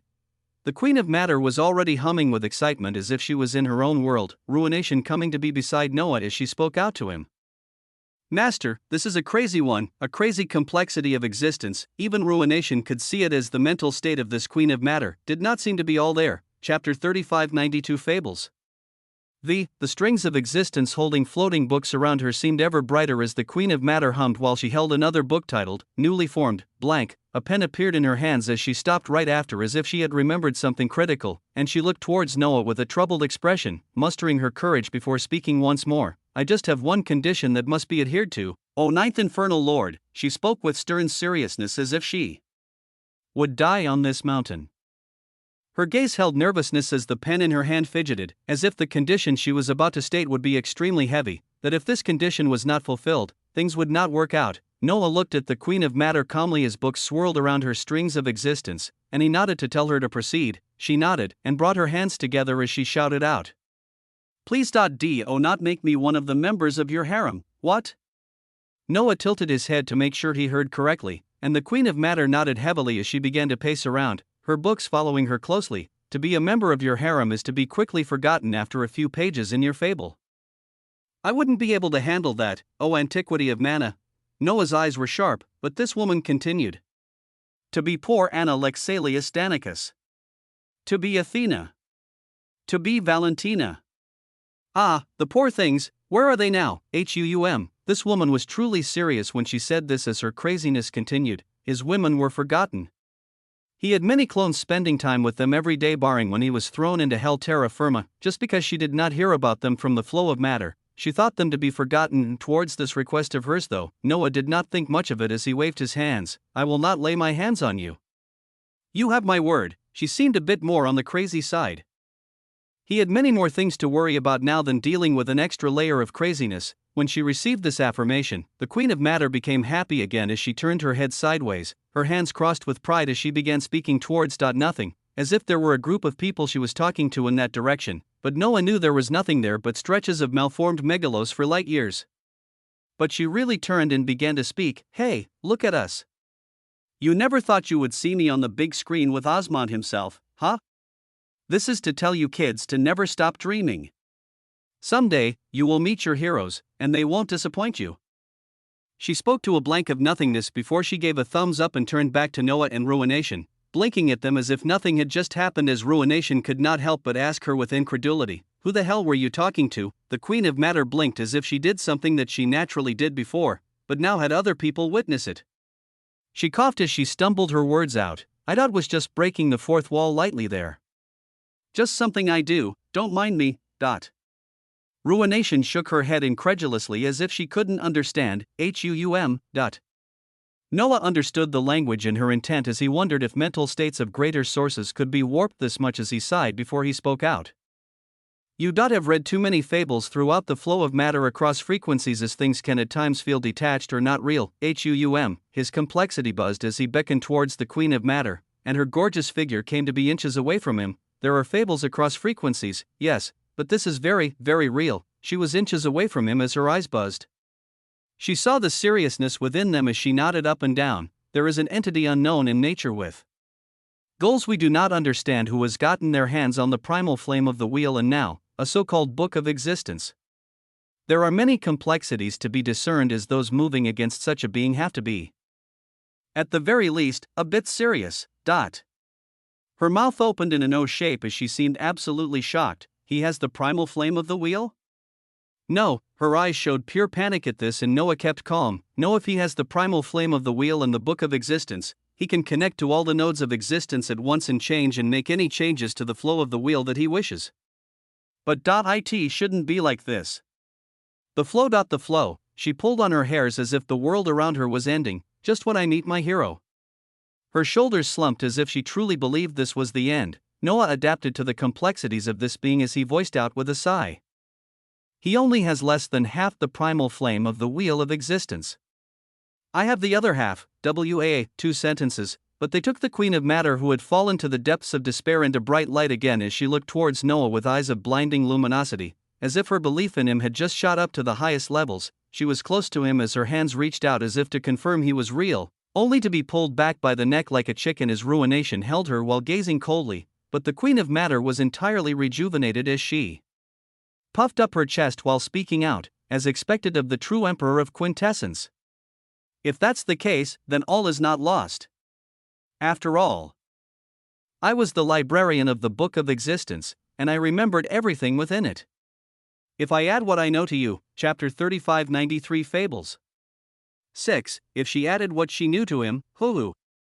Ha, the Queen of Matter laughed to herself even as she was held by the neck, and her eyes gazed at Noah luminously as she continued, have you used the primal flame of the wheel yet? I know of the node of existence at the center of this prime frequency of the end as we can use that alongside the primal flame of the wheel to make our own changes to the flow. She spoke with shining eyes as on this, Noah finally became interested. He also noted the distinction of the prime frequency of the end. Oh, let me see. The node of existence and the prime frequency of the end. She flipped through an empty book that had no words on its pages, her hands stopping on one empty page as her hands hovered over it while her source burned brightly. Ruination saw her focusing on such a task as she released her hands around the neck of the Queen of Matter, but subconsciously, this woman actually Ruination's hand and returned it towards her throat as if it could remain there a little bit longer. Ruination pulled her hand back even faster while keeping a distance from the Queen of Matter, her gaze a weird one as she could not understand the tendencies of this being. Here we go. I can take us to the node right now if you guys are good? Her eyes shone with accomplishment as she showed a white page that now had scribbles forming into a ridiculously bad map. Noah only glanced at it before he nodded. Lead the way. Yes, sir. The eyes of the Queen of Matter shone brightly at this as her greater source burned furiously, her power being so unique that no other greater source could possibly take her down. With a glimmer of brilliance, she disappeared towards a certain direction as Noah and Ruination followed, while such complex weavings of existence were taking place. In the distant weavings of the Infiniverse Megalos, Noah was staring at the blistering primal flame of the wheel alongside the Infiniverse Megalo's body. But his figure was surrounded by a unique entanglement that crossed frequencies to connect to another being, from a connection of a distant past. The entanglement with the great usurper was pulled on as Noah was currently conversing with Eckert freely across frequencies, something that his true severing allowed him to do with ease as even a distance of frequencies was severed to be nothing for his entanglements. The voice of the great usurper was different as it felt like layers of other voices as he spoke out. Bob came to me not too long after I entered the Megalos Nihilos, calling my weavings unique before he sought to give me core tracings of the wheel. Nothing about it seemed off. But he did seem like a big boss, so I tried to usurp his soul to no avail multiple times. I haven't had any interactions with him apart from that. The musings of Bob were looked at and how they stretched out across the Megalos, with Noah nodding lightly as he replied, okay. I met another creature who also came across Bob, a weird one who could peek across weavings of matter to observe many things. She had a book about me and my past adventures, as well as a book on the great usurper. Oh, the reply from Eckert was one of interest as right after, how tasty would a source like that be? I have antimatter in my initial state of matter, so maybe the change won't be too unique. The great usurper thought about other things entirely, as it caused Noah to pause again before he continued talking with the great usurper. His other body, following the queen of matter, on the other hand, arrived at a unique region as they left the expanse entirely to appear within an omniverse of the megalosaneer. Within this omniverse, the queen of matter disappeared into an existential domain and delved into a particular reality that held an unknown number of universes, eventually settling on a small galaxy that had a few million stars within it. Inside a minor world in such a small corner of absolutely nowhere, their figures came to a stop in the skies above farmland with swaths of cornfields stretching out. A few tractors were seen in the distance alongside farmhouses with normal human beings who weren't even able to notice their existence at this moment. Noah looked around such a small, insignificant place as he asked, "Here, even as his will swept out around not just this world, but its universe and larger omniverse it was at." He found nothing. And yet the queen of matter nodded with affirmation as she hummed and floated down the cornfields, their figures arriving between rows of corn as the queen of matter pointed into the earth down below where a wooden stake pushed into the ground could be seen. This is the node of existence running through the prime frequency of the end. She spoke such words with confidence as she turned towards Noah as if waiting for cheers and accolades, yet he only gazed at her calmly as she coughed and pointed to it. "If you would please conjure up even a flicker of the primal flame of existence, a node, the node of the prime frequency of the end." Noah looked at the nondescript piece of wood stuck in the earth as, on his palm, a flame of terrifying temperature and complexity bloomed that the queen of matter danced excitedly at its appearance. Behind her, a book had its pages open as it stated, and the moment Noah brought out the silver-white flame, bzzzt, a terrifying burst of complexity exploded out from the common wooden stake right after. Noah, feeling a type of complexity far exceeding any source he had met so far rage out as amidst such blooming complexity, the excited shouts of the queen of matter could be heard. "Now, you can alter the flow of existence in this frequency to be whatever you like." Chapter 3590 For the flow. It was a unique type of complexity, nothing like the complexity of sources, as this felt like a convergence of everything in a single point of brilliance. It only reacted to the dazzling silver-white flames as after being activated, its weavings pulsed while showing a possibility of change that could only be carried out and etched by the silver-white flame dancing in his hands. With them, he could change the flow of existence of this frequency as he wished. The flow. What the flow? Noah's eyes flashed with incandescent radiance as beside him, the queen of matter had a serious expression filled with regality as she spoke out. "Over the years, as I perceived and read the flow of different frequencies and how matter intertwined with all the beings there, I came to realize that even I cannot fully say I understand and comprehend everything about the flow of the wheel itself. But I came to think of it akin to a big puzzle. And all the myriad of creatures within a frequency make up pieces of this puzzle. Some of these pieces have an extremely large influence as if they are taken away. A significant effect could be imposed on the flow, while other pieces carry such little effect that even if multiple are taken out, nothing will occur." Her voice was serene and seemed to resonate with the surrounding weavings of matter, Noah's eyes remaining placid as he looked at the dancing silver-white flames and the stake that now looked like an insurmountable convergence of existence itself. "Nothing is ever set in stone. The biggest finding I came to realize over the years is that the flow does not favor anyone. It is not emotional, nor is it apathetic. It just exists for the sake of itself, as if the flow is disrupted. If an ankyra of a certain frequency dies, the flow does not mourn. It simply looks for another who is receptive enough to handle the heavy flow that was left behind, and someone else takes the mantle. The flow is logical. If there exists something far outside the scope of understanding and norms, let's say a certain emperor of quintessence arises as due to his power, causality, an effect he has on the surrounding existence becomes significant enough that he can siphon off the heavy flow of all others around those weavings of existence. He can outshine an omniversal ankyra, and he could theoretically siphon off the flow of a frequency ankyra without ever knowing them. The flow allows different levels of alteration to occur across the weavings of existence, as someone heavily surrounded by the flow will have an acceleration in their growth of complexity. But the terms of the flow are set. Unchanged. Unchangeable. Unless you have the same instrument that was there when these terms were born in the first place. The thing used to nurture and etch the terms of the flow of existence down an unknown number of cycles ago. The primal flame of the wheel of existence, HUUM, the note of existence before Noah remained the same, but in his eyes, his will sank into it as he felt everything expanded and contracted at the same time, as he felt big and small at the same time.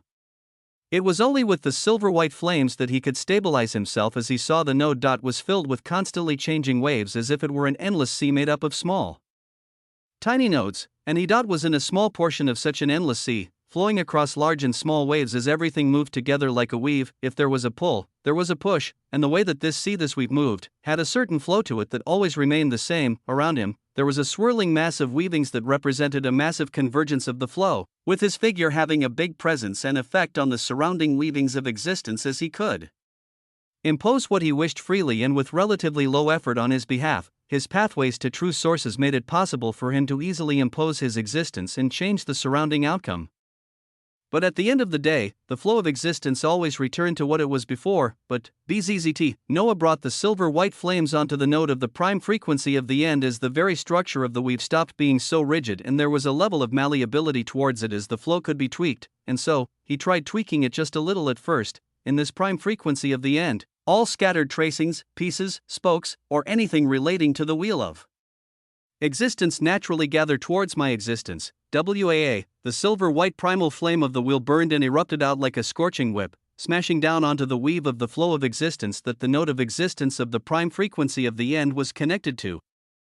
A clear white scorching mark spread around the weave, but it was cemented as part of the flow of existence of this frequency itself. Whoosh, and a wave of brilliance spread. Everything turned silent, as if there had been no change whatsoever. But in the next moment, space nearby began to tweak and tremble. Weavings shook tumultuously as in the next moment, multiple heavy singularities of complexity crossed untold distances to appear all around Noah, a terrific piece of a wooden rune, with shattered runic letters, a core trace that looked like a shield, a phantom trace that looked ethereal in nature, a massive golden pillar that had a pointed end as it was another piece of a spoke of the wheel, but this one held an entity that was impaled and still struggling to move as his source raged out maddeningly.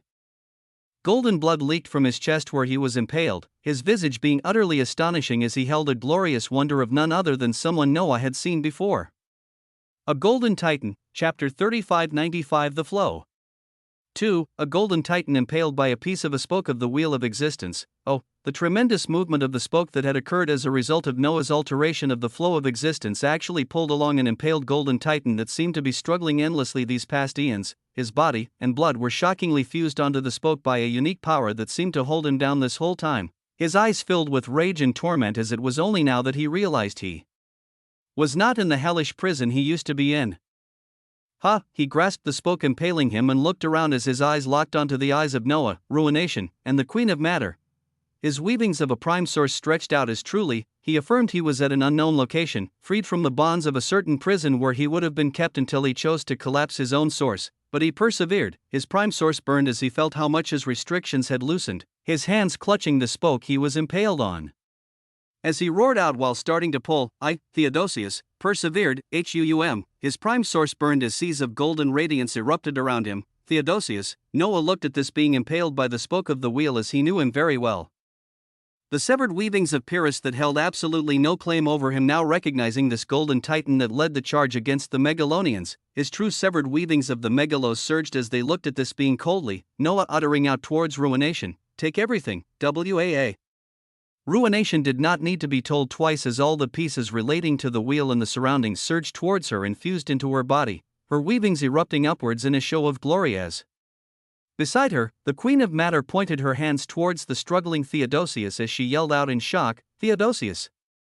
Theodosius! I was wondering why I couldn't read your brutal reign anymore. You were actually imprisoned this whole time? Who did such a thing to the prideful Theodosius? Oh, was it him?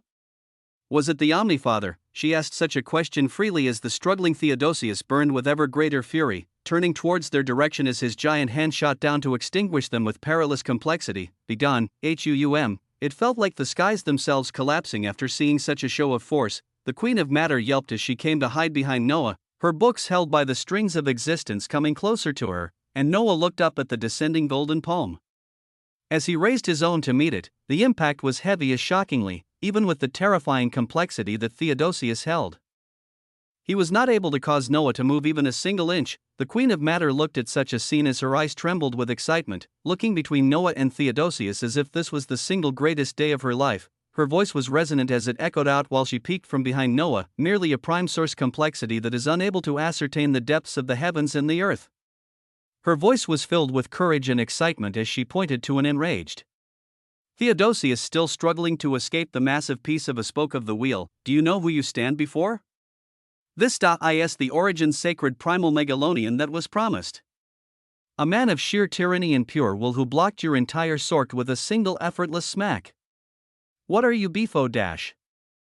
The Queen of Matter began to speak about a distinction she only heard recently in the musings of Matter, beginning to prop up the brilliance of Noah at the same time when ruination appeared behind her and clamped her mouth shut as up ahead. Theodosius heard her words as his eye gained clarity amidst the rage. What? He spoke with incredulity as he looked at Noah, really looked at Noah. Is it you? Is it really you, Megalonian? His weavings turned tumultuous as Noah waved his hands and pulled out a statue bound by a rope that he began to loosen, the silver-white aura burning around the statue, a Tsar verse-piercer containing all three states of existence tumultuously being unfurled. This is an unexpected surprise, Theodosius. I saw you once before as after I eradicated your golden titans, I thought you would come charging out next.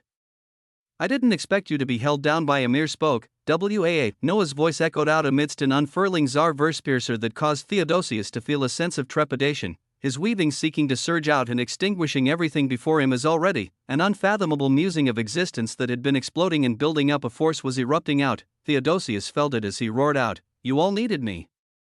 I was meant to go where that foolish idealist went. I was meant to exceed the weavings of the wheel just like them. Do you truly think after being freed after all these cycles, you would deny me my birthright once more? Who do you think you are?" His prime source shone illustriously. He stopped struggling to leave the piece of a spoke of the wheel as he fully focused on Noah and the statue expanding like a balloon in his hands, with the body of Theodosius erupting with trillions of golden strings all around like an incandescent sun. His gaze was filled with malice as he roared out with defiance, "I was born of royal lineage and utmost regality, with my weavings meant to cover the vast frequencies and flows of the wheel. Before me, what are you to deny any of this?" Utmost brilliance flared as behind Noah, a trembling Queen of Matter had a book in front of her writing everything down furiously. Her eyes looking at everything as if she were just a mere observer in a grand fable. Chapter 3596 The Flow.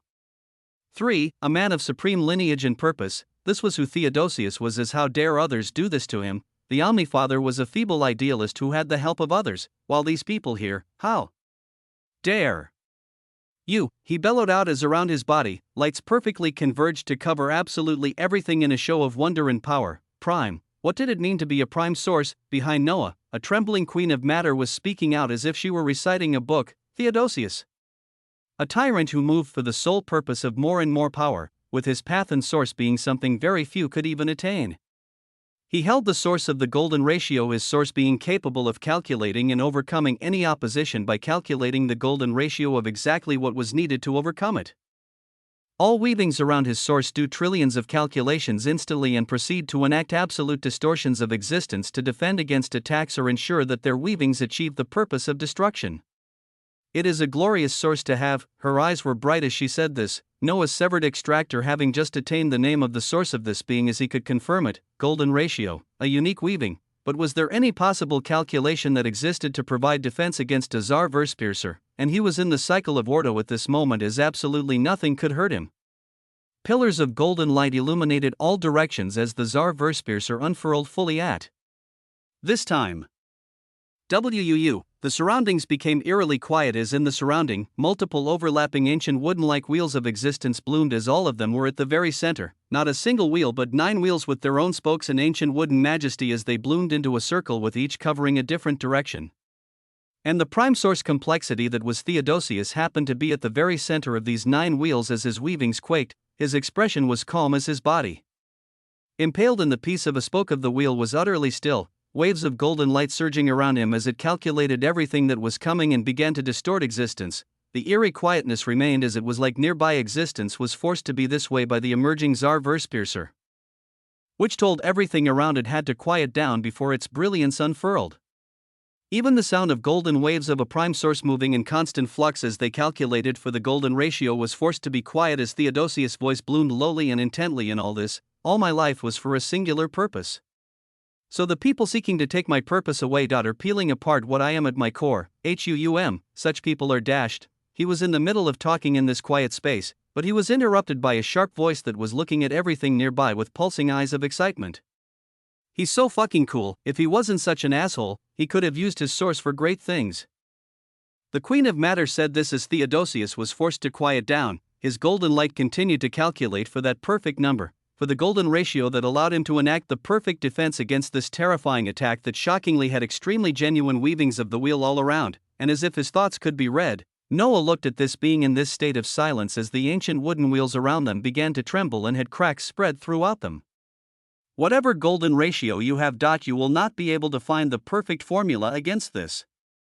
For that, you would have needed to solve the three-body problem. Have you done that, O Theodosius? His words were filled with impenetrable regality as behind him, the Queen of Matter visibly squealed at his voice while she wrote everything down furiously, and Theodosius held no answer as, even at this moment, his prime source was still calculating. It always seemed close to finding an answer to the equation, but the factors making up the equation would change right after and cause the ratio to change. He was sure that it would just take time. He didn't think he would come across an ever-evolving problem that his golden ratio would spend so much time looking for the answer to, and the problem itself waited no longer. The trembling, cracking wheels instantly began to reduce in size.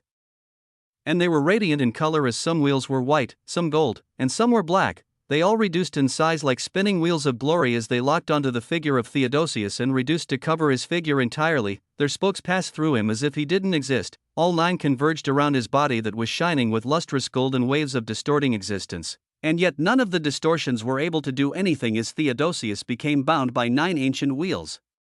That exploded at once. Behind Noah, the eyes of the Queen of Matter were luminous as she spoke to herself. Ladies and gentlemen, what we are watching now is the very unwinding of existence of a prime source. A prime source, something untouchable in nature as it has reached a pinnacle of existence others can only dream of. While others look at this in fear, the Origin's sacred primal Megalonian looks at this and asks, what prime source? What pinnacle? Is it anything good for me to even worry about? He looks down upon such a source as he proceeds to skin a prime source of his unfathomable weavings like an animal. Like a dog. And a grand entity that has lived for cycles is reduced to wonder. Were they truly just a dog this whole time? It is a reality of a hunt conducted like a symphony by an advanced hunter others do not understand, and a primitive animal struggling to find its purpose. Her voice was serene. It held a unique sense of charm as ahead of them, a prime source was screaming in the middle of an impaled spoke. Chapter 3597 The Flow. 4. The Queen of Matter narrated what was happening as if she were overseeing a documentary of nature and commenting on it, a documentary of a hunter taking down an animal whose weavings were not at all comparable, but in the perspective of Theodosius, this was his very life and livelihood as his weavings illuminated brightly to cover any gaps amidst the subsequent and constant explosions that erupted with matter, dark matter, and antimatter, constantly, each one being akin to the collapse of multiple megalos all at once. His golden ratio sought an answer as it never stopped. His purpose never left him, and because his source was prime, it held enough power as even though it could not find the perfect golden ratio, it still covered his existence from being entirely torn apart and had enough weavings left over. Boom! The last explosion occurred as the prime source of Theodosius breathed heavily. His golden skin was peeled and torn all around, and his body looked utterly grotesque, white gold. Muscles spasming all around as deep ravines could be seen extending in the depths of some parts of his body. His prime source was injured, but he was alive, even though he could not find the perfect equation. What he had managed to solve was still enough to allow him to survive. He looked coldly at Noah while behind him, the Queen of Matter continued to speak out. The Theodosius is a primitive animal, found in the mountain ranges of the ethereal Titanos megalos. As if she was speaking about and observing an animal in nature, she continued. Every word of hers simply caused Theodosius to feel waves of unbridled rage as when he got out of this, he would skin her alive and eat what gave her the capability to talk. Being a primitive animal that prefers isolation, it does not have its herd around it as it finds itself in a perilous situation, having survived against an unfathomable attack. It prepared for a counterattack as this primitive creature has missed something truly critical. If it was still in a good state of mind, it would be able to ask itself, why do I only see two existences ahead of me at this moment? Where is that gorgeous-looking girl bathed in red and gold? Just where, oh where, is ruination? The infuriating words had caused him to pause as his weavings looked down below. Only Noah was staring at him coldly, and the visage of an excited narrating queen of matter could be seen, the third entity not with them here. Noah's eyes flashed with brilliance as he spoke out to Theodosius, "Be proud, for you are the first to fall under the hands of the ruined mini-R wheel of existence." The pupils of Theodosius shone tremendously as an instant later, his golden pupils began to reflect red. Behind him, out of nowhere, the visage of ruination had appeared silently without being discovered by the weavings of a prime source, her hand having transformed into a spoke that had its pointed end touch the back of the head of Theodosius. The entire body of Theodosius froze as ruination also had her limbs expand to wrap around the golden spoke that impaled him and already became entrenched in the heart of his source as her voice echoed out, "Ruination of existence, ruination." After absorbing nearly all the sources of pieces relating to the wheel of existence in this frequency, she imposed ruin for the first time on a source, the prime source of Theodosius, already impaled by a spoke and heavily injured by a Tsar verse piercer. Was forced to freeze the moment it did not sense the silent ruination as right away. Its golden ratio became filled with crimson radiance. Ruin descended upon its source freely and heavily. No, he tried to speak. He recalled his glorious lineage, his birthright. What he was meant for, he was not meant to die, and even in this state. That voice that had distracted him enough to not even be able to sense another nearing continued, and now, we see the last death throes of a primitive animal. Violent. Heaving. Sad. It is the final moments of a creature that has roamed these megalos for cycles being put to rest by a predator it did not understand. I would say that maybe it could learn from this and do better in its next life, but there is no such thing for this creature as this. The last chapter of its book, boom, the Queen of Matter closed a massive book, as if she had written everything she needed to. The weavings of Theodosius wanted to rage, but his prime source became filled with endless waves of ruin as he could no longer calculate anything, his golden ratio communicating with him one last time as it told him of a shocking finding. This whole time, it could not find the perfect formula for defense or opposition against that being that stood against him. A ratio did not exist to counter him. Immense weavings seethed as the massive body of Theodosius became utterly still. His scorched skin showing wriggling muscles bathed in crimson ruin. From his back, a piece of a spoke of the wheel of existence began to slide out of him smoothly as ruination pulled it out herself, her mouth opening as the massive spoke became smaller and was swallowed by her entirely, and the figure of Theodosius remained frozen as in the next moment, ancient crimson tattoos with runes that read began spreading all around him, his body becoming covered with them as his prime source did not decay and die. Under the ruin of existence, the prime source was altered as it thrived and became even more intense, a terrifying aura blooming around Theodosius as ruination removed her hands from him coolly while speaking out. "Master, I give you the first of many gifts. I give you the first ruined prime source complexity, Theodosius." In the next moment, Theodosius opened his eyes again, but all they held was ruin, no mention of its previous cognizance. The moment it woke, it gazed towards Noah and bent its knee. Chapter 3598 The Flow. An entity of immense pride, an entity of a terrifying prime source, an entity that, at the moment he became a ruined prime source of existence, his towering visage becoming a crimson gold titan that bent its knee towards Noah. As it did so, "This is just one of many gifts, Master." Behind the ruined Theodosius, ruination tapped out to the head of this prime source as his whole body buzzed. His head splitting open as vibrant crimson gold singularities flowed out, each one felt like a terrifying aura just as intense as the ruined prime source Theodosius himself, but they were separated from him as he spat out 6 in number, purified ruined prime sources for Master to utilize as he wishes. This is the second gift, ruined prime sources of Theodosius. Noah grasped just one of these singularities as they looked like dazzling fruits plucked from gardens of terrifying complexity. Behind him, the Queen of Matter had an expression of intrigue and surprise as she looked at the prime sources, her eyes luminous while she also stared at ruination, who had managed to defeat an enemy, turn them into a soldier of the true emperor of quintessence, and still obtain loot from them that was multiplied in number, a terrifying thing that only ruination would be capable of, the prime source of a man that had the potential to be similar to the weavings of the Omnifather, the Great Beyonder, and others that took their sources and exceeded their weavings even further.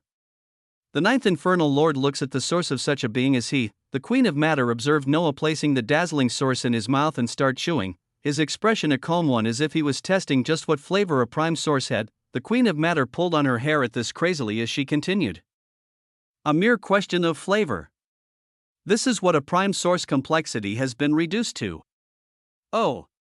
But from it, the true emperor of quintessence shall attain. The eyes of the Queen of Matter were bright. She knew that Noah went by many distinctions and held many different parts under his source. If he was eating the prime sources of Theodosius, would he simply obtain the weavings of the source of the golden ratio just like that? The Queen of Matter only had this thought, but Noah was already watching prompts rolling down that told him many things. The source of the golden ratio has undergone true severing and has been incorporated into your atlas of existence, the conceptual pathway to the true source taken on the golden ratio under its banner.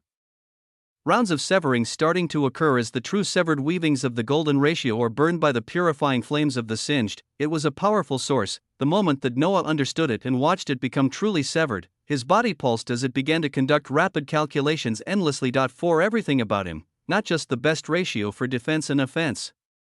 The golden ratio for his weavings of existence. He knew that this weaving was bound to give him many surprises. As in the midst of all of this, purposefully, the selection of seconds has been selected after countless formulaic equations that have altered and triggered the limited infinitum weaving of complexity. The passage of an instant may not be allowed without your complexity undergoing a target, significant burst of elevation that will be supported entirely by the true severed heart of infinity. The limited infinitum weaving of complexity has purposefully declared the burst of elevation to stem from the weavings of Kuklos, the severed weavings of Kuklos, backed by the limited infinitum weaving of complexity, surge across severings and heads towards their final severed state. Surprises were abundant all around as countless calculations were made, and limited infinitum weaving of complexity was triggered based on the calculations of the golden ratio. The thing that was triggered was actually Kuklos. That after looking at all the possible concepts within Noah's weavings, it was decided from countless computations that currently, Kuklos had to be next. This was what the musings of the golden ratio brought as within his mundus of power, a particular one that had a wheel that began to spin slowly, Kuklos, a word relating to the wheel. Relating to a sense of continuity that a circle had as for Noah, it could have many meanings, but for now, it went towards becoming a pathway. All 6 ruined prime sources from Theodosius were absorbed into Noah's body as they would all be used as fuel to further walk on the focused path of the singed that had its road continue to be built even now. And as all of this occurred, ruination came closer to Noah as she spoke out, the third gift to master. She had begun to speak as the Queen of Matter turned to her with great focus, but when her eyes landed on her, they froze as if they finally had something click. Wait. At this moment, the Queen of Matter froze as if she remembered something truly important. She opened a book she had recently closed and read what she had just written down with a shocked face. You said a little while ago that ruination was a ruined mini-hour wheel of existence? A wheel of existence? What? Her eyes showed great shock as she was ashamed for having heard this and not registering it in real time. She had been too excited to narrate the death of the great Theodosius as such a thing passed over her head. A wheel, granted, a ruined mini-hour wheel of existence, but a wheel was a wheel. The great queen trembled as she looked towards ruination with a heated gaze as if she were looking at the most treasured item in the world. Do you know what it means to start gaining the distinction of a wheel? Even if it is any type of wheel at that, do you know, ruination? The gaze of the Queen of Matter was heated as she went closer to ruination. Chapter 3599 The Flow. 6. She went closer to ruination while ignoring everything as ruination had to place her hand on her head to stop her from coming any closer.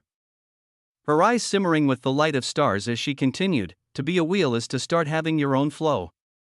To be independently taken out of the flow of existence all of us are in. With this, your source can become anything in the realm of possibilities as for you to be a wheel.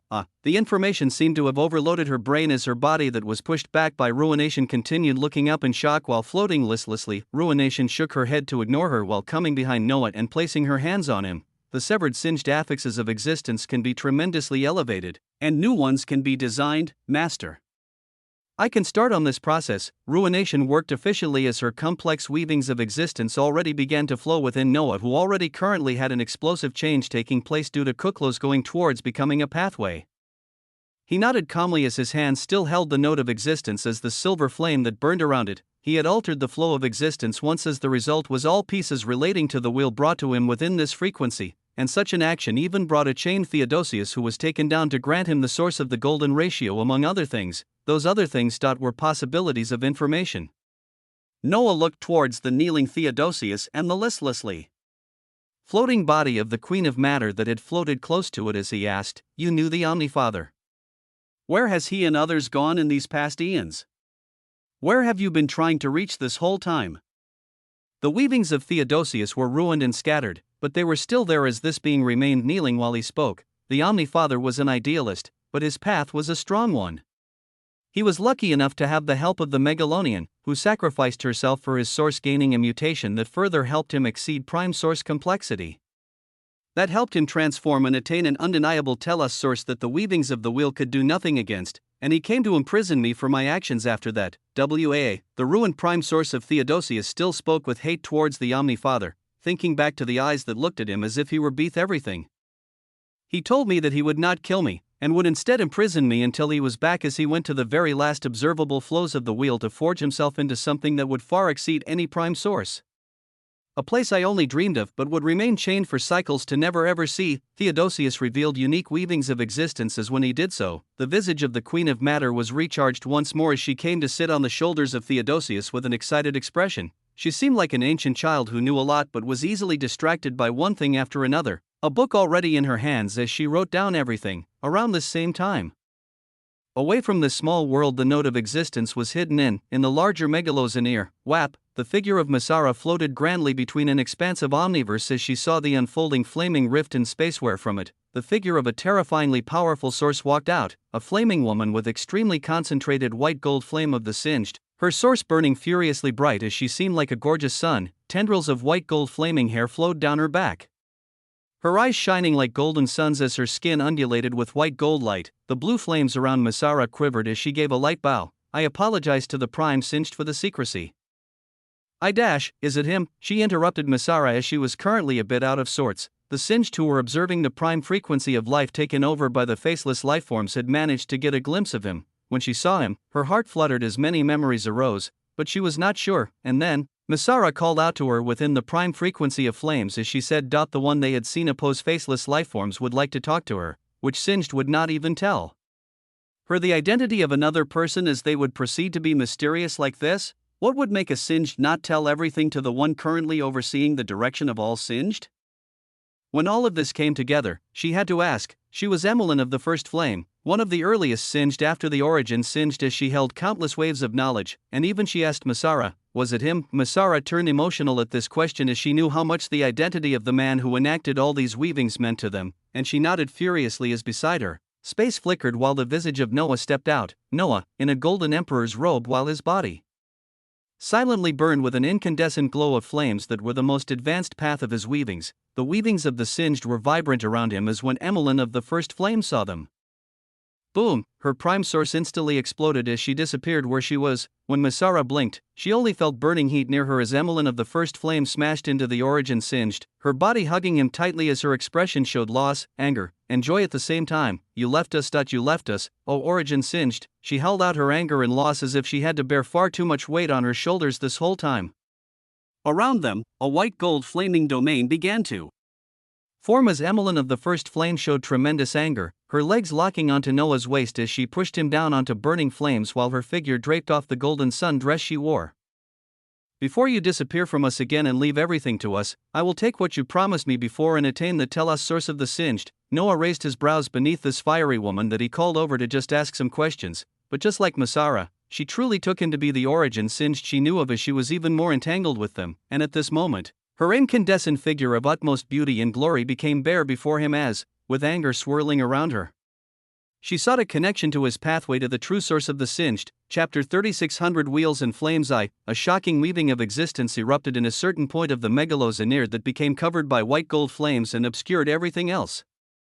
Amidst the white gold flames, the shocked blue flames of Masara remained as she witnessed something unspeakable, but all of this was in a state of matter. All around, even the flames of the Singed, were surrounded by weavings of matter. Thus, back in a nondescript world where the note of existence of the prime frequency of the end was located in. The figure of the Queen of Matter was sitting on the shoulders of a massive Theodosius while swinging her legs freely. Books connected to strings danced around her gleefully as suddenly, her legs stopped their laid-back kicking as her eyes glazed white and black. Her source pulsed as fabled matter received feedback based on any important events occurring across matter relating to certain key figures. And at this moment, she caught a glimpse of the weavings of matter around a certain area as she couldn't help but scream out, "No!" Her resonant screams interrupted a somber atmosphere of Theodosius thinking of the past, and Noah alongside Ruination were carrying out heavy advancement to their weavings of existence at the same time. The Queen of Matter screamed in the middle of all of this as she looked towards Noah in dismay. What are you doing to the flower of the flames? Emmeline of the first flame, she had a look of dismay as if something that shouldn't be getting desecrated was being desecrated greatly right now. Noah's eyes turned sharp as he waved his hands. The visage of the Queen of Matter being pulled towards him and standing inches away as he asked, "Just how pervasive is your source? Anything relating to matter that you deem important gets reported to you? Do you also have records of what went around matter cycles ago? Records of the Omnifather and others?" Her gaze truly saw far as the source she had was utterly broken. Emmeline of the first flame had just appeared before him now and began doing what she did, and why would he say no to a proactive cultivation with a prime source complexity as singed at that who was deeply connected to the flames of the wheel? And her words also interested him when she spoke of attaining an undeniable telos source from him. But these were his matters. The Queen of Matter gazed upon and even saw this as his interest in her source became elevated even more. And yet, towards his questions, she looked at him with great grievances as she spoke out sullenly, "Sir Osmond, Mr. True Emperor of Quintessence, Mr. Ninth Infernal Lord, I say with utmost respect and adoration for you, but I think you may have a problem, sir." Her eyes were sincere, her eyes were clear, but Noah remained unfazed as he knew her character by now, watching her with interest as she continued with a serious, aggrieved look, "Women. Dual cultivation, I think this may be a problem for you, sir." She said this without blinking, and as if every word she said was right. She was only more bolstered and courageous as she continued, "For example, Emmeline of the first flame is a critical figure on the flow of existence of multiple frequencies of existence. If you are out here poking around her right now, and she becomes another harem member whose existence disappears into oblivion, how will the flow of existence across different frequencies continue? Emmeline, an important leader of the singed whose flow affected multiple frequencies, in her knowledge and viewpoint, she could not just become another forgotten member of the wheel. So she stood up against the one she adored the most. She told Noah that he had a problem. He looked at her and smiled, his eyes causing her to become frightened as she covered her face and chest as if Noah would become enticed by her and devour her here too. Yet the true severed origin Osmantian spoke calmly as he felt Kuklos approaching the 81st severing. "I was a man, and I am still a man all these years later. I do not believe in losing the desires that made me who I was just because I am transcending countless weavings of existence. I do not believe in becoming some apathetic transcendent entity looking at everything in black and white." As he spoke, his weavings churned tumultuously as behind him, Ruination elevated two severed affixes to a tremendous level at this same time: food, women, loot, power. These are just parts that make the true Emperor of Quintessence you know so well. Maybe they are flaws, but that's more than okay. After all, who in these fantastical weavings of existence is perfect? I've been a conqueror, a chef, a farmer, and many more. If there was not an unknown frequency-shattering entity running around with a primal flame of the wheel out there, I might have sought the true sources of a farmer or cook first before anything else. But circumstances change many things. But circumstances do not change me. He tapped out as he uncovered the hand of the Queen of Matter covering her face as he continued, "As for Emmeline of the first flame, who are you to say the flow of the wheel is not following its natural progression right now? She seeks to obtain the undeniable telos source from me. What if she obtains it and becomes capable of fulfilling her weavings of the flow smoothly after this?" His words were resonant as the Queen of Matter was shocked, her eyes gradually becoming confused before they became determined. She began to mutter, "Circumstances change many things. Circumstances do not change me." She muttered out words that seemed like gospel as she copied them down on a book right away, her eyes shining as she looked towards Noah with unfathomable radiance and spoke out, "How could I ever doubt the dreamer of extremity? I apologize for veering off the path. Sir Osmond, I have a couple of names of entities with the same caliber if not a little bit lower than Emmeline of the first flame. Shall I set you up with them too?" He told her a few words, but she was too easily swayed by him as she went from one extreme of telling him he had a problem to now wanting to contribute to this problem.